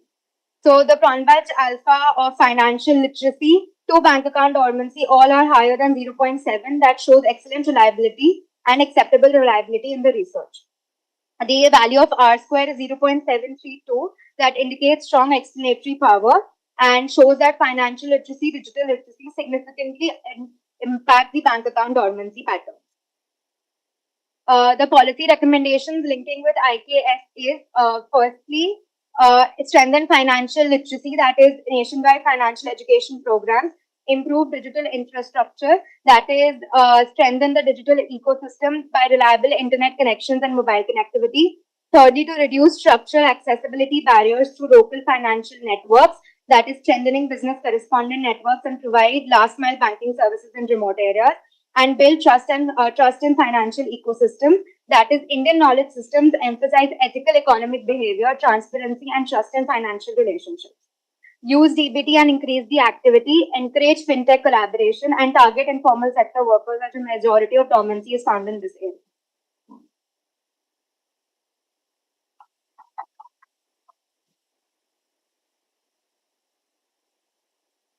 Ananya, you talked about 3 possible reasons for bank accounts going dormant. Can there be any other? Firstly, the sample size is about 300, 200, 300. So I suppose you will be talking about people who are not really in a very high income class. Yes, ma'am. Right. So can there be another 4th possible reason?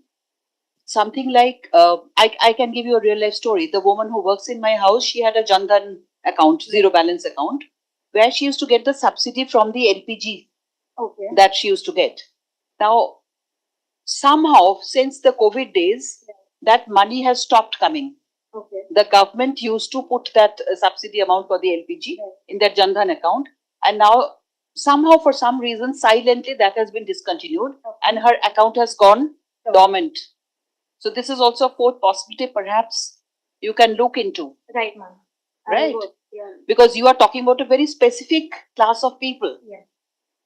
Right? Yeah. Who perhaps do not have anything to save at the end of the month and put in the account. Right. So financial literacy, digital literacy, these things are perhaps not the ones which they are comfortable with. But they were definitely very comfortable with that subsidy. Of course. Which used to come from there. Right? Yeah. Anyway, thank you very much. Jashna ma'am, do you have any questions? Yeah, so I saw in your factor analysis that factor 1 was predominant and explained most of the variation.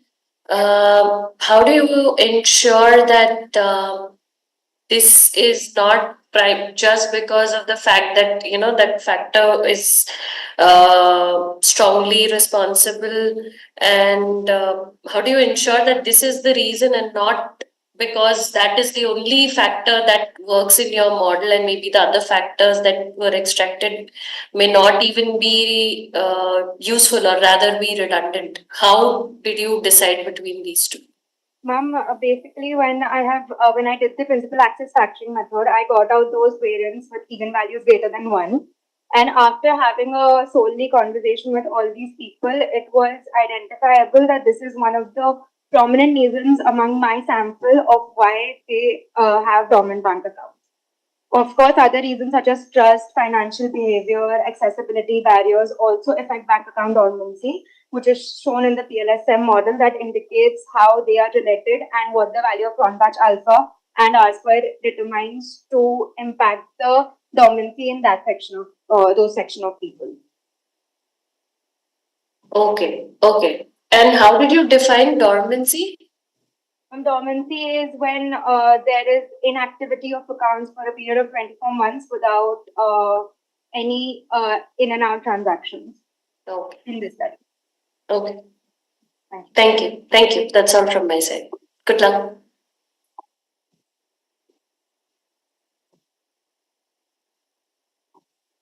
Thank you so much. Now we would like to request Nilakshi Boro to join us online and present her paper. Yes, ma'am.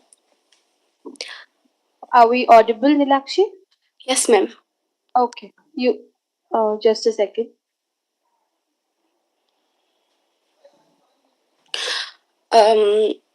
Can I start?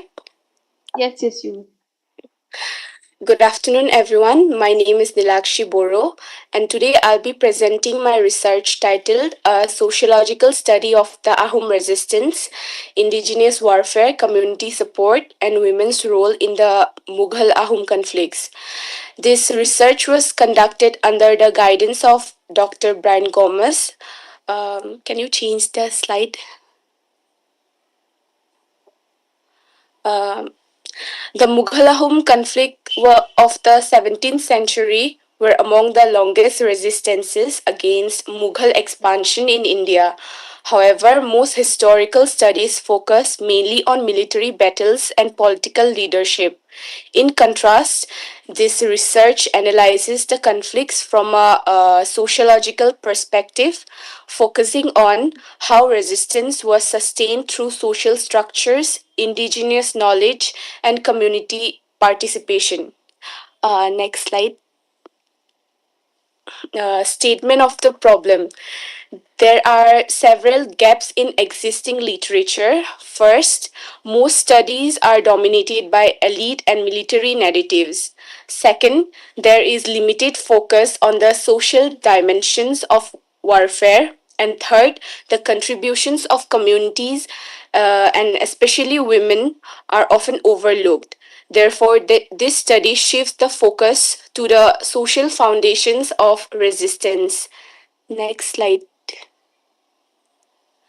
Objectives. The study is guided by four main objectives: to analyze the socio political structure of Ahom society, especially the pike system.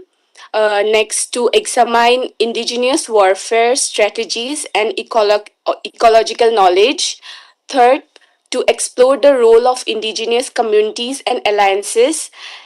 Fourth, and to highlight the contributions of women, which are often neglected in historical narratives. Next slide. Theoretical framework. This research is based on multiple sociological perspectives. First, We're sorry to interrupt, but you have only 2 minutes left. Try to conclude it. Okay. Conflict theory, which explains resistance as a struggle for power and autonomy. Functionalism highlights how institutions help maintain stability during wartime. Feminist theory brings attention to the often overlooked contributions of women, and post-colonial perspective emphasizes indigenous knowledge systems. Together, this framework help us understand the conflict as a social process rather than just a military event. Next slide. Socio-political organization. The Ahom resistance was supported by strong social structures. The pike system organized people into groups responsible for both military service and agricultural work. This ensured that resistance could continue without disrupting economic life, maintaining a balance between war and production. It also made resistance a collective responsibility within society. Next slide. Research methodology. This study follows a qualitative historical sociological approach. It is based on secondary sources, including books, research papers, and historical chronicles, such as the Burunjis. The data has been analyzed using content analysis and interpretive methods to understand social patterns. Next slide. Role of indigenous communities. The resistance was not limited to the Ahom kingdom alone. Neighboring communities such as the Missing, Moran, and Dimasa Kachari also contributed. I'm sorry.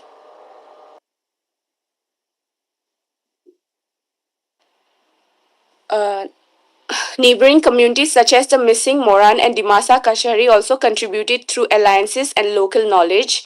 This shows that resistance was part of a broader community based network. Next slide. Indigenous knowledge played a crucial role in warfare strategies. The Ahoms were used guerrilla warfare, riverine. Nilakshi, Your 4 minutes are over. I would like you to conclude your presentation. Okay. Can you change the slide, please? Like the last. No. Next. The last slide. Findings and conclusion.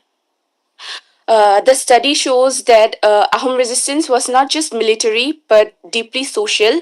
It was sustained through social institutions, indigenous knowledge, community participation, and women's contribution. Most importantly, these findings strongly connect with the conference theme. They show how indigenous knowledge system, community organization, and inclusive participation contribute to sustainability and resilience. Thank you. Thank you, Nilakshi. Can you hear me? Yes, ma'am. Okay. It was an interesting topic, more into history. My first question is, what is the period that you are talking about? Because Mughal period is a 300 plus years long period. And secondly, what exactly, if you can please very briefly explain the role of women, which is part of the main theme of your topic, and the photographs which are used in your slides do not really contain women. So, which period are you covering, and what was the role of women? Thank you.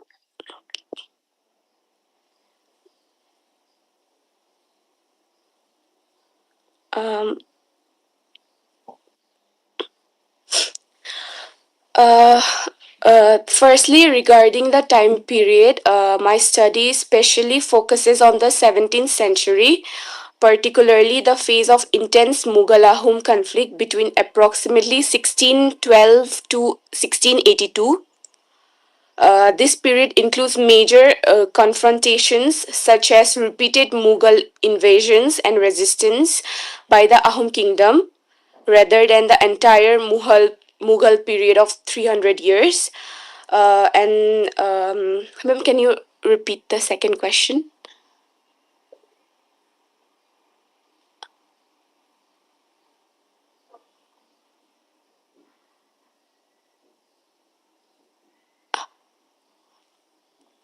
Women, which is part of your title, your theme.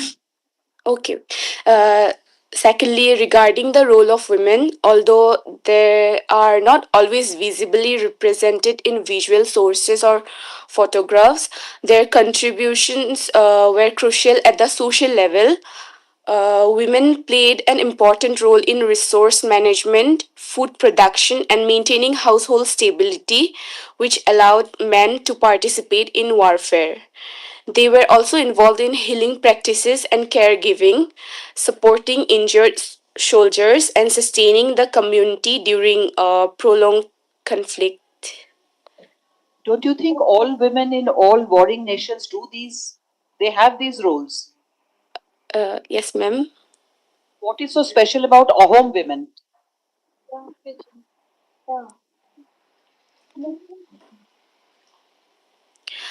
Um,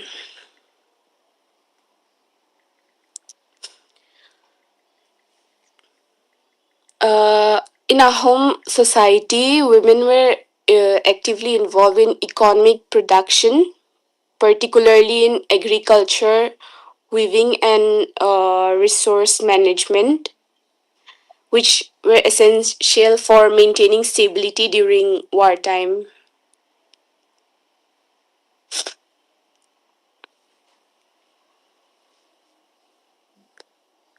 Uh,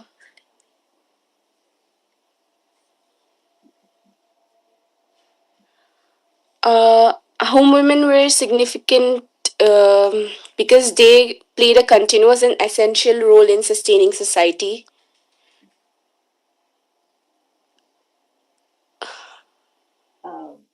Dr. Jisha, would you like to ask any?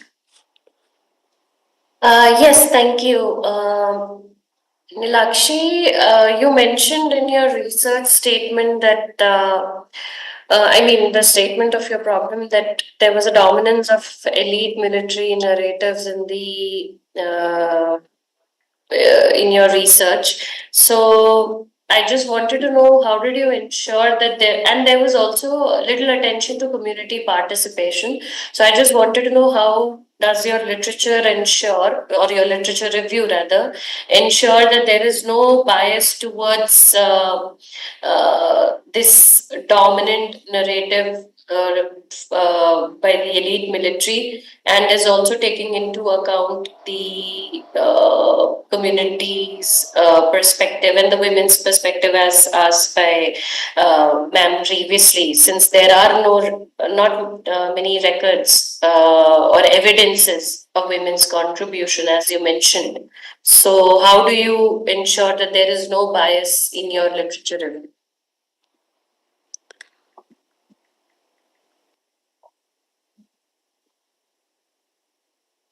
Um,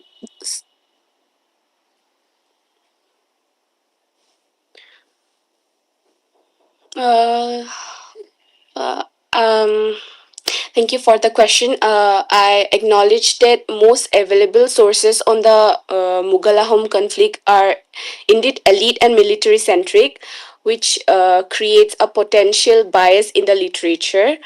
To address this, I adopted a critical and interpretive approach in my literature review. Instead of relying on a single type of source, I use multiple sources, including academic works and translated Burunjis and interpretations of oral traditions wherever available. I also applied a sociological and feminist lens while analyzing the data.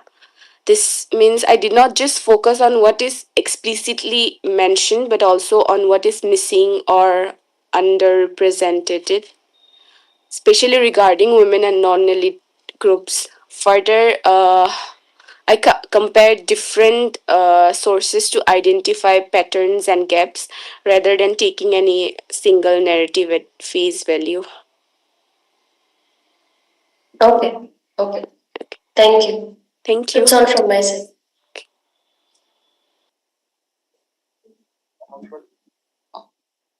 Thank you so much, Nilakshi. Now we would like to call Dr. Kriti Saxena to join us online and to present her paper.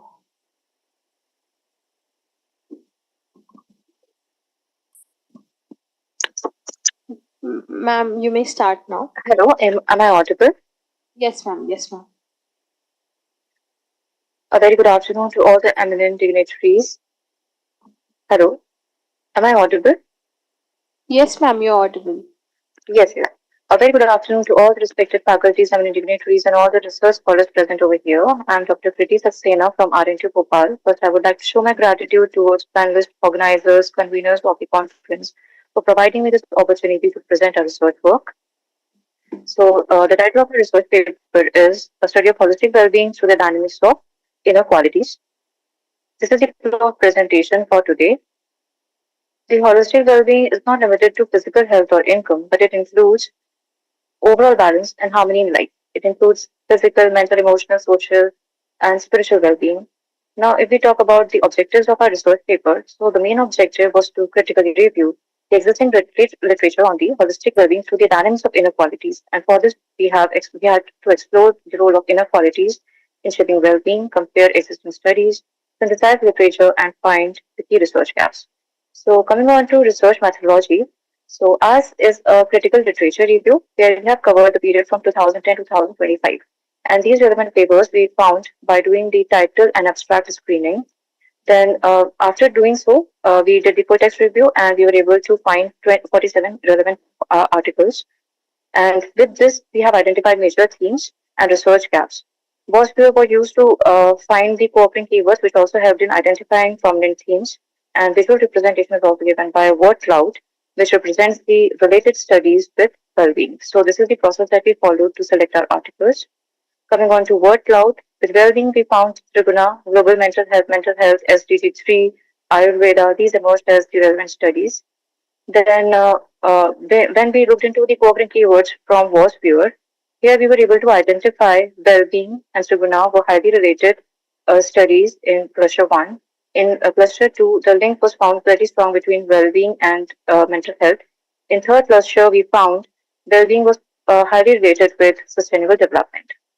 Now, coming on to the major themes and which emerged from our literature, holistic well-being as a multi-dimensional concept was the first theme, where we were able to find the psychological, social, contextual elements like self-sustainability dimension. They emerged as the important concepts to be understood along with well-being influence. Inner qualities like sattva, rajas, tamas, which influences how a person thinks, feels, and functions, also influences the well-being. Therefore, this came out as the core of well-being. Psychological, uh, psychological pathways connecting inner qualities and well-being came out as our third major element, or I should say theme, where we were able to find stress, coping styles, emotional regulation, life satisfaction influencing well-being. Knowledge, Indian knowledge system also was found as one of the prominent areas where it became the foundation for holistic well-being as it is deeply rooted into the ancient scriptures like Bhagavad Gita, Samatva, Karma Yoga, Yoga and Ayurveda, which talks about mind and body balance, harmony in life, lifestyles, which also influences well-being. Then mental health, social determinants, certain elements of social determinants like poverty, exclusion, they can act as barriers to well-being. Then public systems like uh, healthcare, education, financing, institutional support. Then sustainability and modern pressures like digital burnout. It can also be it can be a barrier to the well-being. So now coming on to the framework which emerged after looking into our review. So Indian Oil System, it was acting as a base or a structure to how the holistic well-being happens. It influences how a person thinks, feels, and acts. Therefore, it influences the inner qualities. It in turn influences the psychological processes that how a person manages their stress, helps them formulating their coping styles, and their emotional regulation, which in turn can have an influence on the holistic well-being. And we were able to find that this whole structure it was getting influenced by the social and contextual conditions like social support, inequality, or climate pressures. Now, coming on to the research gap that we found, holistic well-being literature is very rich but fragmented, and an integrated framework is required to understand the linkage of inequalities to Hello. holistic well-being. Sorry to interrupt, ma'am, And but 4 minutes are over, so I would like you to conclude your sure, presentation. sure. So the conclusion is that we were able to understand holistic well-being can be understood through multiple dimensions, and Triguna, Indian Oil System, Mental Health, and Sustainability came out as the relevant areas which are studied with holistic well-being. Thank you.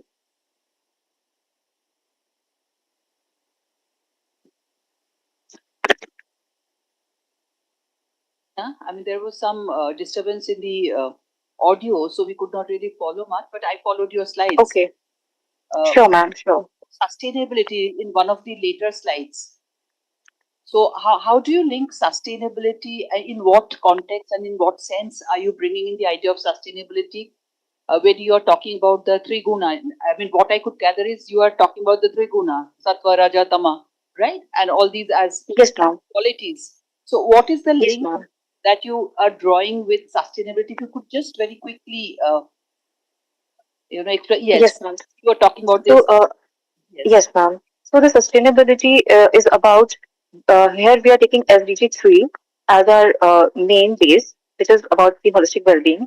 And when we talk about Sattva-Rajas Tamas, Sattva-Rajas Tamas are the inner qualities which influences how a person thinks, feels, and acts in a situation. And when they are able to manage their thoughts well, and Sattva element, if it increases, if they are able to increase the Sattva element within them, then they are able to formulate their thoughts in a calm manner. They are able to have harmony. They experience well-being, overall well-being.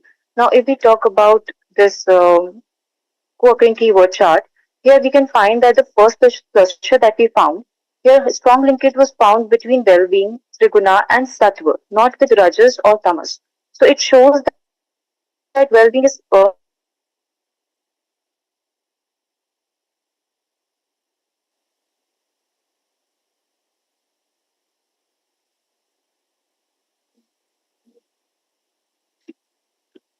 am I audible? Hello, am I audible?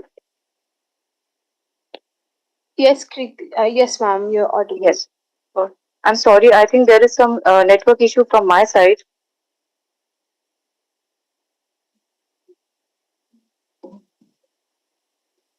Hello, am I audible? Yes, ma'am, you're audible.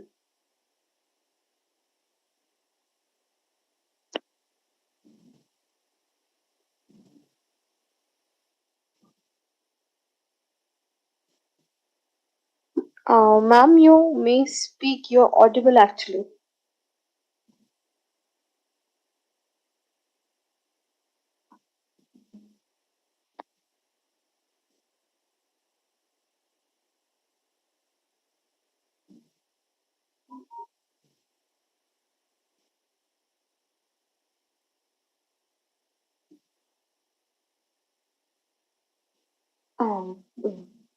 I guess there's some network issues from her end. So,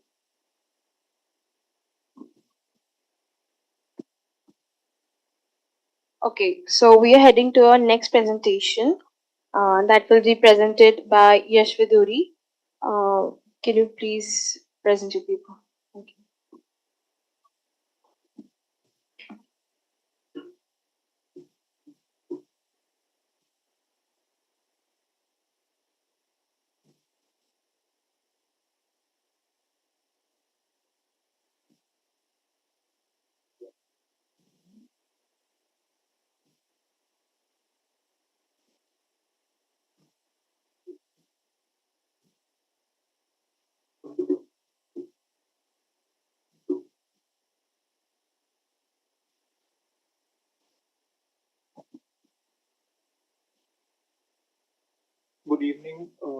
Good evening, everyone. I will be presenting my research on digital transformation of coastal tourism through blue technologies.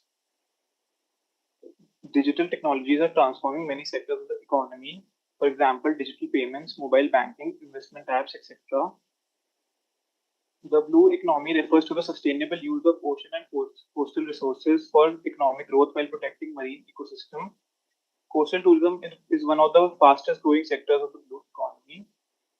Blue technologies like AI, GIS drones, and remote sensing can help address the challenges which are being created, such as pollution, overcrowding, coastal erosion, and ecosystem degradation.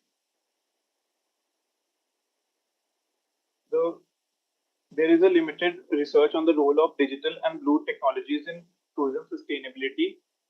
My study develops a quantitative framework to examine digital transformation in coastal tourism. Talking about the research methodology, I conducted a research of approximately 22 respondents. Respondents included tourist and tourism stakeholders. Data analysis tools we use are SPSS and SEM-PLS. Talking about the research objectives, there are three objectives. First one is to assess the role of digital and blue technologies in improving the sustainability performance of coastal tourism destinations. Second is to develop a framework linking digitalization with sustainable coastal tourism, including environmental, social, and economic indicators. Third is to propose policy recommendations for integrating digital and blue technologies into coastal tourism planning and blue economy strategies. Now coming to the normality test, the KMO value was 0.840, indicating good sampling adequacy. Bartlett's test was significant with the p-value less than 0.001. The total variance, 5 factors were extracted with the values greater than 1. The cumulative variance explained by the 5 factors is 74.05%. This exceeds the acceptable threshold of 60% in social science research. Therefore, the factor adequacy represents the data structure. Now coming to the SEM-PLS interpretations, the awareness and familiarity and the observance of digital technology show significant positive effects on use of digital infrastructure with the p-value less than 0.001. This indicates that these constructs strongly influence digital innovation. The use of digital infrastructure also has a significant impact on perceived environmental impacts, showing that digital innovation improves outcome and performance. All indicators ratings are statistically significant, confirming the reliability and validity of the model. Now coming to the conclusion. The conclusion is that blue technologies play an important role in digital transformation of coastal tourism. Technology adoption improves environmental monitoring, resource management, and operational efficiency. Digital innovation also enhances tourist experience and destination competitiveness. The results confirm that technology-driven management supports sustainable coastal tourism development. Integrating digital infrastructure into tourism strategies is essential for long-term sustainability. Thank you. Very simple question. Where did you conduct this study? You mentioned the sample size, but we don't know where the study was conducted. And beyond these numbers, can you just tell us just the narrative of what you studied? What did you find? Without any data support. Just the story. So basically, the research was conducted amongst my friends and other associates of my department. As I'm from the School of Economics only, so I took help from all my other friends and from my seniors there, and I published it online to get the point of view via Google Forms. Yeah, and I use also published it on LinkedIn and other platforms. Yeah.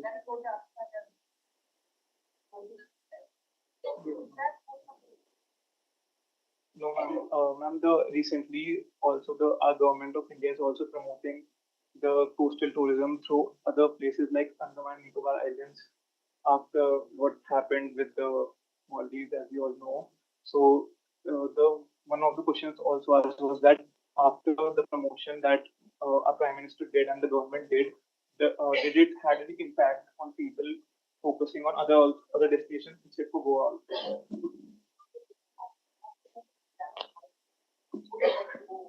And did they observe the technologies? Basically, through technologies, is the technology that used for sustainable management of ocean and coastal resources? The questions were related on whether they observed those technologies. Did it had any impact on them, and will it help in promoting more tourism sustainability? Ma'am, the findings were that it does support uh, digitalization, does support the perceived impact of the environment, and it improves the monitoring of the coastal resources, and it helps in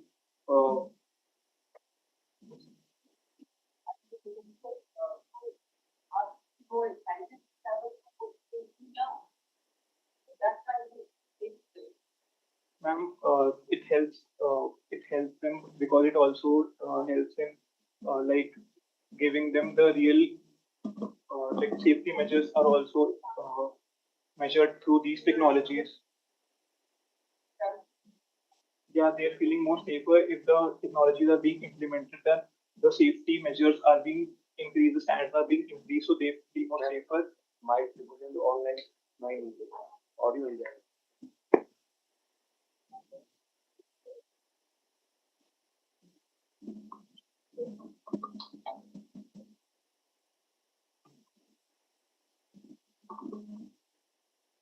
Thank you so much.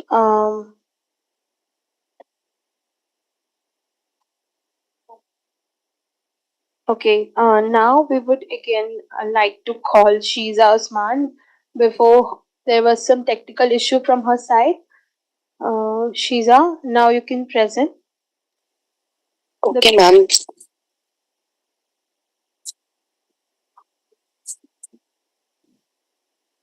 Um, Good afternoon, everyone. I'm Shiza Osman from Amity Institute of Social Science.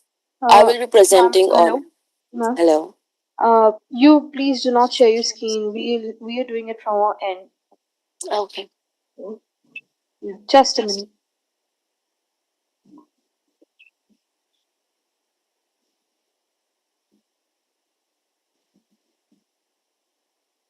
Yeah, you may continue it now, ma'am. Good morning, everyone. Good afternoon, everyone. I'm Shiza Osman from Amity Institute of Social Science, and I will be presenting on educational inequalities and skill development gaps among Indian youth. Next slide, please.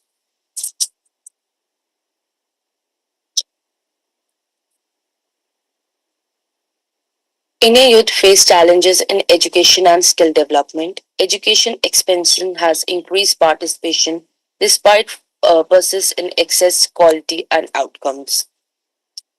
This slide set a context that Indian youth facing significant challenges in education and skill development. And next slide. Analysis trend in higher education employment and examine despite across rural and urban social economic lines. Next slide.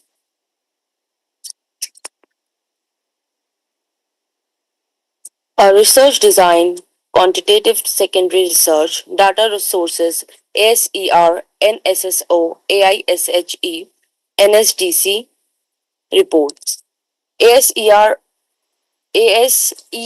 Annual Status of Education Report, NSSO, National Sample Survey Office, AISHE, All India Survey on Higher Education, NSDC, National Skill Development Corporation. Next slide.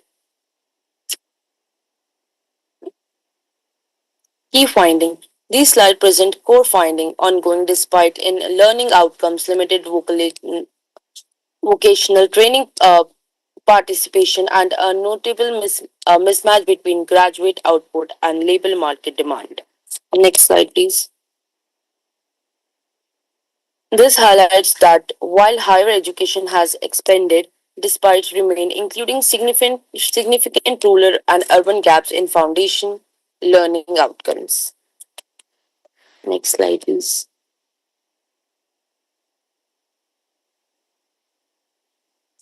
Key challenges are outlined here: addressing access and quality disparities, improving vocational training and labor market, and enhance coordination between education and industries. Next slide. Sorry to interrupt, ma'am. You're only left with 2 more minutes. Try to conclude it. Okay, thank you. Practical suggestions include increasing investment in rural education infrastructure, promoting vocational training, and fostering partnership between industries and academy. Next slide, please. Future direction. Potential area for further research are proposed, like longitudinal studies on youth transition, impact assignment of skill, innovative and regional cooperation. Next slide. The presentation concluded by educational participation despite perspective, underscoring the need for focus on quality and a better labor market alignment. Thank you so much, ma'am. The last but one slide, where yes. You are giving two conclusions. The first one says educational expansion has increased participation. Yes, ma'am. So one question is, what is unique about this conclusion? Educational expansion, increasing participation, I suppose in employment and other social organizations. So what is unique about this finding, this conclusion? And more fundamentally, if you could please explain how you conducted the study, what exactly your methodology was. I perhaps could not get it properly. Thank you.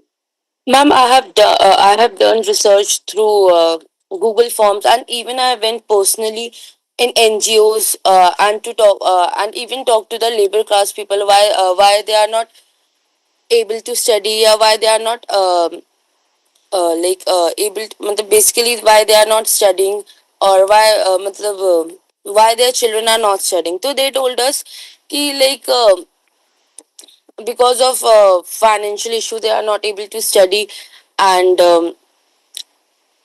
basically this is the reason. In NGOs I see that people are in 8th class and they even don't know the basic of class 2nd and 3rd. What was your hypothesis, if I may ask? What did you want to know? Educational expansion at what level? What exactly did you study? What was the question?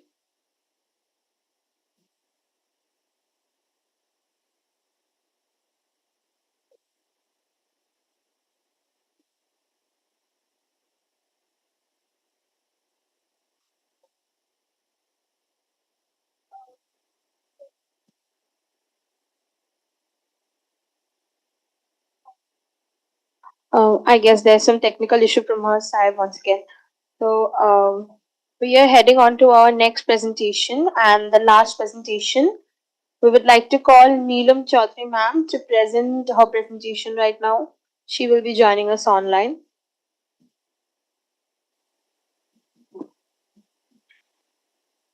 Ma'am. Ma'am, is my screen being shared? Yeah, it is shared. Am I audible? Yes, ma'am. Okay, so good afternoon, chairperson, co-chairperson, and fellow presenters. So this topic, as you can see, this discusses about India's economic journey and the lessons which we can learn from the Arthashastra. Sorry to interrupt you. Yes, please put it Yes, in the ma'am. light show mode. Okay, ma'am. So, since I have just 4 minutes to conclude, so I'll just try. I don't know whether I will be able to do justice to the topic or not, but I just go through it, and everybody knows that Kautilya's Arthashastra, it's aligned with the like the life goals of Indian philosophy, like dharma, like kama, moksha, because it's Arthashastra means material prosperity, and Shastra means science or systematic knowledge. So it is a holistic treatise. It integrates economics, politics, then ethics and administration. But in this paper, particularly because I am just discussing about India's economic journey right from the pre-British period, just briefly, I'll be giving an overview of it. So I'll be discussing only the core economic principles of Kautilya's Arthashastra. So these are the basic objectives that like we usually we talk about taxes, welfare state, growth, equity, sustainability, and the fiscal prudence, etc. So how, to what extent is Kautilyan Arthashastra still relevant to Indian economic philosophy, and how and from where we can drive it. And then these are some earlier studies in this regard. They also covered some aspects of Kautilya's Arthashastra. These are the five core books: book 2, book 5, book 7, book 8, and book 12.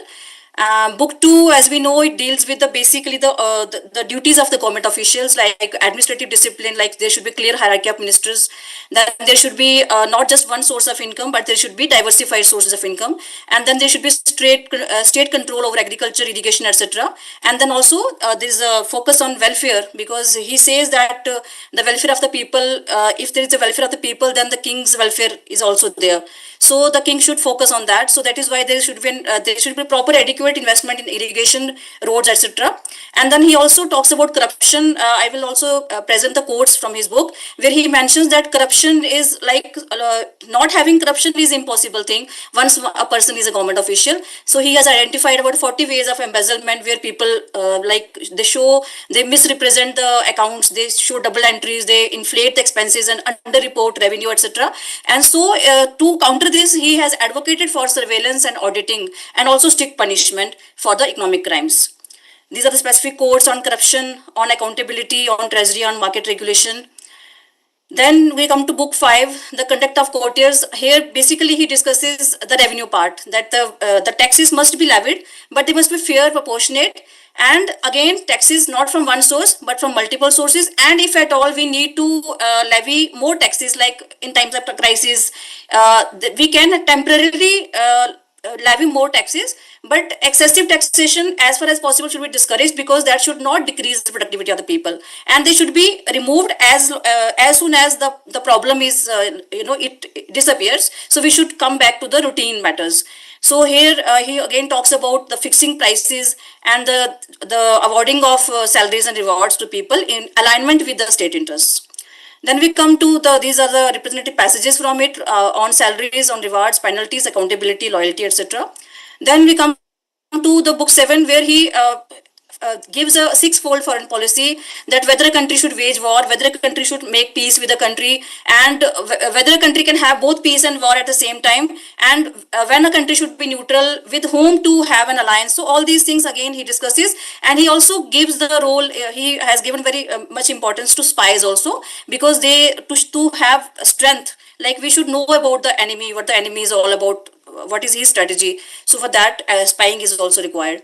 Then these are the codes, like I just discussed when we should choose peace, when war, and when we should be neutral in our stance. Then regarding confronting crisis, these are basically he talks about internal crisis, like if we have a food shortage, famine is there, then there should be adequate grain stores should be there, and then price control should be there. The essential imports only should be allowed, and we should limit luxury consumption. So these are the codes. from his book.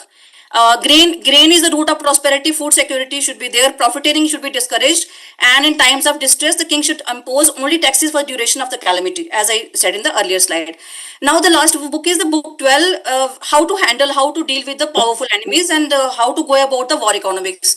So, war financing, he says that you should wage a war only if you have sufficient reserves. And for that, you can also go for temporary taxes and even for borrowing from the elites.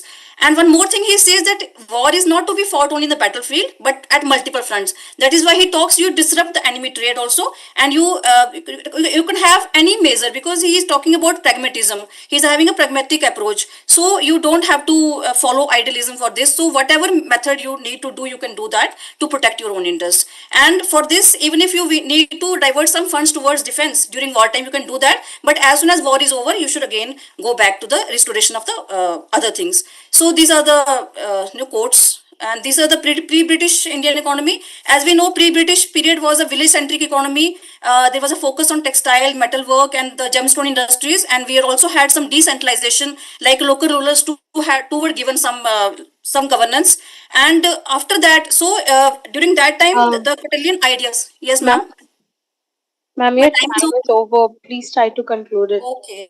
So I can just conclude that during pre-British period, it was very much relevant, but during colonial disruption, it was totally not aligned with that. It was totally violated. And initially, after post-independence, initially again we had Nehruvian socialism. Again, it did not go very well with that. But since the Cold War rivalries, or since the India had to wage war with China, Pakistan, etc., and given the turbulent neighborhood and the current situation, I think we are following Quatelian vision at this time. So Quatelian philosophy is still relevant, though at some instances I should say that it is not that relevant, but still it finds relevance. So thank you.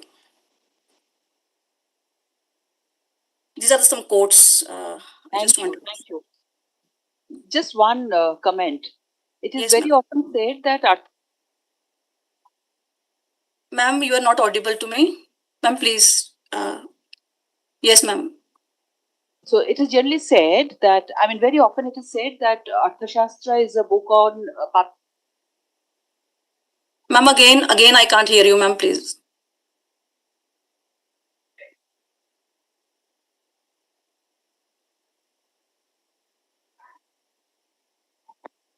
Dr. Jisha, if you can, if you want to ask any question, because she is unable to hear us. No, ma'am, now I can hear, but earlier I was not able to hear, ma'am. Okay. Yes, ma'am.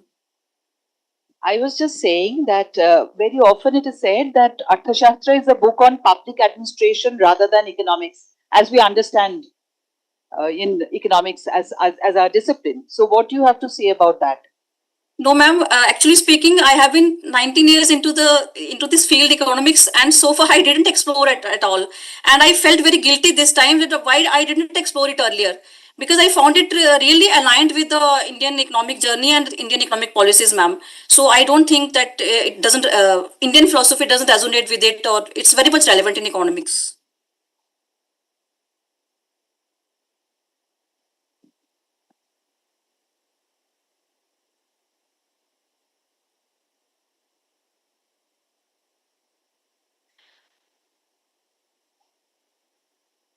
Yes, ma'am.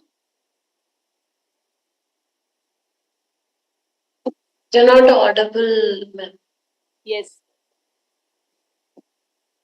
So yeah, thank you for this presentation. I saw terminology. I mean, not the terminology, but you mentioned in your slides excessive taxation to be avoided. I just wanted to know how this idea fits into the current tax policies in India, and how do you think your proposition of moderate taxation or not excessive taxation can be incorporated into the current tax policies? Ma'am, we don't have proportional taxes as advocated by him. We do have progressive taxation system, but still, as far as we see the tax structure of India, still.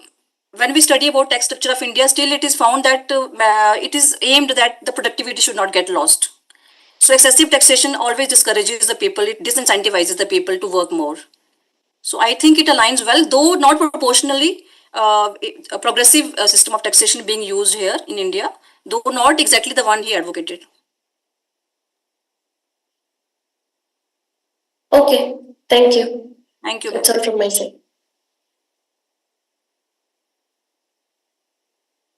Thank you so much. With this, we come to the conclusion of today's insightful presentation under the Track 5 IKS driven sustainable digital transformation and inclusive growth. The research presented today has highlighted diverse perspective on how technology, sustainability, and indigenous knowledge system can collectively shape pathways towards inclusive and resilient development. I would now like to invite our esteemed session chairs, Dr. Anandita Saha, to kindly share the reflection on concluding remarks on the presentation and discussion held during this session.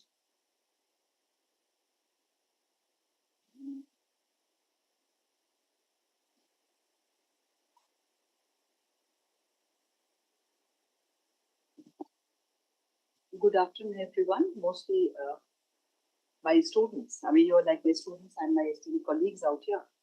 It's always a pleasure to come to Amity School of Economics. I have a very long association with this department, and it's always a pleasure to see the kind of work that you do. And therefore, when I was given this invitation, I immediately accepted. The next thing that anybody would do is to look at the topic, which was very, very fascinating, the IKS and the SDGs woven together. And I was wondering how do we link IKS and SDG? And then there are two more words, global and inclusive approach. So SDGs is also a period, I mean, it's also coming to kind of a close, and there are several targets. Everybody knows, I mean, your generation, you are so young that you started seeing SDGs written on the walls in your schools. I mean, it is so well known, so we don't really need to talk much about the SDGs. But when we talk about the IKS, it's really a challenge to link the two. I mean, we live in a kind of an environment where we hear that the Indian knowledge system, we had so many things. Yes, we did have so many things, but perhaps we did not have everything. No system can have it. So therefore, bridging the gap between the past and the present is really an interesting task.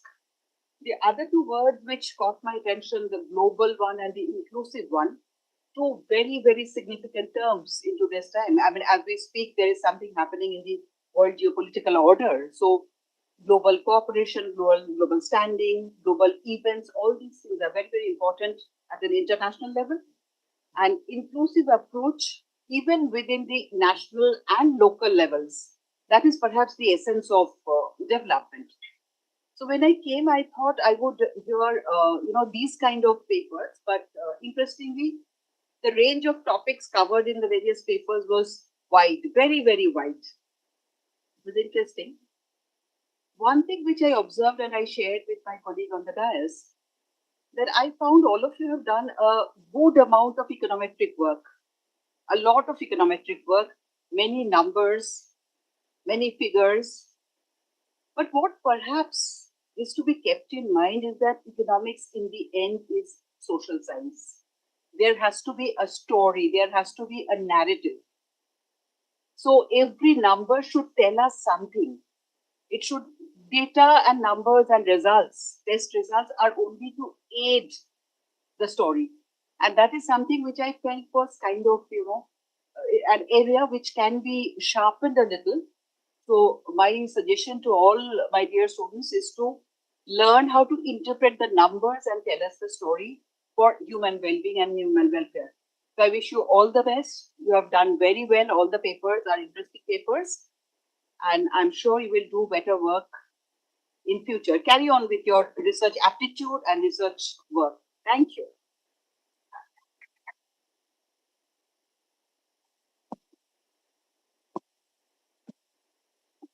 Thank you very much, ma'am, for your insightful observation and valuable feedback. Your guidance has greatly enriched the academic depth of this session. Now, I would like to request our another esteemed session chair, Dr. Jisha Rajendra ma'am, to kindly share the reflection and concluding remarks on the presentation and discussions held during the session as well. Thank you. Thank you, firstly, for having me here. It was a great experience and such diverse topics to dwell into and new topics being explored. And I completely agree with Anandita ma'am. The data analysis bit is actually the start of your research, but how you interpret it, how you tell a story through it, that is what matters, especially to a non-technical audience. Speaking from personal experience, you can do the best of research, the best of analysis, the best of econometrics out there, but until and unless it does not weave a story for your audience and there are no actionable interventions coming from it, it is still a long shot from what we need to achieve. And especially in this context of IKS driven and digital intervention driven SDGs, I believe I think it's extremely relevant in the current context, especially. And just seeing from just a second. So sorry.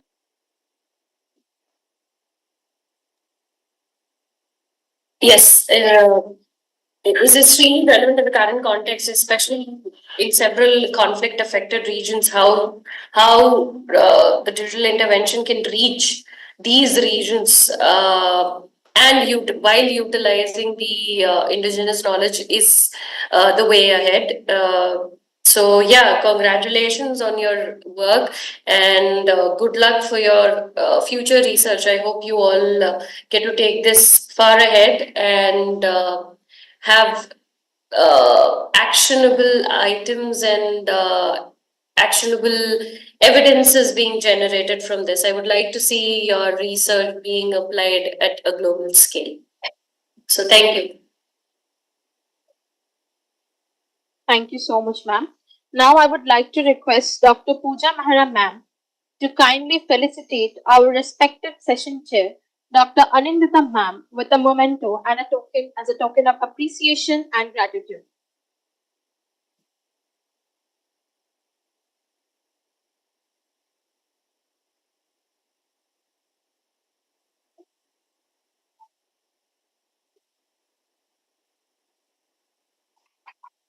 Can we have a big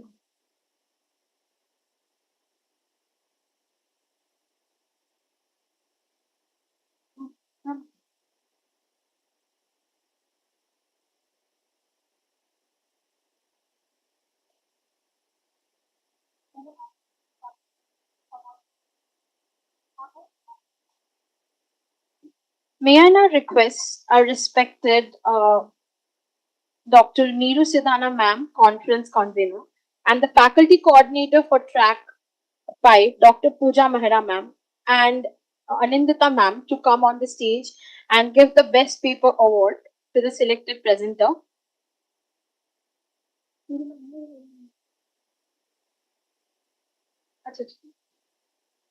And the best paper award for track 5 goes to Nandini Tyagi, MT School of Economics,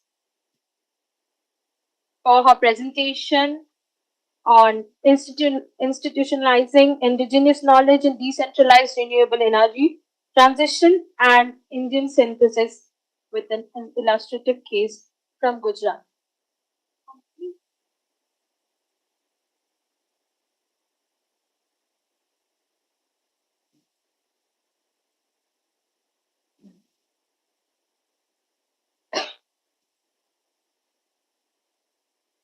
Can we have a big round of applause for her?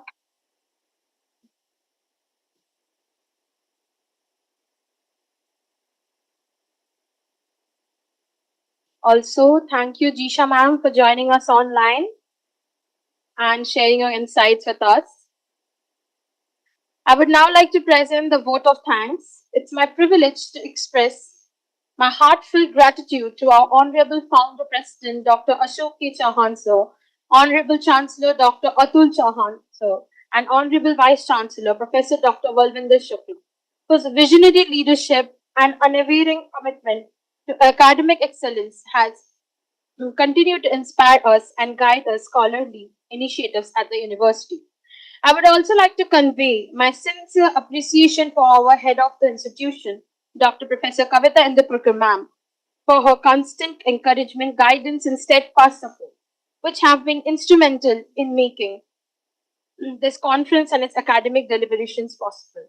I extend my deepest gratitude to our esteemed session chair, Dr. Anandita Shah ma'am and Dr. Jisha Rajendra ma'am, for their invaluable scholarly insights, thoughtful observation, and for guiding the session with such intelligence, depth, and academic rigor.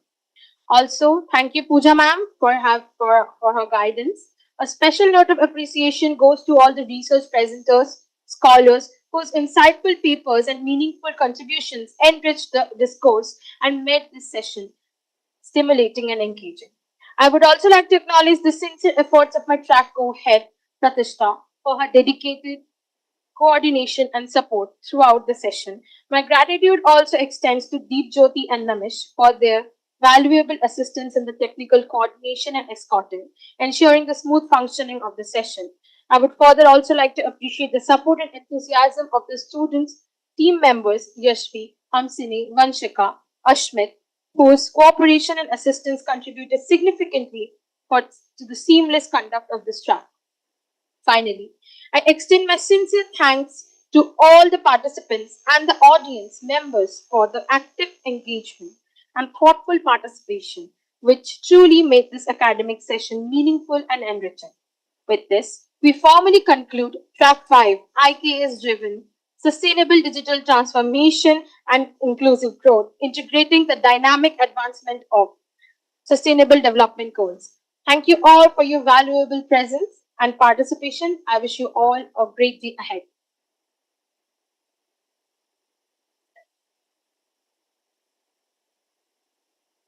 I would request Pooja ma'am and Dr. Anandita ma'am to come forward and take a picture with all the sessions.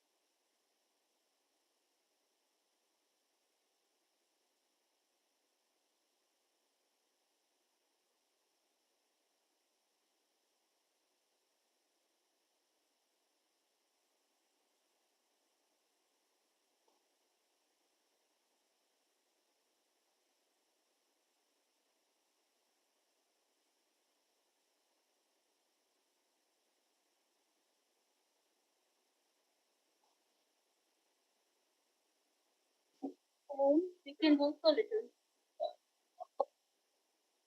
Alone, we can do so little. Together, we can do so much.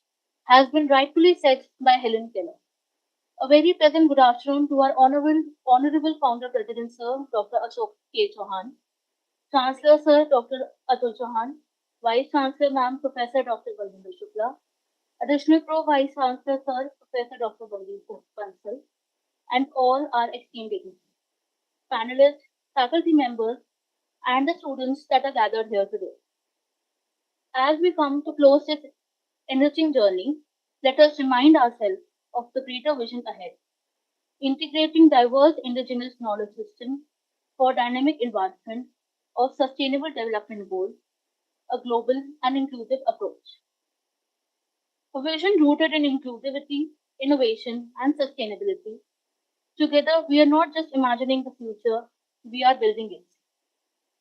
Over these 2 days, we have witnessed a confluence of powerful ideas, academic rigor, policy insight, and shared a vision of integration of indigenous knowledge systems for sustainable development.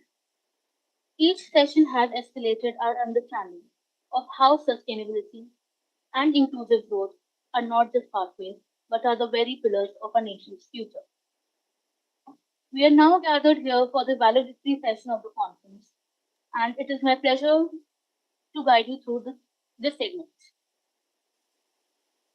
A plant symbolizes life, renewal, and the power of small beginnings. This tulsi plant is admired in our indigenous traditions for its purity, healing properties, and protective significance, reflecting the wisdom deeply rooted in our cultural heritage. As we nurture and preserve traditions, they inspire us the meaningful solutions for challenges of today. May this plant continue to flourish as we strive to build a more sustainable future together. I would now like to request Chancellor Sir, Professor Dr. Sanjeev Bansal, Head of Institution, Professor Dr. Kavita Indapurkar, and Conference Convener, Dr. Neeru Sidana, to extend a warm welcome to Mr. Virat Bhatt.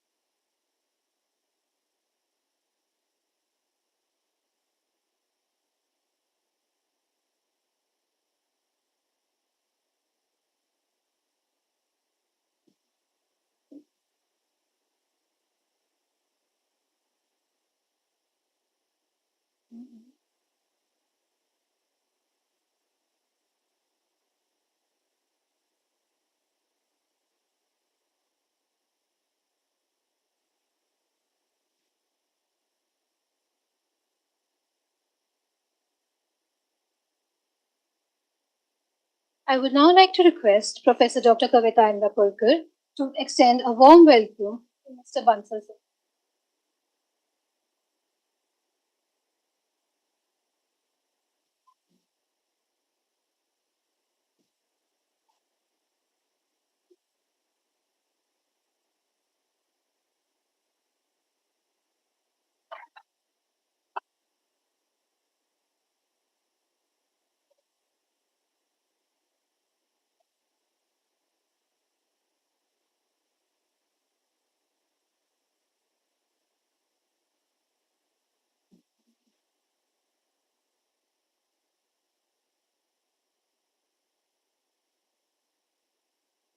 As we begin this afternoon by welcoming Dr. Kavita Indapurkar, Head of the School of Economics at Amity University, Uttar Pradesh, Noida.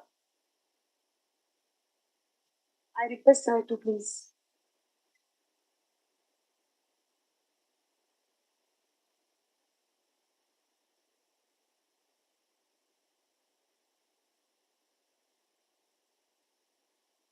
Thank you so very much, Dr. Kavita, and all the esteemed faculty members, dear students.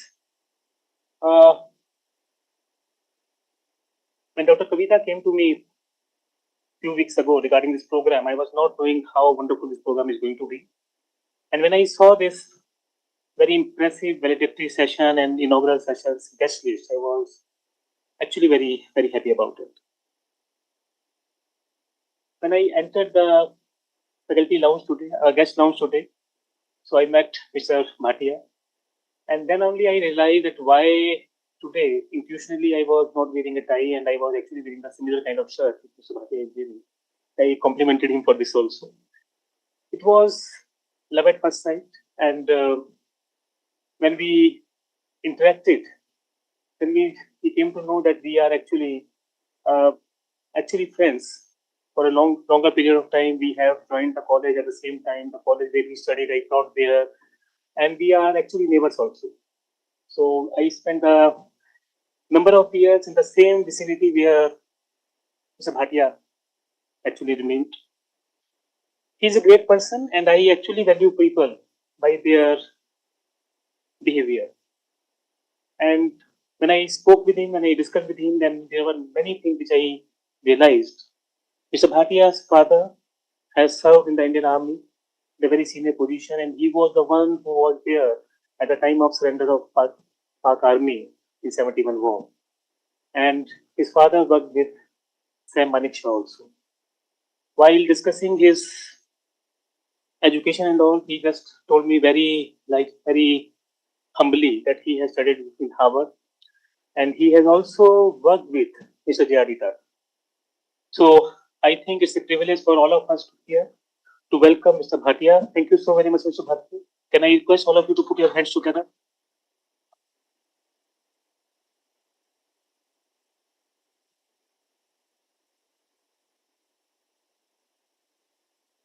We also welcome Mr. Inderjit Singh. He is our guest of honor. He has also joined us online. Mr. Inderjit Singh ji, thank you so very much for being there.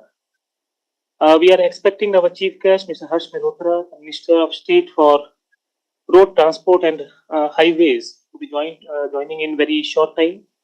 But friends, many of you may be thinking why we do organize these conferences. Many of the youngsters may be feeling it's a sheer wastage of time for spending so many hours sitting just like listening to the people.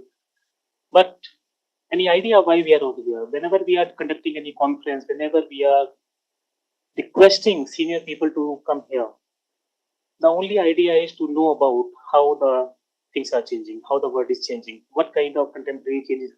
Inderjit ji, Sasrikal.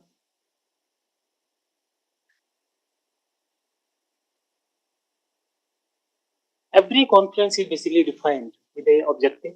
At MIT, Bhatia Sahab, Inderjit ji, we are doing every single event with an objective, and we basically look for the outcome. This is a university where outcome is being given most prominence. And we always do every event with a defined objective. And when I see the objective of this very event, this very conference, this is integrating diverse indigenous knowledge system for the dynamic advancement of sustainable development goals.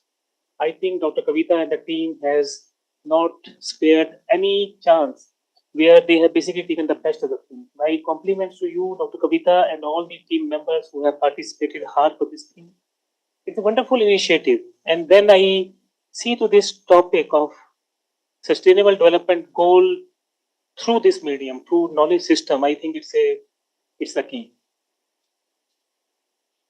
Today's complex challenges are not entirely new. Indigenous knowledge system rooted in centuries of lived experience, ecological wisdom, and cultural community, and after valuable insights and sustainable living, resource management, and community resilience. I'm very sure for the last many hours you must have debated, deliberated, and all these discussions which has taken place during this conference must be benefited for all of you. I request all of you, all the students especially here, when you are participating in any of the conference of this nature, one of the objectives which you all have to do is just take at least one takeaway from here. This should be basically a goal for you. Whenever you are attending a conference, and I'm not hesitating, but let me just tell you, the kind of people which are being invited, which are here, in the lifetime, it will be very difficult for you sometime to meet them, even after a wait of many months. And this is a privilege that through these conferences, through these events, you are basically having a fortunate to be with them. Every person who is speaking from this dais, every speaker, I request you please ask as many as questions possible. In case if you have any doubt, if you have any kind of question, this is a golden opportunity for all of you. Theme is only a single topic. But from every topic, there may be thousands of divergent viewpoints, which all you have to see. My appreciation to all the team members, Dr. Kavita. I'm really School of Economics. Otherwise, also I may be slightly biased. You may feel that I am just saying it to please you. But if you all agree, commerce and economics are two departments which are the most sought after in every system, and for every base system of education, I think knowledge of education and economics is most important. And you are all the fortunate students of economics, so I think this particular topic must have enriched you now in these 2 days. On behalf of Dr. Ashok Chauhan, the founder of this entire universe, Dr. Bhatia, I'm sorry, again I am saying Dr. Bhatia, so I think now you have to enroll for PhD program here. Bhatia sir, we started our journey with a school in Saket, Delhi. Today we have crossed 30 schools in India and abroad. We started our journey of higher education with one institution of, that is MIT Business School. Incidentally, I'm heading that school also. Today we have reached to 30 plus states and countries of the world. In India, we have started our university number 12 recently in Hyderabad. Abroad, we have now reached to 18 plus countries, and the man behind this entire foundation is our founder, Dr. Ashok Chauhan.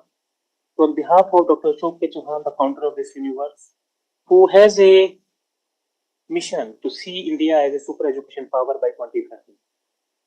Dr. Atul Chauhan, the Chancellor of this university and President of this foundation, National Balbir Education Foundation. On behalf of Dr. Bhavendra Shukla, the Vice Chancellor of this university, on behalf of all the faculty, staff members, and these wonderful students of MIT School of Economics, I welcome you here. I welcome you, Indrajit Singh ji, and I welcome all the guests here. I'm very sure these 2 days must have enriched each and every student, and this global and inclusive approach for bridging the gap between traditional wisdom and contemporary science must have taken you to a new horizon altogether. And I am very sure in times to come, we would be all conducting many such conferences. I will not be taking much of the time, but I am thankful to you, Dr. Kavita, for one more reason. As I told you on the way, that I have found another friend in you. And Mr. Bhatia, you have to, when you leave the premises of MIT, you have to promise us that this is not the last time you are coming here. This is only the beginning, and you will keep on coming here. Thank you so very much for being there.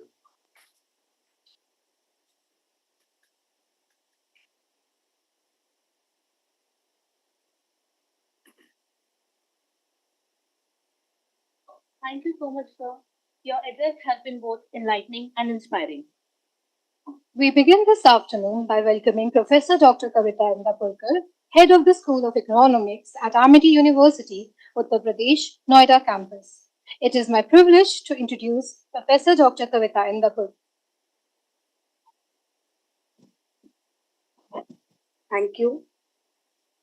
With the blessings of most respected Honorable Founder President Sir, guidance and support of Honorable Chancellor Sir, and our guiding light of this conference, our additional Pro Vice Chancellor Sir, I am really delighted to stand before you all and warmly welcome you to the valedictory ceremony of the 9th National Conference on the theme Integrating Diverse Indigenous Knowledge Systems for the Dynamic Advancement of Sustainable Development Goals, a global and inclusive approach.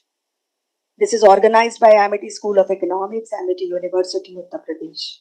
This conference aimed at bringing together the academicians, policymakers, industry persons, industry experts and researchers to discuss how these traditional knowledge systems and modern ideas can come together to support the sustainable and inclusive development.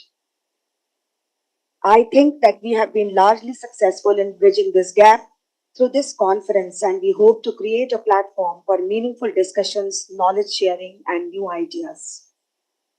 First and foremost, we are profoundly and deeply inspired by our Honorable Founder President Sir Dr. Ashok Chauhan ji, whose visionary leadership established the Amity Education Group, and he continues to inspire us. We welcome you, sir. We are deeply and very profoundly delighted to welcome our Honorable Chancellor Sir, Dr. Atul Chauhan ji, whom we deeply admire and look up to. I hope that he will be present soon with us, although he is already there. He is watching all of us online. We are delighted to welcome Professor Dr. Sanjeev Bansal sir, Honorable Pro Vice Chancellor of Amity University, Uttar Pradesh. It was possible only because of you, sir, that we started Aram. That is the new idea under this conference that we have started. We welcome you, sir. It gives me immense pleasure to extend a very warm welcome to our guest of honor for today, Mr. Virat Bhatia, who is the Managing Director, Apple India, who has been associated with ASE for quite some time now. And ASE is very proud of our association. We welcome you, sir. We also extend our sincere appreciation to our guest of honor, Mr. Inderjeet Singh, the Vice President of Adani Group. We hope that we will someday host you on our campus also. Sure. We welcome you, sir. On behalf of Amity School of Economics, I extend my heartfelt welcome to all the distinguished session chairs for today, all the participants, the faculty members and students, and the research scholars. And we can proceed further with the other things under this valedictory ceremony. Thank you.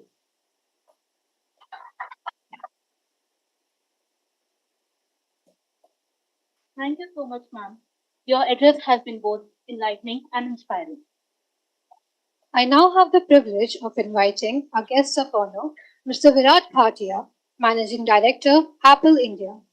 Mr. Virat Bhatia is responsible for supporting Apple's investments, strategy, and policy initiatives across all of its businesses in India and South Asia. These include manufacturing, exports, retail, services, online content, and digital payments since 2018. A veteran in the technological space of over 30 years, he has previously served as chairman, ATT&T India, and later as ATT&T's regional president, South Asia. He was among the first private sector executives who helped plan and build India's cellular mobile network starting 1994. He currently serves on CII's National Council and FICCI's National Executive Council, India's largest industry association. He also serves on the Indian Executive Leadership Board of the US-Indian Strategic Partnership Forum. As a part of India's G20 presidency, he co-chaired the Business 20 Task Force on Global Value Chains in 2023. An alumnus of Delhi University and John F. Kennedy School of Government, Harvard University, he has completed advanced management programs at Kellogg's School of Management and the Wharton School. I would now like to invite Mr. Virat Bhatia to address the gathering.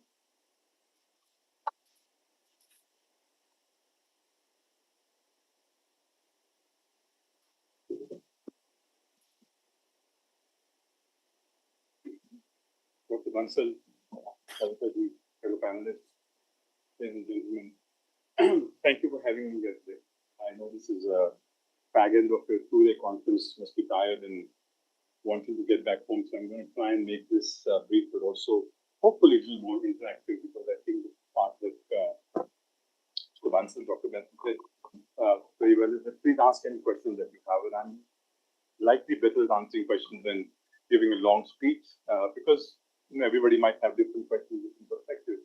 But better to address it that way, so we have some time I can do that rather than take you through this. But I think through the 2 days you must have discussed in detail India's rich tradition for the technologies that we've used for hundreds, maybe thousands of years to build everything that is sustainable, from 24/7 air conditioning automatically available in forts of Rajasthan that is unimaginable, perfect lighting for people to be able to read in these homes.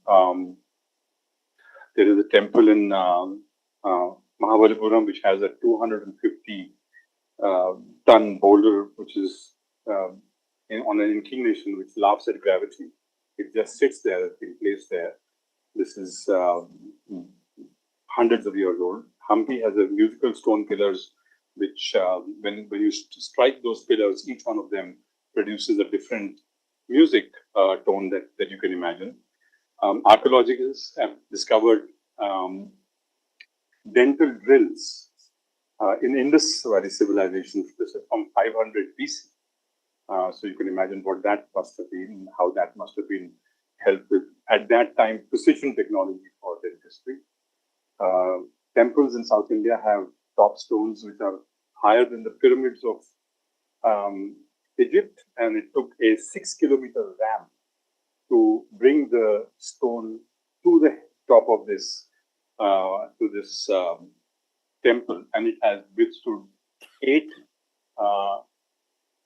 earthquakes of 7 plus, and it still stands there. So you can imagine what kind of construction technology was put in place. And advanced weapon systems can be seen from murals, front loading of guns that we first time saw with the British. Actually, are being there murals showing that from 1,000 years ago, and also a set of many different traditions that we've enjoyed. Every time, at least when we grew up, we were told कि खाना नहीं छोड़ना आपने. वो इसलिए नहीं था कि मेरा खाना जो बचेगा वो किसी और को मिल जाएगा, इसलिए कि अगर आप कम खाएंगे तो आप कम खरीदेंगे, तो वो कम पानी यूज करेंगे, so it will be a sustainable process. I think the wisdom behind that was not that I should eat less.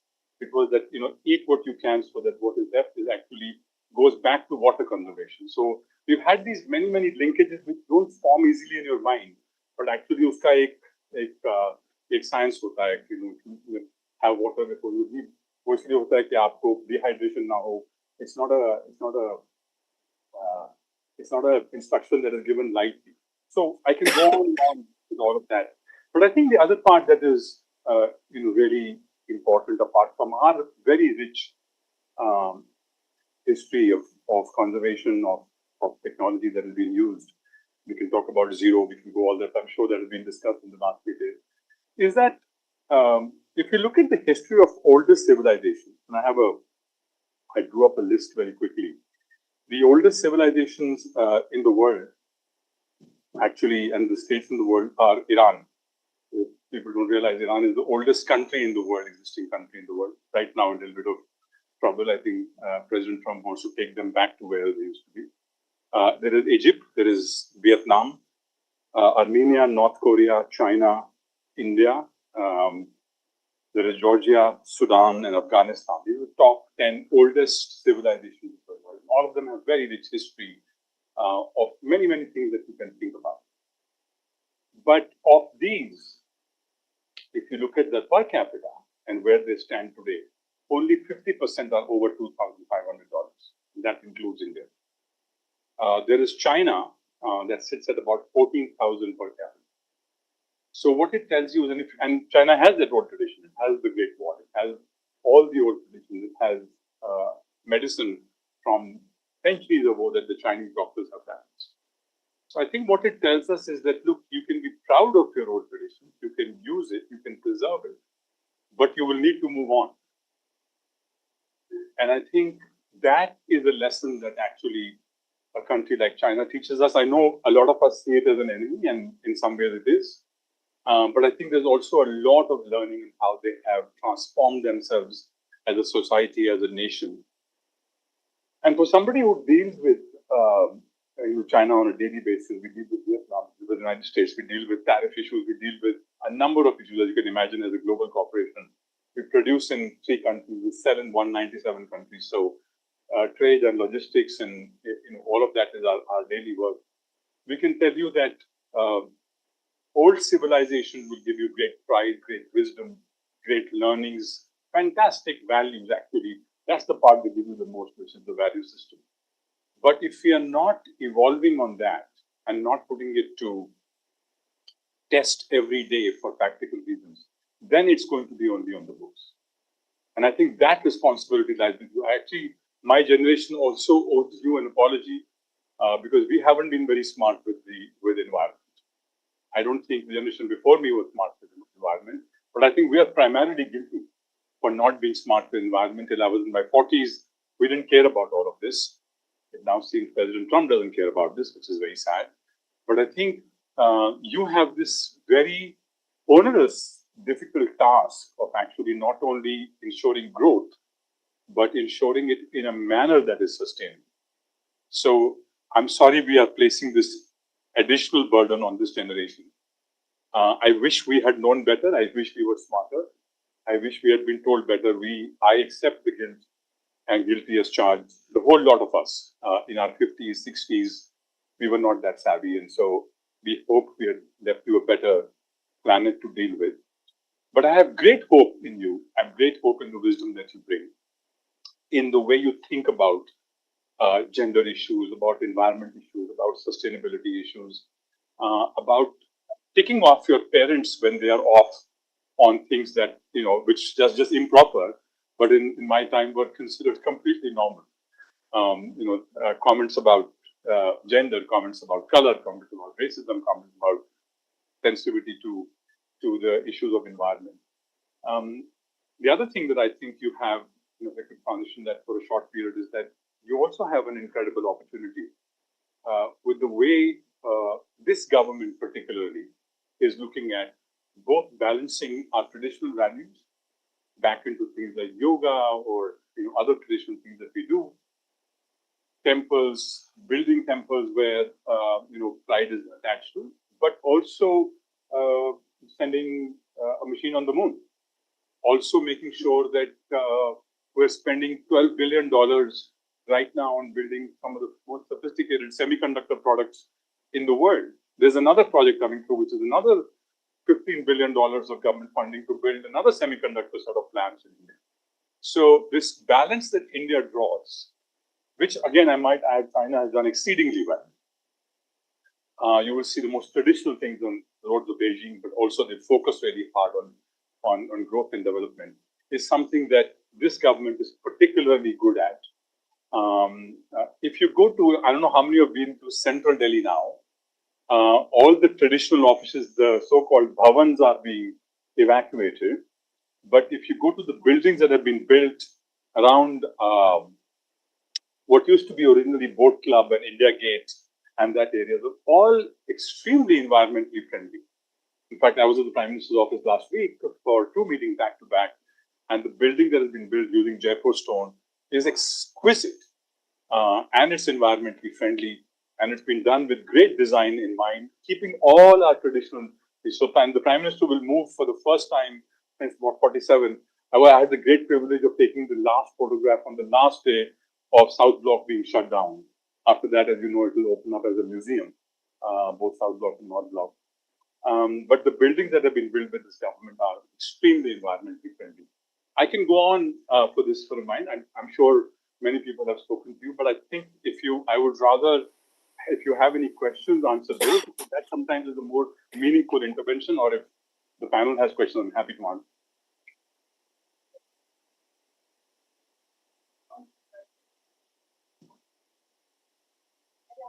Sir, please, by all means. Please.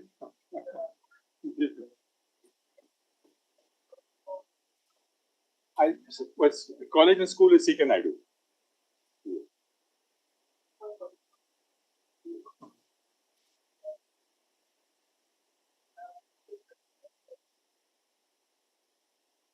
And any question that you have that comes to your mind, feel free. Don't hold back. It doesn't have to be about sustainability. It can be anything that comes to mind. One question. It's a golden chance. Leave you me. If you scratch your head, I'll volunteer you. You please. It can't be such a shy group. I'm sure you have some questions.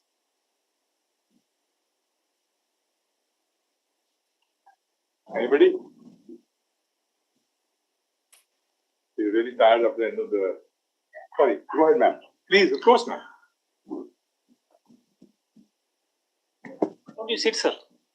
I'm sorry for this. Student, do you have any question? Yeah, ask. Please go ahead. Because I'm a faculty, so I don't know. आप पूछिए ma'am, कोई बात नहीं, वो आ जाएगी बिल्कुल. Scholars have also asked, Devleen, you have any question? You are emceeing since morning. So you have seen all the programs, I think. You can just definitely. So it's a golden opportunity. The gentleman himself is here. Please. You can ask something about Apple also. Anything. Go ahead, ma'am. Please go ahead. Good evening, sir.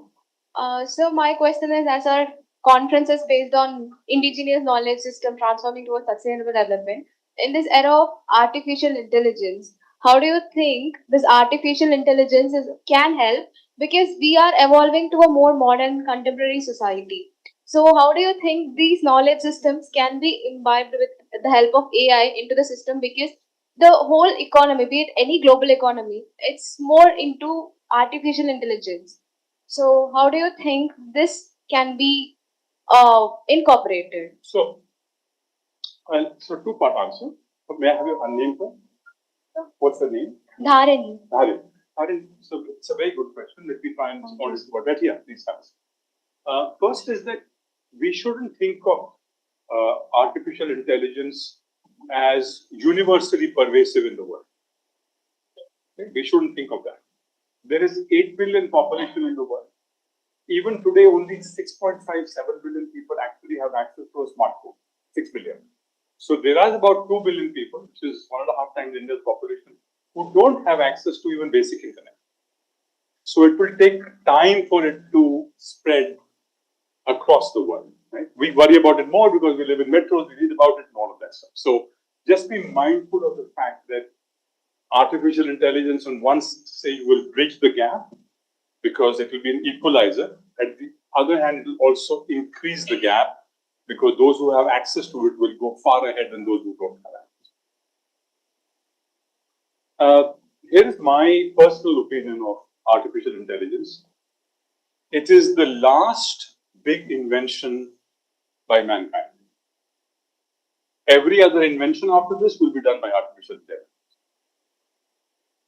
You will walk into a hospital, you will sit on a chair, they will give you your vitals. 6 people will not come to you to get your vitals. There will be no thermometers required, there will be no weight machines required, there will be no blood pressure machines required. You will get all your vitals in a minute. So actually 6 people will be gone from there. So there's a real danger of that happening. On the other hand, if you had a heart disease, it will answer every question that you want to answer, and then the other question, and then the other question, and it will keep answering questions till you get the perfect answer. Now imagine using that in research. So it will improve the quality of life. You people will live on an average 15, unless you're smoking, 15, 20 years more than the predecessors did. Because your quality of life will improve dramatically because of the medical interventions of artificial intelligence.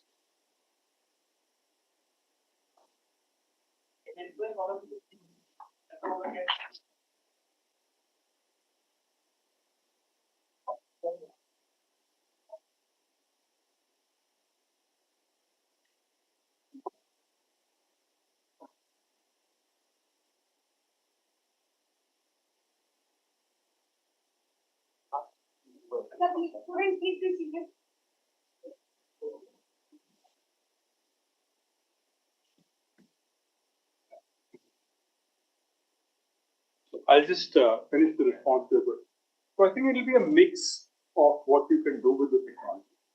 Some will gain more, some will less, some jobs will be lost, some will become more powerful, several new jobs will come in. Some of our traditional pieces will continue because there's an opportunity for those to continue.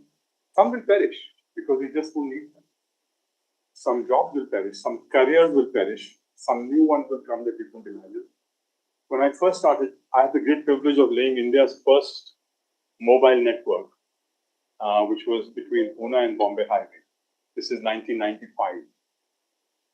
You can take it from me that we did not ever imagine. We were charging 16 rupees 80 paisa for an incoming call at that time. It is the equivalent of charging you 200 rupees per minute for an incoming call. It was atrocious, but that's how it started. Now it's less than 5 paisa. So also it's very difficult to make precise descriptions of AI. But there is certainly sufficient guidance available for a 4 to 5 year period. So your long-term planning things are open. So you will have to do short-term planning and be excellent about that. The one skill that I'll ask all of you to build, which will really help you through the AI thing, is managing people. That's the one skill that we could. Most other things the machines can do. But managing people, the EQ levels and the emotion and your tone and your language and your voice and your ability to handle is going to be your most valuable skill. So learn everything that you are, but please also learn to manage people. Because 10 years from today, when so much more is being done by technology and equipment, your ability to manage people, resources, is going to be one of the most valuable skills. Unfortunately, the current generation is sitting in closed rooms and not even engaging with people. Right? They're engaging with social media. That will not be a valuable skill. So unfortunately, we're pushing them. Again, I apologize for that. Our generation needs to apologize. But just keep in mind, managing people, very, very important. Sorry, go ahead. Should I take another question or should I? I'll take one more. One more last set.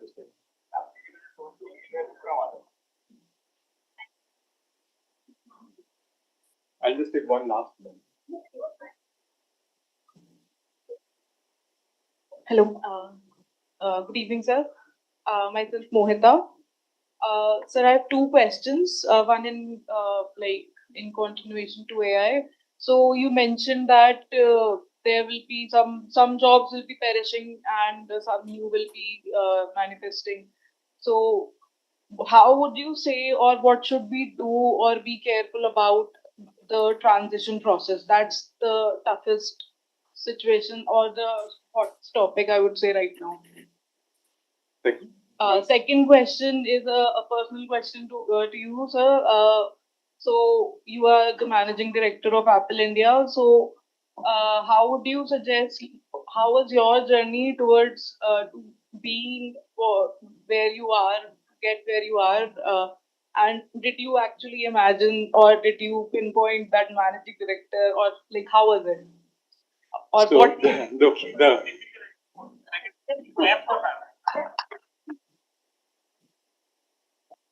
We actually wanted this only to be asked, The answer to the second question is absolutely not. Please have a seat. I'll try and answer both.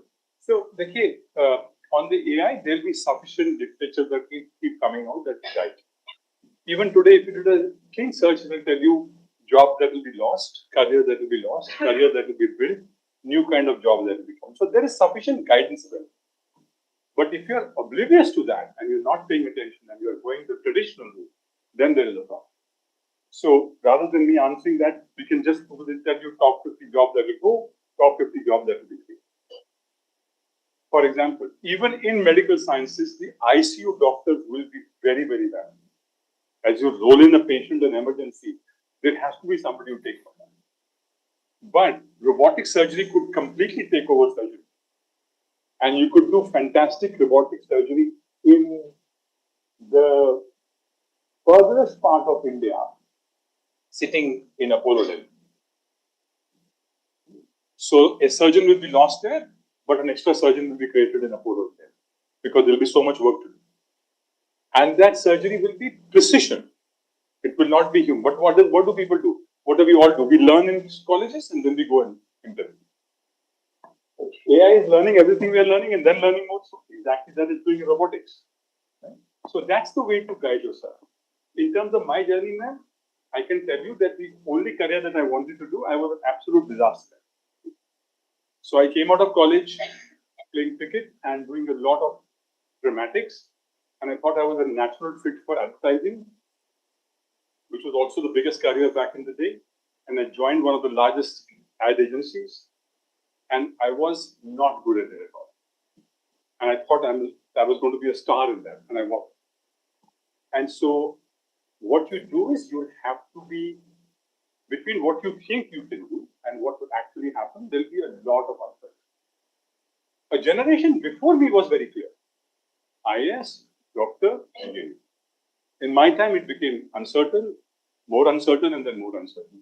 So you will have to give yourself, my only advice is do not handcuff yourself. Have a set of objectives, proceed in that direction. Don't quit too early, but be ready to roll back. If you don't think you're enjoying it, if you think going to work is a burden, you're not going to succeed. That's your test of where I should be. If you want to get up in the morning and go to work, there is no question you will be unstrong. वही एक test है आपके दिमाग. Other thing is to have integrity and hard work in all the value systems that we have in place. That we have to. I'll also say that the last piece I'll say is that the world's top 500 CEOs have been interviewed to ask what is the biggest success factor, and they've all put luck as number one. And I put luck as number one.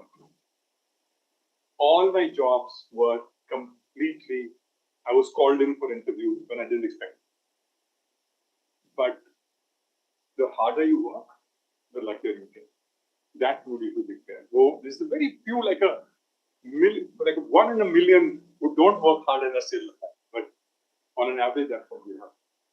So don't handcuff yourself, have your plans, deploy the plans, but please be ready to pull back, change, find out what you're good at. And you will know that. It's not going to be rocket science, you'll find out. Thank you.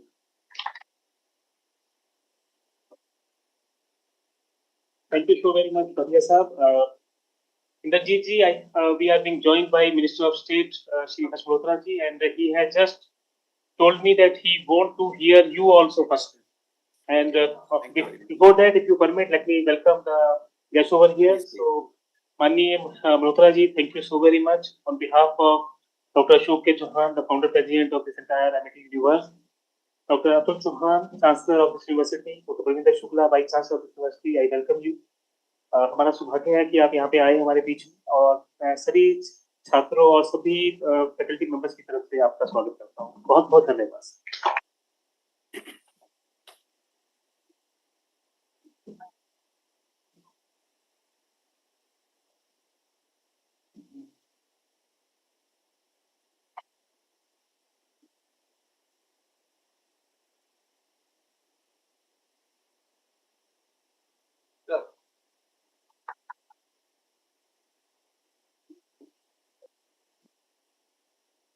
Development पे बात कर रहे हैं तो कुर्सी plan चलिए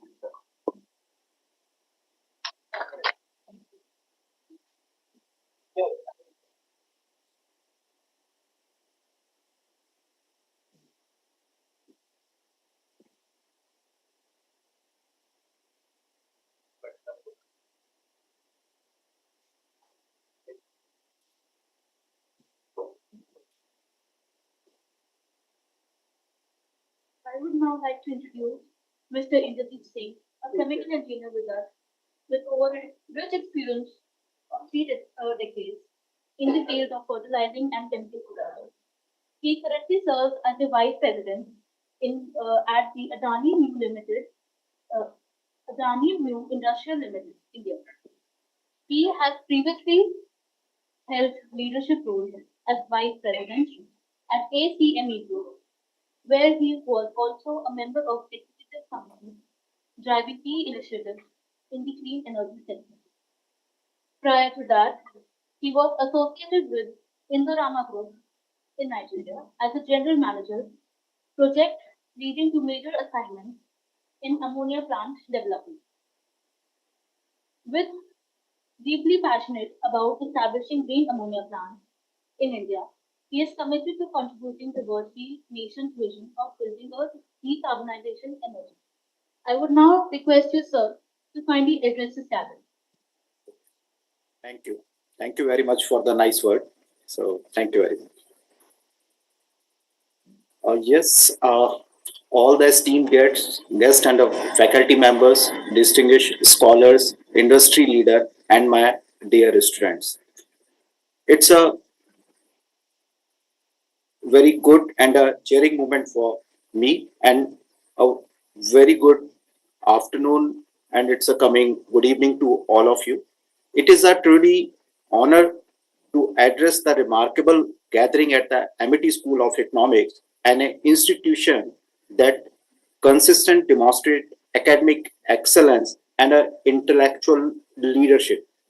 With its strong foundation in analytical rigor, quantitative skills, and contemporary economic thinking, you make the next generation ready as economists and change makers. And when we say it's a technology. So technology today is the most powerful engine of a transformation. So from AI driven agriculture to blockchain enabled traceability, from green energy systems to the digital finance, then technology unlocks responsibilities, etc. And as on date, the first requirement of the country is a energy sustainability itself. And the energy sustainability, lot of options are available, as Mr. Bhatia also briefed that in a 94, 95, the calls rate close to 15, 16, and as on date, it's a very nominal rate. Same way in the green financing and a green energy, the somewhere in a 2005-6, when as a Adani Group, we have also started our journey. In a renewable market, the renewable energy which we are producing at the cost of around 20 to 22 rupees per unit, so nobody believed that it can be reduced. As on date, the power which we are producing at the cost of hardly 1.5 to 1.8 rupees per unit itself. So one side, it's a technology, and the second side, it's a volume itself. So the technology and a volume. Technology is a niche job, but the volumes make the technology successful. The same way, as a group, we take this commitment. We will make the India energy sustain model using the solar energy and the wind energy, the options which are already available with us. So in a 2004-5, as a group, when we started our journey, so everything was imported from the China itself. And as on date, we have our own solar panels manufacturing for the capacity of around 6 gigawatt. We have our own wind turbine manufacturing capacity for the capacity of 2 gigawatt.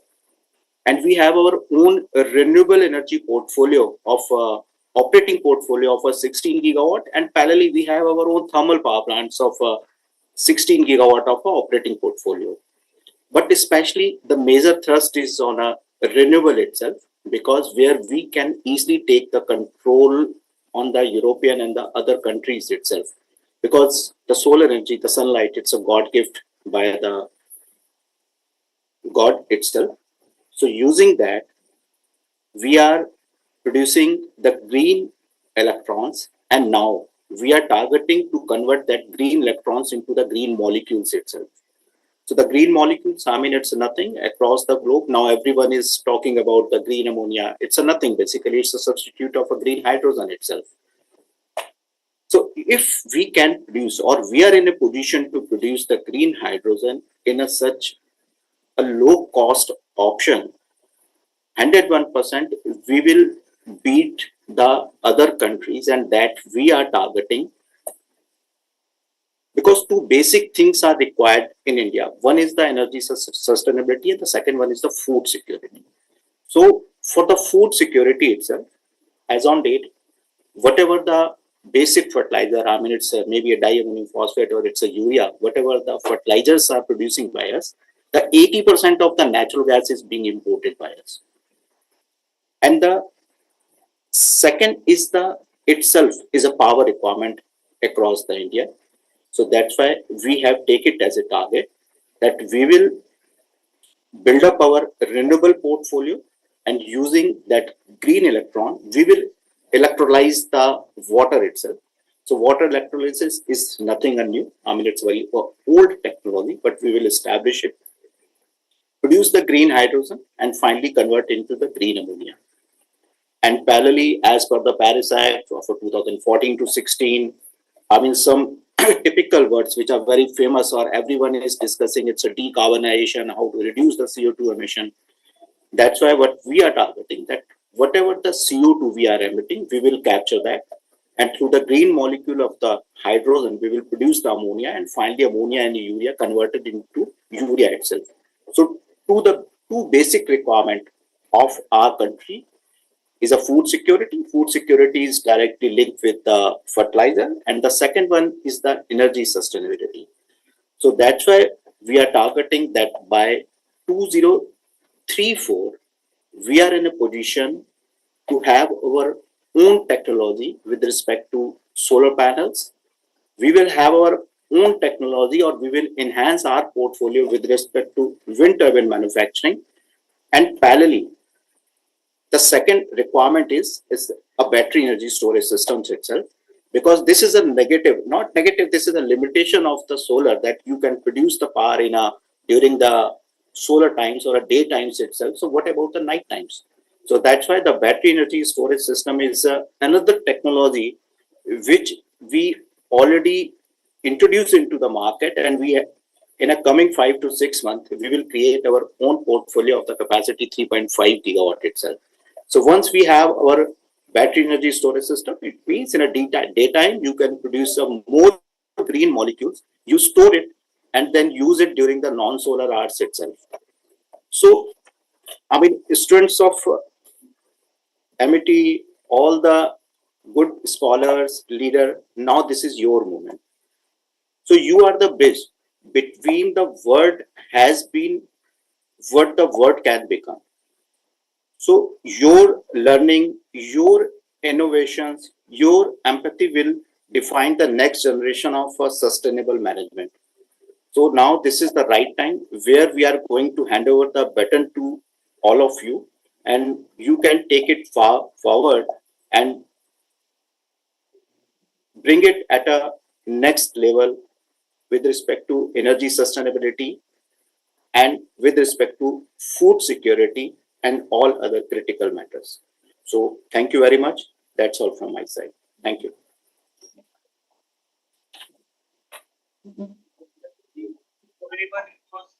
Very beautifully conveyed. Can I request you for something? Yeah, please. You are on camera. Yes. So when can we have your physical presence in the campus? You have to commit. You will be coming here. No, yes, exactly. It was a commitment from my side. So, but extremely sorry for that. So very soon, as per your convenience, I will visit your facilities. Thank you so very much. Yes. Thank you very much.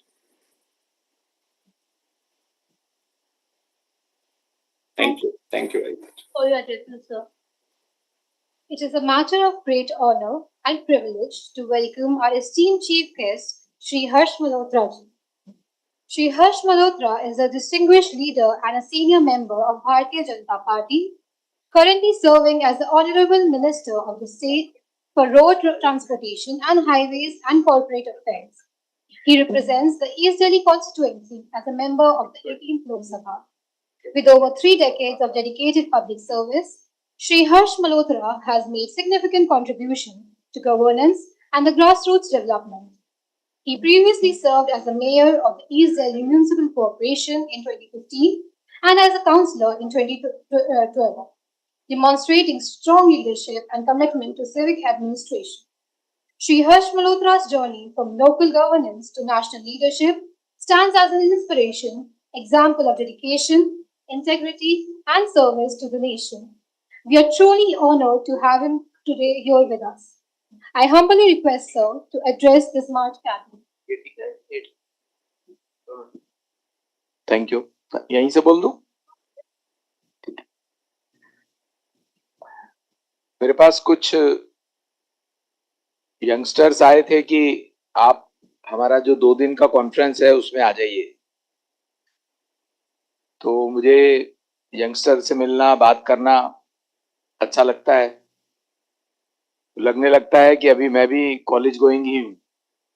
इसीलिए मैंने जल्दी से हाँ की थी, और मेरे को एक लालच ये भी था कि चौहान साहब से मिलना होगा. वो आज नहीं आए हैं, फिर किसी और दिन दोबारा आऊंगा सिर्फ उनसे ही मिलने के लिए. अभी आपका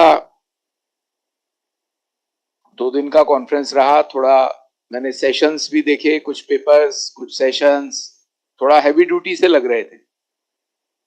तो in spite of lecturing you people, मुझे लगा थोड़ा आप लोगों से बातचीत कर ली जाए, डिस्कशन कर लिया जाए. आपका जो सस्टेनेबल डेवलपमेंट गोल्स का टॉपिक है, इसी टॉपिक पे ही बात कर लेते हैं.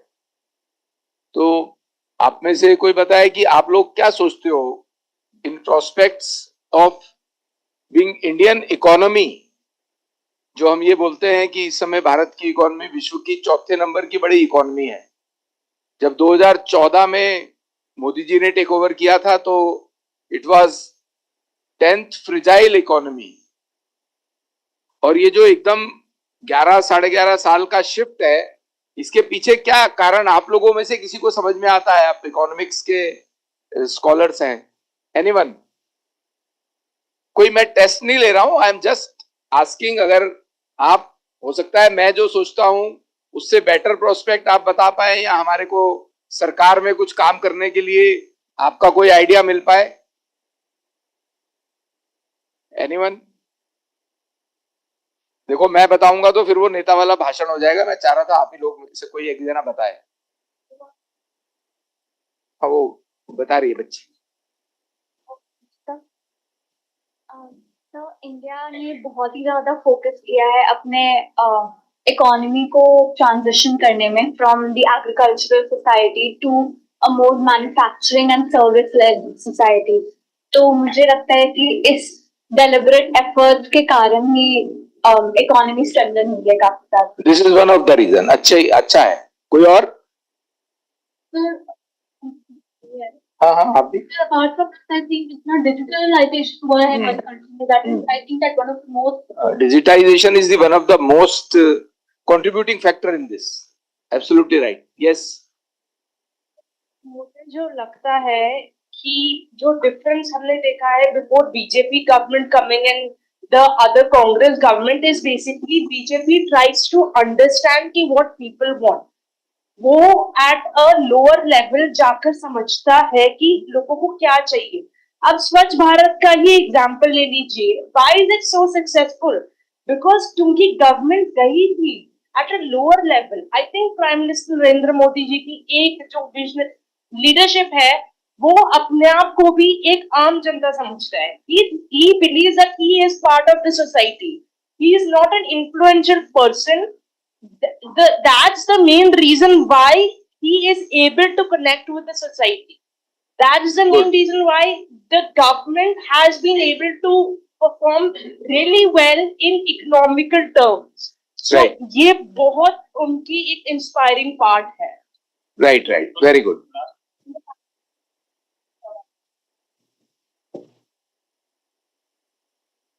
नमस्कार सर, मेरा नाम सवर महाजन है. मैं इकोनॉमिक्स का ही छात्र हूँ.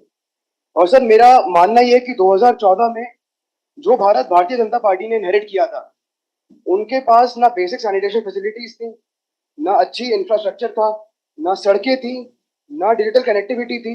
और ये जो यूपीआई जैसी बड़ी डिजिटलाइजेशन है, यूपीआई फैसिलिटीज हैं, ये सिर्फ दूर दूर के सपने हुआ करते थे. आज की डेट में हम देखते हैं कि हमारे ही देश में बनाई हुई यूपीआई से कितने देशों तक हम अपने ट्रांजैक्शंस को मैनेज कर पाते हैं.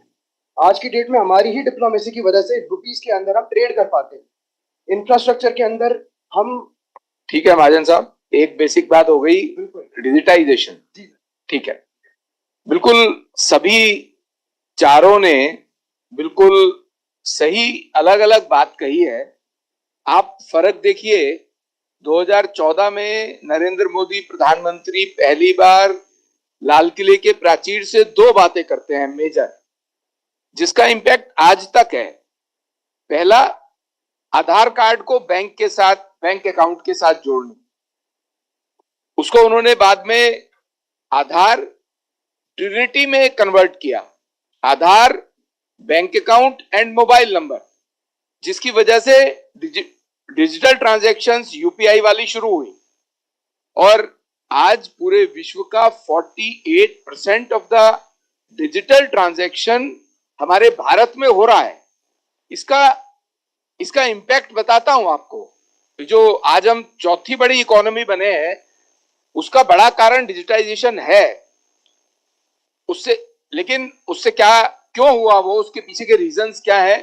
आज आप परचून की दुकान पर भी कुछ लेने जाएं, किसी रेडी पटरी वाले से भी मूंगफली खरीदेंगे, सब्जी, फल, कुछ मतलब बहुत टाइनी वेंडर से आप कुछ लेंगे तो आपको कैश देने की आवश्यकता नहीं है.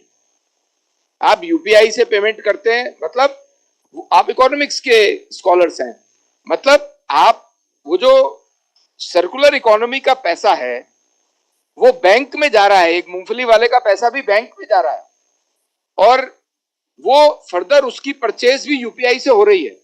ये तो पहला जमाना था कि पैसा उसने, उसकी सेल से जो प्रोसीड्स आई, मनी आई, उसने उसी से खरीदा, और वो वही मार्केट में एक पैरेलल इकोनॉमी, जो कि नंबर 2 की इकोनॉमी थी, उसी में घूमता रहता था।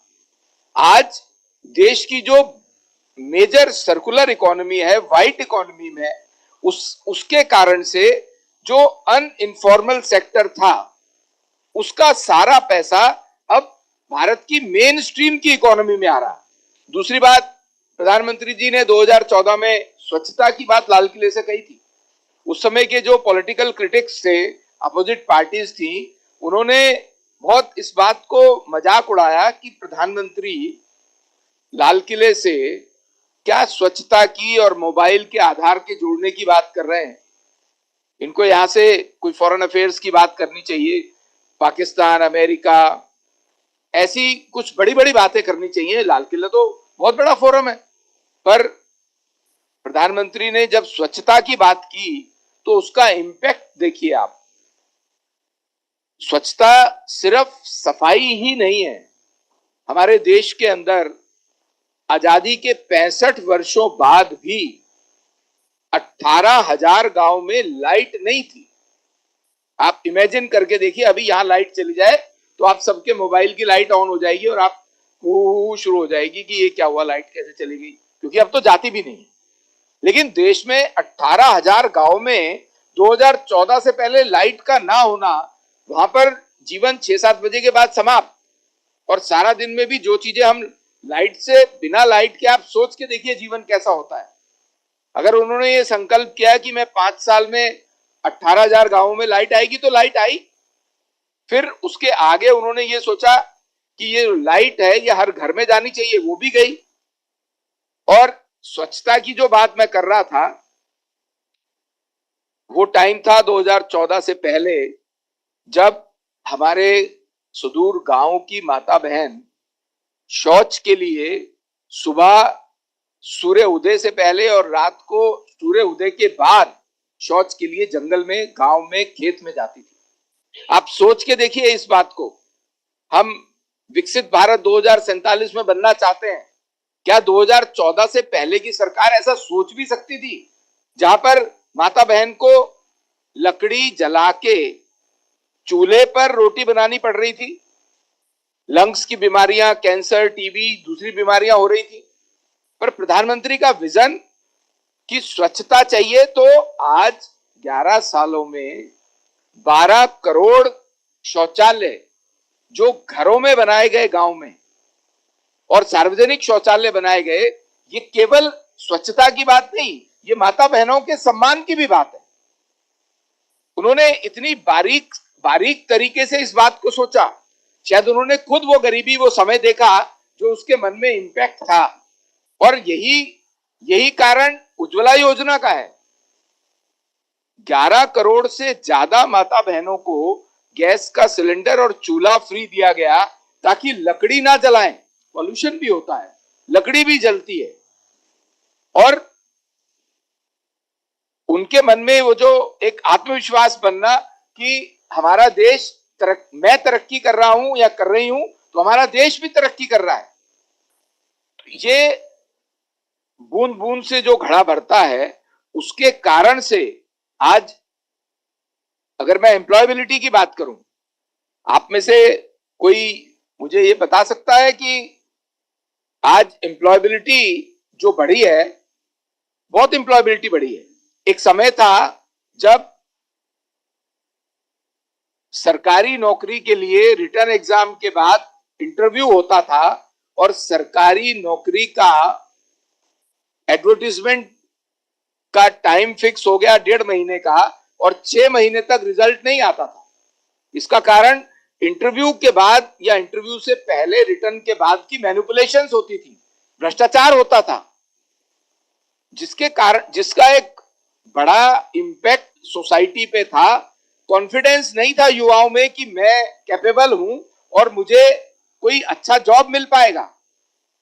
प्रधानमंत्री जी ने इंटरव्यू खत्म किया, अभी पिछले 5 साल में सरकारी नौकरी में, 4.5 साल में सरकारी नौकरी में 11.5 लाख हमारे यूथ को जॉब मिला है।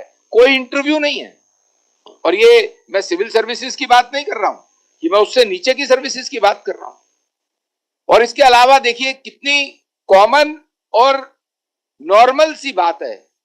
सिविल सर्विसेज में सपोज 1000 बच्चे आ जाते हैं, तो जो रह गए, मेंस में रह गए या जो इंटरव्यू में रह गए, वो दोबारा ट्राई करेंगे। तो क्या वो जो 1000 बच्चा है, 1000 से नीचे वाला बच्चा जो 20,000 50,000 युवा है हमारा, उसकी नॉलेज कुछ नहीं है क्या? प्रधानमंत्री जी ने इसको अदर वे राउंड लिया कि वो जो 1000 से नीचे वाला बच्चा है उसको दूसरी गवर्नमेंट सर्विसेज में एडजस्ट करना, उनकी कैपेबिलिटी के अकॉर्डिंग, उनके नंबर्स के अकॉर्डिंग, वो भी शुरू किया। ये सिर्फ सोच की बात है ना, नहीं तो वो बच्चा भी तो जो 1000 के बाद कट ऑफ में रह गया, चाहे वो दोबारा एग्जाम देता रहेगा, देता रहे। और 2014 से पहले, क्योंकि एप्पल मेरे पास आके बैठ गए हैं तो मुझे ध्यान भी आ गया, देश के अंदर केवल 3 मोबाइल मैन्युफैक्चरिंग की फैक्ट्री थी। केवल 3 मोबाइल मैन्युफैक्चरिंग की फैक्ट्री। आज 300 से ज्यादा मोबाइल मैन्युफैक्चरिंग की फैक्ट्रीज हैं। तो क्या इससे एम्प्लॉयबिलिटी नहीं बढ़ी होगी? इससे देश की इकोनॉमी नहीं बढ़ी होगी? ये जो प्रधानमंत्री का विजन है, प्रधानमंत्री का आउट ऑफ द बॉक्स सोचना और ग्राउंडेड होकर के सोचना, जिसके कारण से आप देखिए देश के प्रधानमंत्री राजीव गांधी जी ने पार्लियामेंट में बोला, देश में भ्रष्टाचार किस ऊंचाई तक था। पॉलिटिकल हो जाएगी, मैं ज्यादा पॉलिटिकल बोलना नहीं चाहता हूं, लेकिन मैं आपको एक फैक्ट नरेट करना चाहता हूं। आज देश की इकोनॉमी जो 4थे नंबर पर आई है, जो जल्दी ही 3रे नंबर पे भी आएगी, उसके पीछे यह भी एक बड़ा कारण है। प्रधानमंत्री राजीव गांधी जी ने संसद में बोला कि सरकार से 1 रुपया चलता है और नीचे 14 पैसे या 15 पैसे पहुंचते हैं। नरेंद्र मोदी जी के एक स्ट्रोक ने, डिजिटाइजेशन ने और डायरेक्ट बेनिफिट ट्रांसफर ने सरकार से जिसको भी पैसा जाएगा, चाहे कोई बेनिफिशियरी है, चाहे कोई उसका पेंशन है या anything, it will go through direct benefit transfer to the account of that beneficiary directly, no बिचौलिया, चाहे वो नेता हो चाहे ब्यूरोक्रेट हो। हजारों लाखों करोड़ रुपए का पिल्फरेज ऑफ मनी और भ्रष्टाचार खत्म कर दिया एक स्ट्रोक ने। आज पता नहीं आप लोगों को पता है या नहीं है, क्योंकि आज एलपीजी की शॉर्टेज भी बहुत सुनने में आ रही है और उसका सॉल्यूशन भी प्रधानमंत्री ने पूरे विश्व में केवल भारत का जहाज जहां तिरंगा लगा होगा वो निकल के आ रहा है वहां से, और कोई नहीं आ रहा। लेकिन जब उज्ज्वला योजना का सिलेंडर आता है तो उसमें 350 रुपए की सब्सिडी भी उस माता बहन को या राशन कार्ड होल्डर को या सिलेंडर होल्डर को आती है। मुझे अच्छे से ध्यान है, पहले कोई ऐसी सब्सिडी आती थी तो गैस का डीलर उसमें से आधे से ज्यादा गायब कर जाता था। लाखों करोड़ रुपए का भ्रष्टाचार था।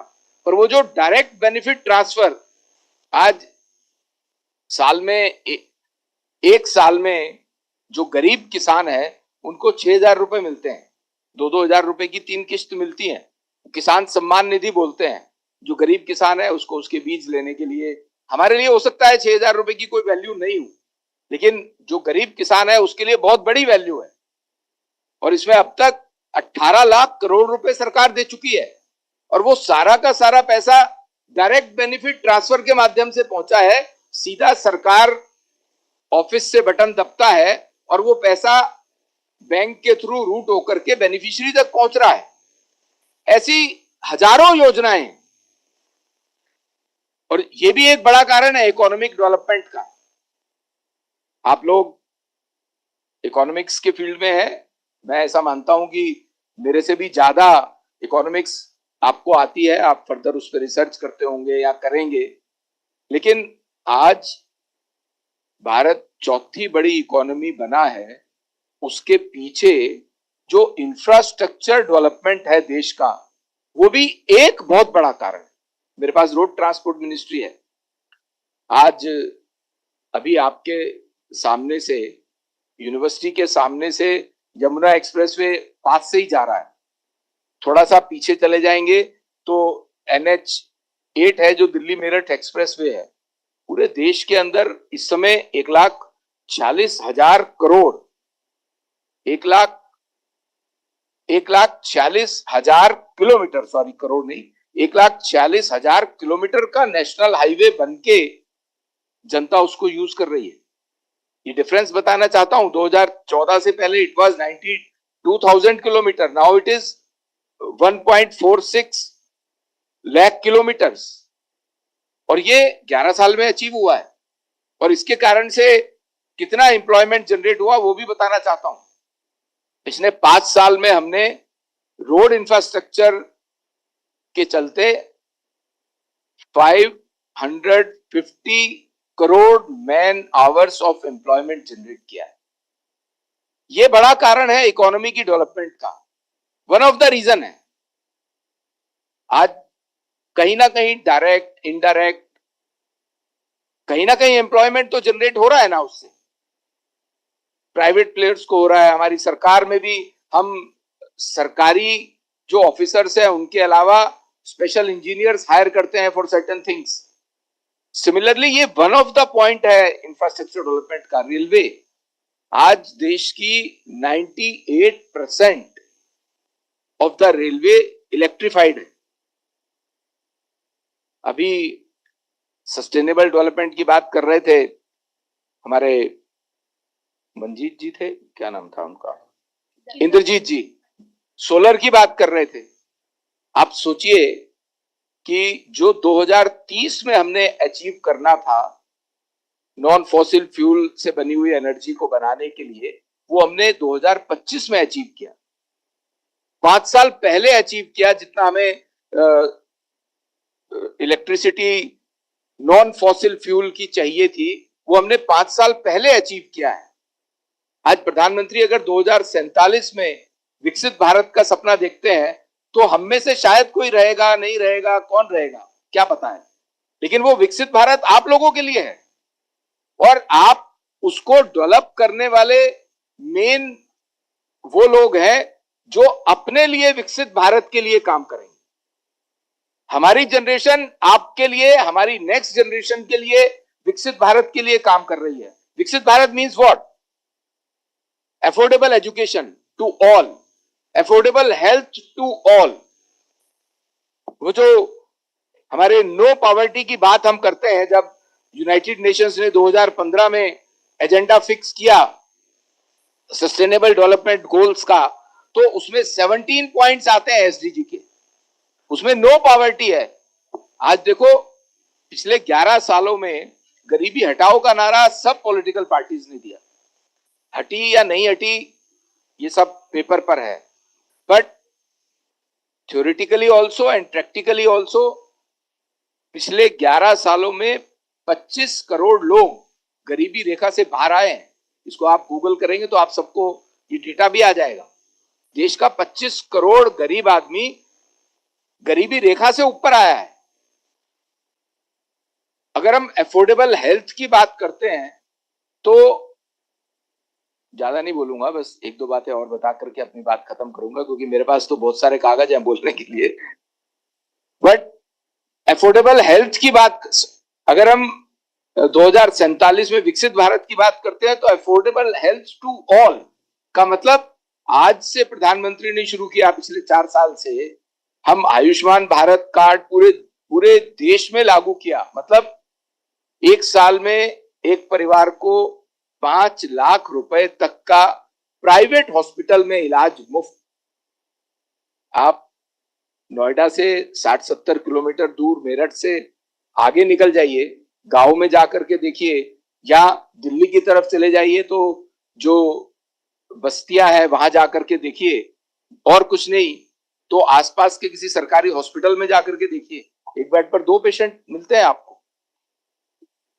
इमरजेंसी में जरूरत है पेशेंट को, और तो और कोविड में देखिए, आप में से कुछ लोगों ने अगर महसूस किया होगा तो ये जो आयुष्मान भारत कार्ड प्रधानमंत्री ने 5 लाख 1 साल में एक परिवार में किसी को भी free medical in private hospital.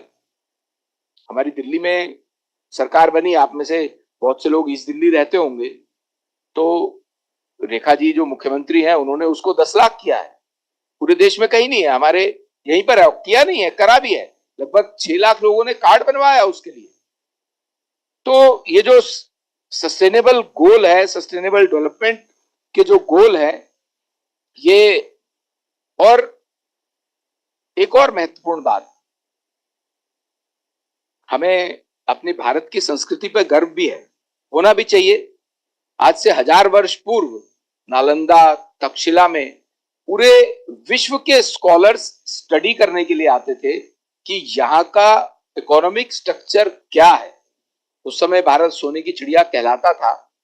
वो उसका कारण ही था कि पूरे विश्व में सबसे समृद्ध संस्कृति और सबसे बेस्ट इकोनॉमी अखंड भारत की थी। आचार्य चाणक्य को आप लोगों ने नाम सुना होगा, कुछ लोगों ने पढ़ा होगा, सीरियल देखा होगा। उनके बारे में कहा जाता है वो किंग मेकर थे, वो थे, लेकिन वो बहुत बड़े इकोनॉमिस्ट भी थे। तो जो तक्षशिला नालंदा की हमारी, उसमें वहां की जो उस समय की संस्कृति थी, उस समय भी मिलिट्री और साइंस और खगोल शास्त्र, एस्ट्रोनॉमी को पढ़ाया जाता था, एस्ट्रोलॉजी को पढ़ाया जाता था। आज हमारी यूनिवर्सिटीज में से कितने कम बच्चे एस्ट्रोलॉजी में जाते हैं। मिलिट्री की साइंस थी जिसको एजुकेशन के रूप में पढ़ाया जाता था।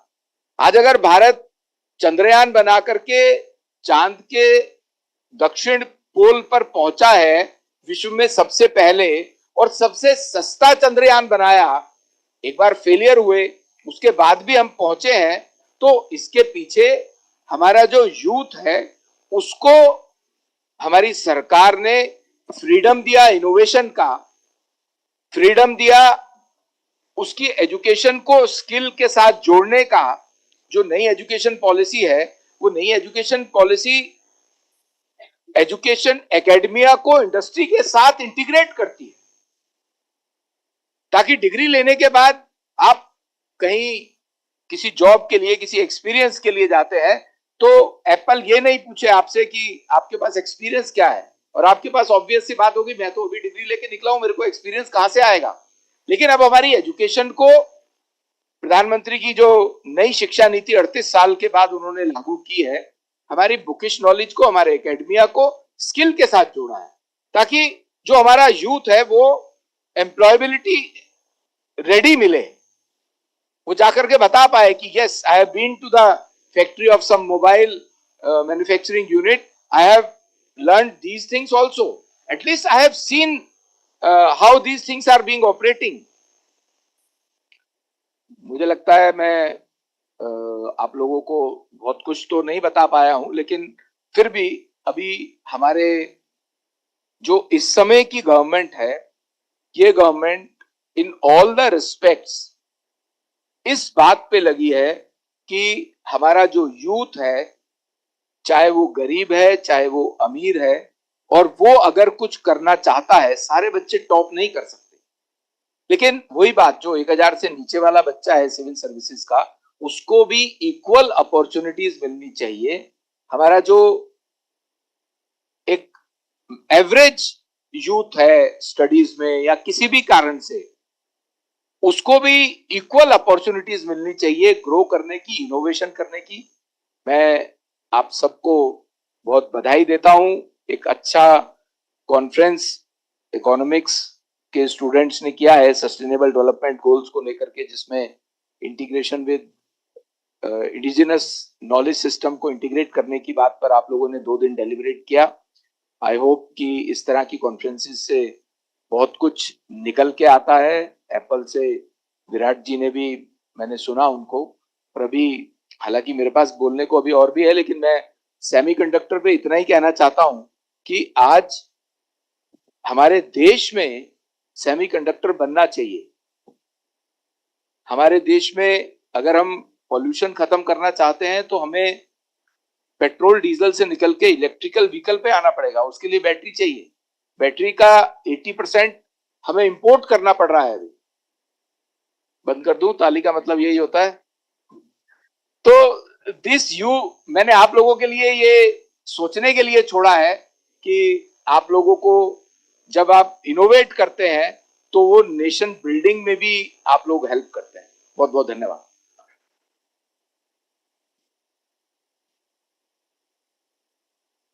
बहुत धन्यवाद माननीय मंत्री जी. और मुझे नहीं लगता आप लोगों ने कितना इसको, पर आप लोग इकोनॉमिक्स के स्टूडेंट हैं and statistics is an integral part of economics. Now everything which is being given here, it is not artificial or something. This is basically the actual reality and everything is quoted with the statistical data which you all have first before noting down. Thank you so very much, sir. I just wanted to एक point मैं कहना चाहता था जो मंत्री जी ने बोला वो उनके लिए अपनी तारीफ करना थोड़ा मुश्किल होगा. मैं आपको 2 पॉइंट बताता हूँ जो उन्होंने, क्योंकि एप्पल को कई बार उन्होंने रेफर किया तो मैं बताना चाहता हूँ दैट 2019 में हमको बुलाया गया निगोशिएशन के लिए कि आप यहाँ पर मैन्युफैक्चरिंग सेट कीजिए बिकॉज ये फोन इंडिया में नहीं बनता. और जो पॉलिसी बनाई गई सरकार द्वारा उसका सबसे other than technology transfer the most important parts for skilling exports and jobs. आप में से कितने लोगों के पास आईफोन है यहाँ पे? Raise your hands. तो कभी 30-35% होगा, right? So let me tell you that the iPhone that you have, which is made in India, 80% is made by young women in the age group of 19 to 24, 70% of which are first-time job seekers.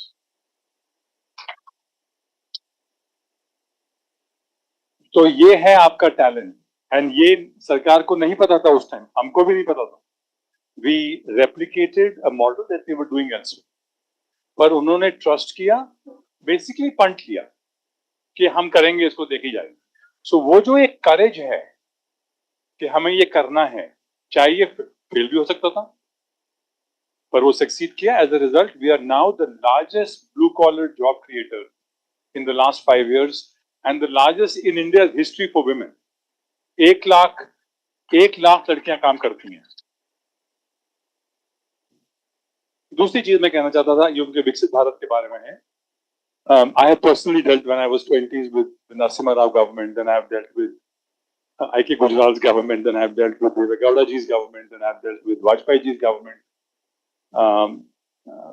Prime Minister Manmohan Singh ji's government. So I have dealt with some about 8 governments. हमारी सुई 5 साल पे अटकती है, पंचवर्षीय योजना पे अटकती है. ये पहली बार है that विकसित Bharat is actually a 20th, वो जब लॉन्च हुआ it was 23 years away. और आप मान के चलिए everybody mocked it कि 20 and because they were asking for plans. क्या बताइए 2047 में क्या करेंगे? क्योंकि इंडियंस 5 साल के आगे सोचने की हमें आदत ही नहीं है, क्योंकि हम 75 साल से 5 साल सोचते हैं. प्लानिंग कमीशन ने 5-year प्लान बनाए, आपने सभी ने पढ़े होंगे. It's the first time that actually and the problem was कि जब उन्होंने हमसे मांगे ये प्लान, क्योंकि मैं उन मीटिंग में था including in PMO, we didn't know how to project for 20 years क्योंकि हमने कभी किया ही नहीं था, मॉडल्स ही नहीं थे. और अभी भी हम हो सकता है गलत हों, बट ये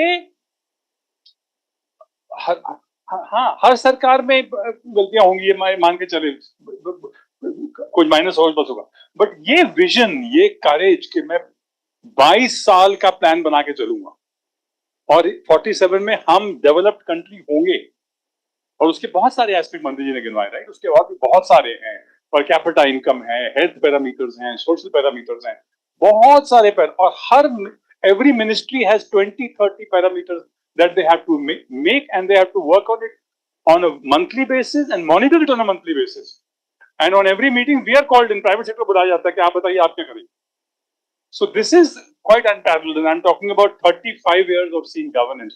मैं तारीफ नहीं, मैं ये तो facts है ना. 22 साल का बता दीजिए एक प्लान तभी नहीं था. So this courage, this ability to think and to take the risk is quite unprecedented in India's history.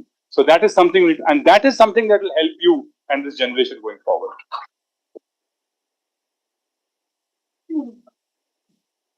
I would like to now request our chief guest, Sri Harsh Malhotra ji, additional pro vice chancellor sir, Professor Dr. Sandeep Bansal, and our guest of honor, Managing Director Mr. Viraj Bhatia, to come for the opening of the conference proceeding. I very proudly say that all the papers in this book are Scopus indexed. And we have come out with a book on women empowerment, which is another very important aspect that government is taking care of right now.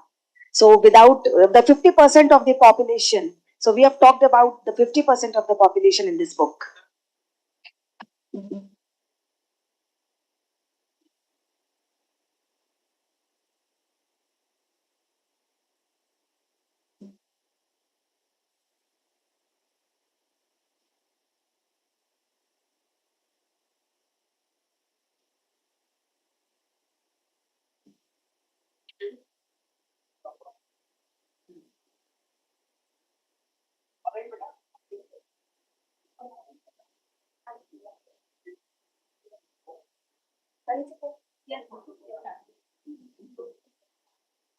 Now I would like to request our additional pro-vice principal, Professor Dr. Sanjeev Bansal, to kindly facilitate our chief guest, Shri Harsh Malhotra ji.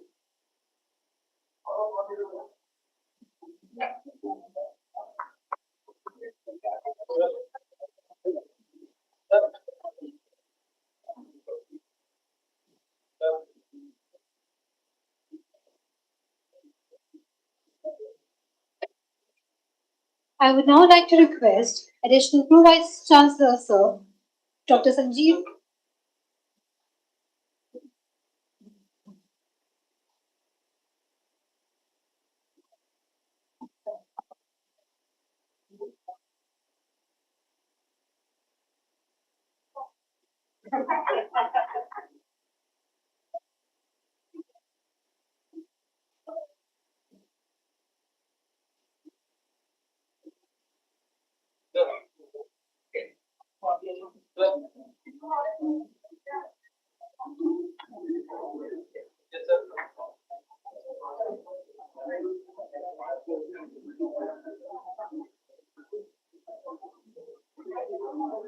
Thank you so much, sir.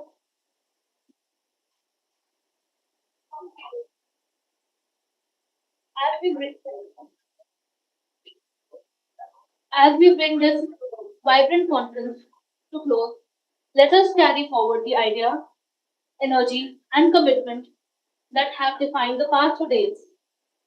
Together, let us work towards the vision of integrating diverse knowledge system for dynamic advancement of sustainable development goals.